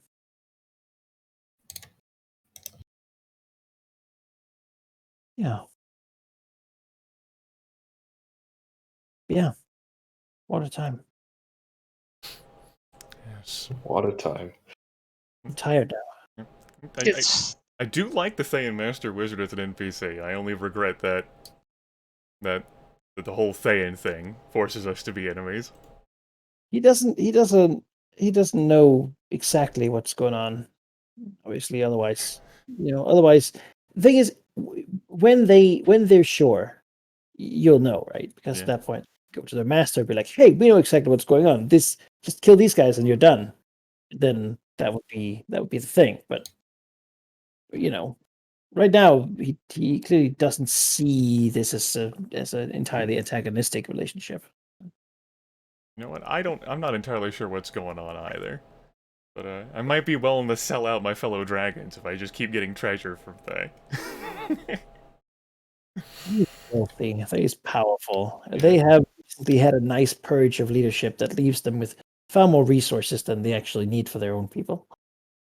So, Just this epic tier 200,000 gold statue just delivered straight to Valignus' face. Here you go. It's no wonder that everyone wants to like work together with Thay on this.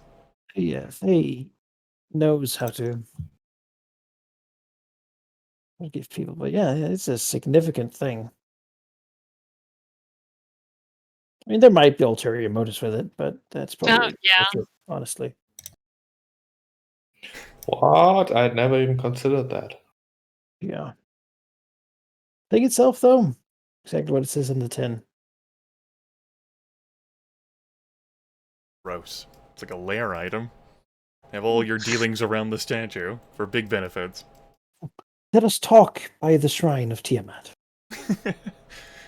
Just install it like in the center of the dragon fane so that all may admire it. I mean, but that wouldn't even seem weird, right? Like, he is a cleric of Tyr. Like, it wouldn't even be like, I mean, yeah, alright, it's inside and everything, but it's like, no, yeah, talk about the shrine of Tiamat. I mean, that seems sensible. That's why everyone's give their tribute anyway. Yeah. Yeah, while you're here giving the tribute, let's talk by the golden statue. Yeah. And scare you much more. Or reach you much better.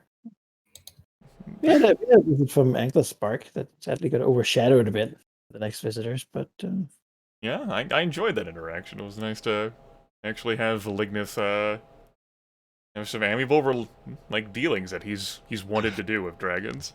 Yeah. And I can't derail that one. It's not Ophisterelix, it's a bit out of my reach. he's kind of your neighbor now.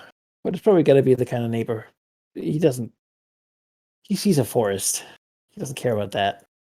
You see some like drab mountains, and you don't care about that. Yeah. As long as your party isn't so loud that you can hear it, it's probably fine. Dragons neighbor each other all the time. We agree that we'll just never interact with one another. I don't know. What if you were the heir to the same throne, though? Well, I wouldn't be, because I'm not a blue dragon. Well, I mean, surely a green dragon owned it sometime in history.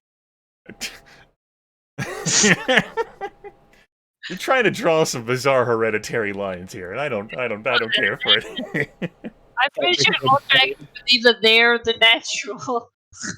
Like, oh no, it's me who is the natural leader of this place. No. Like, oh, okay. Yeah. In Comir that all these black dragons keep trying to say that they rule it, but really none of them are even close in any way, shape, or form. So. I like Valignus continuing to pursue his method of learning by, I saw what the first tomb did with these runes on it. Will that happen again? Because you need that sample size, you know? That's right. Exactly, yeah. It's 900, otherwise it's too little. And where was it leading you? To the source of the necrotic presence in the valley? To Nidheim? To the other giant that climbed out of the Serpent Valley and walked away? I mean, to my mind, you should go back and grab the fucking coffin it went out of. Yeah, You the lid that you pushed away. He swore that he would destroy anything and everything the giants ever made. So It's true, he did make that vow. that by searching all of it. I mean, he didn't specify that he has to do it immediately upon spotting it. And yet, somehow, he keeps doing it. It made the whole thing with Victus a little bit complicated. It did. And he doesn't complicate I mean, it's nothing personal. He doesn't like complicated. It's nothing. When the dragon tells you it's nothing personal. It's just business. I mean, anything the giants made in the past, so you can just build new things that don't look like they were made by giants, so that's fine. Meanwhile, Then again, this tower here is also ruined. It doesn't have a ceiling. So it's more like a fort. I'm glad you two worked on the storyline threads that are actually significant to us, because I accomplished all of nothing pertaining to the main plot line and tried to play City Builder.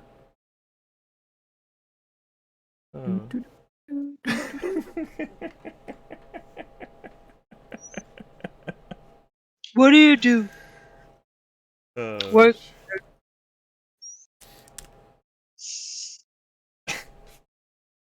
Fucking inscrutable green dragon. Demanding the finest. God. I'm just trying to imagine like how difficult it is to get things shipped to this spot to begin with. People like Star Mantle? You mean the horrible death place where that expedition from Comia completely got devoured by living obsidian? Like, you have to first convince people to make that trip. Oh, that's Yeah, it's fine. A dragon lives there now. What? trusted. We're going to build a grand temple to Valar. Excuse me?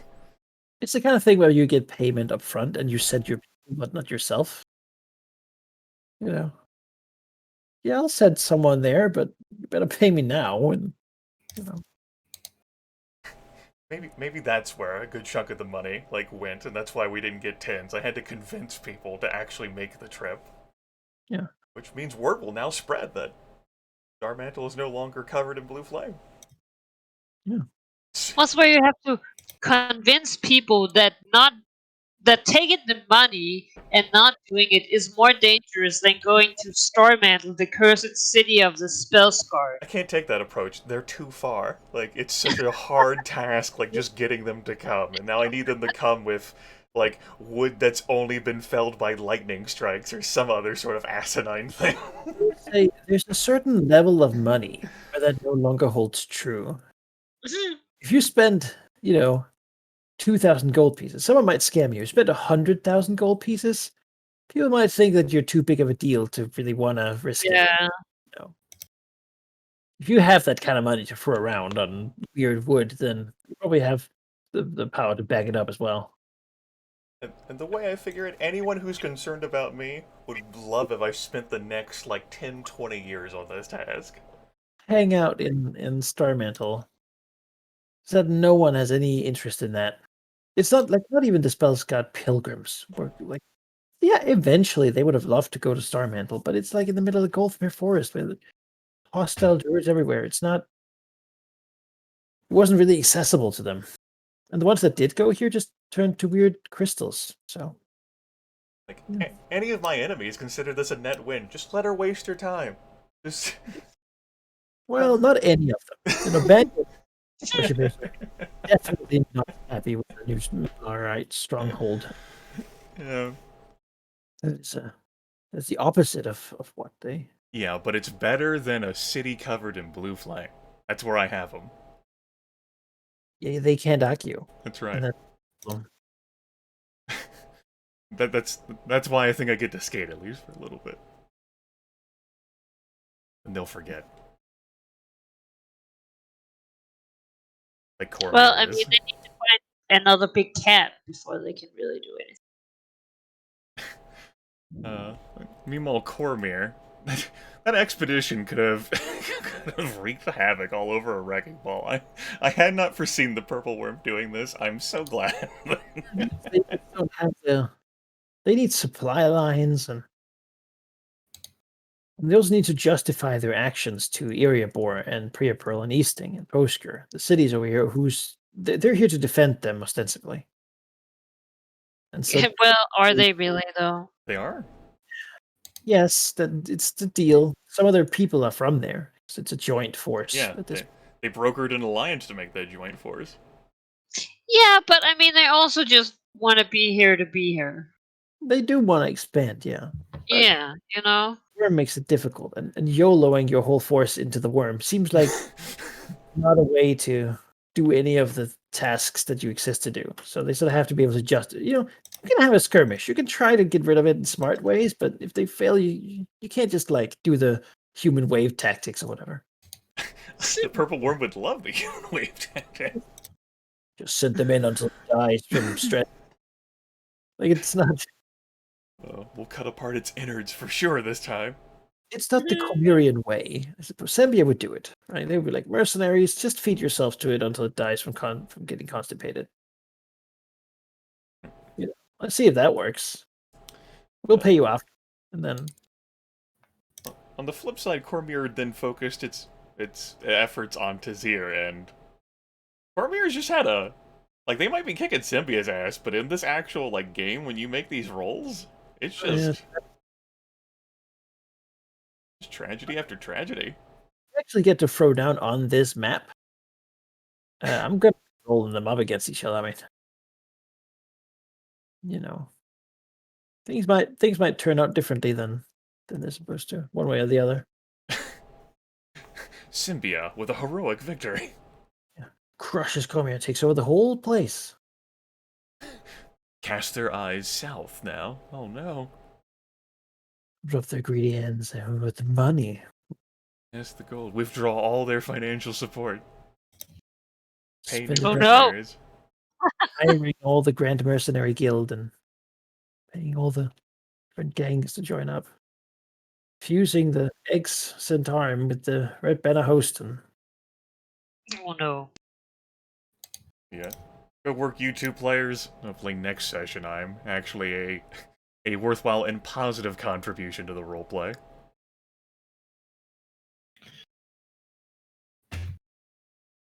It happens. It should not. Well, unlike the amazing beasts we are playing, we are but human, sadly. Excuse you? How dare you? How dare you assume my species? Oh, sorry. I mean, I didn't want to reveal your secret identity, so. As a human. Human person. Now I am offended for realsies.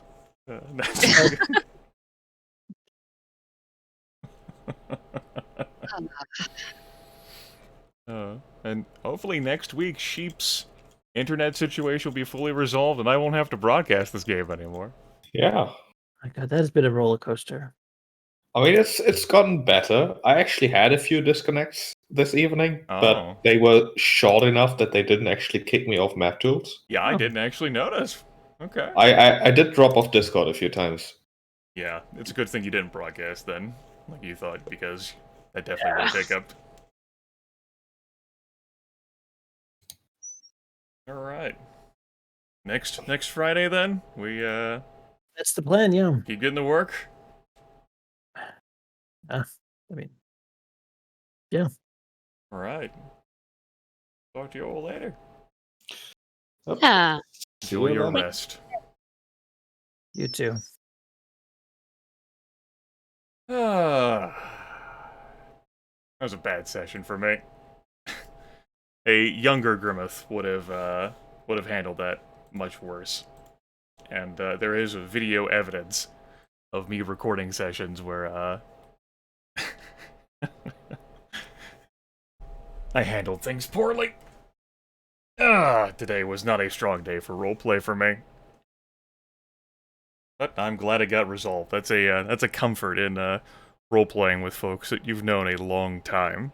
In the case of Sheep and Manikai, I've been role-playing with Manikai since late 2012, and Sheep we did the Summer of Fun. I think that was 2013 that had happened.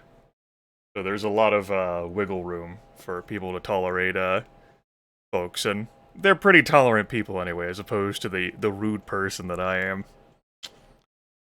I think the biggest takeaway is that I'm just disappointed in myself and how I handled that situation. Yeah, there is an earlier version of me, a younger version, where I wouldn't have handled talking that through so well. Where I just would have kept quiet about that instead of bringing it up. Or if I brought it up, it would have been in a more toxic way. And the fault was with me there, and certainly not with anything that that Sheep did. Speaking of Sheep, though, hopefully he is able to broadcast this. I've handled 3 broadcasts of this game in a row. I don't really enjoy live broadcasting role-playing games, because I really like to focus on the roleplay. That's been true for as long as I've been sharing this gameplay. Try to focus on that. I think it's my responsibility as someone at the table. Well, hopefully I never grow anymore. I'm trying to shrink. I need more shrinking opportunities. I don't need to evolve. I hate learning.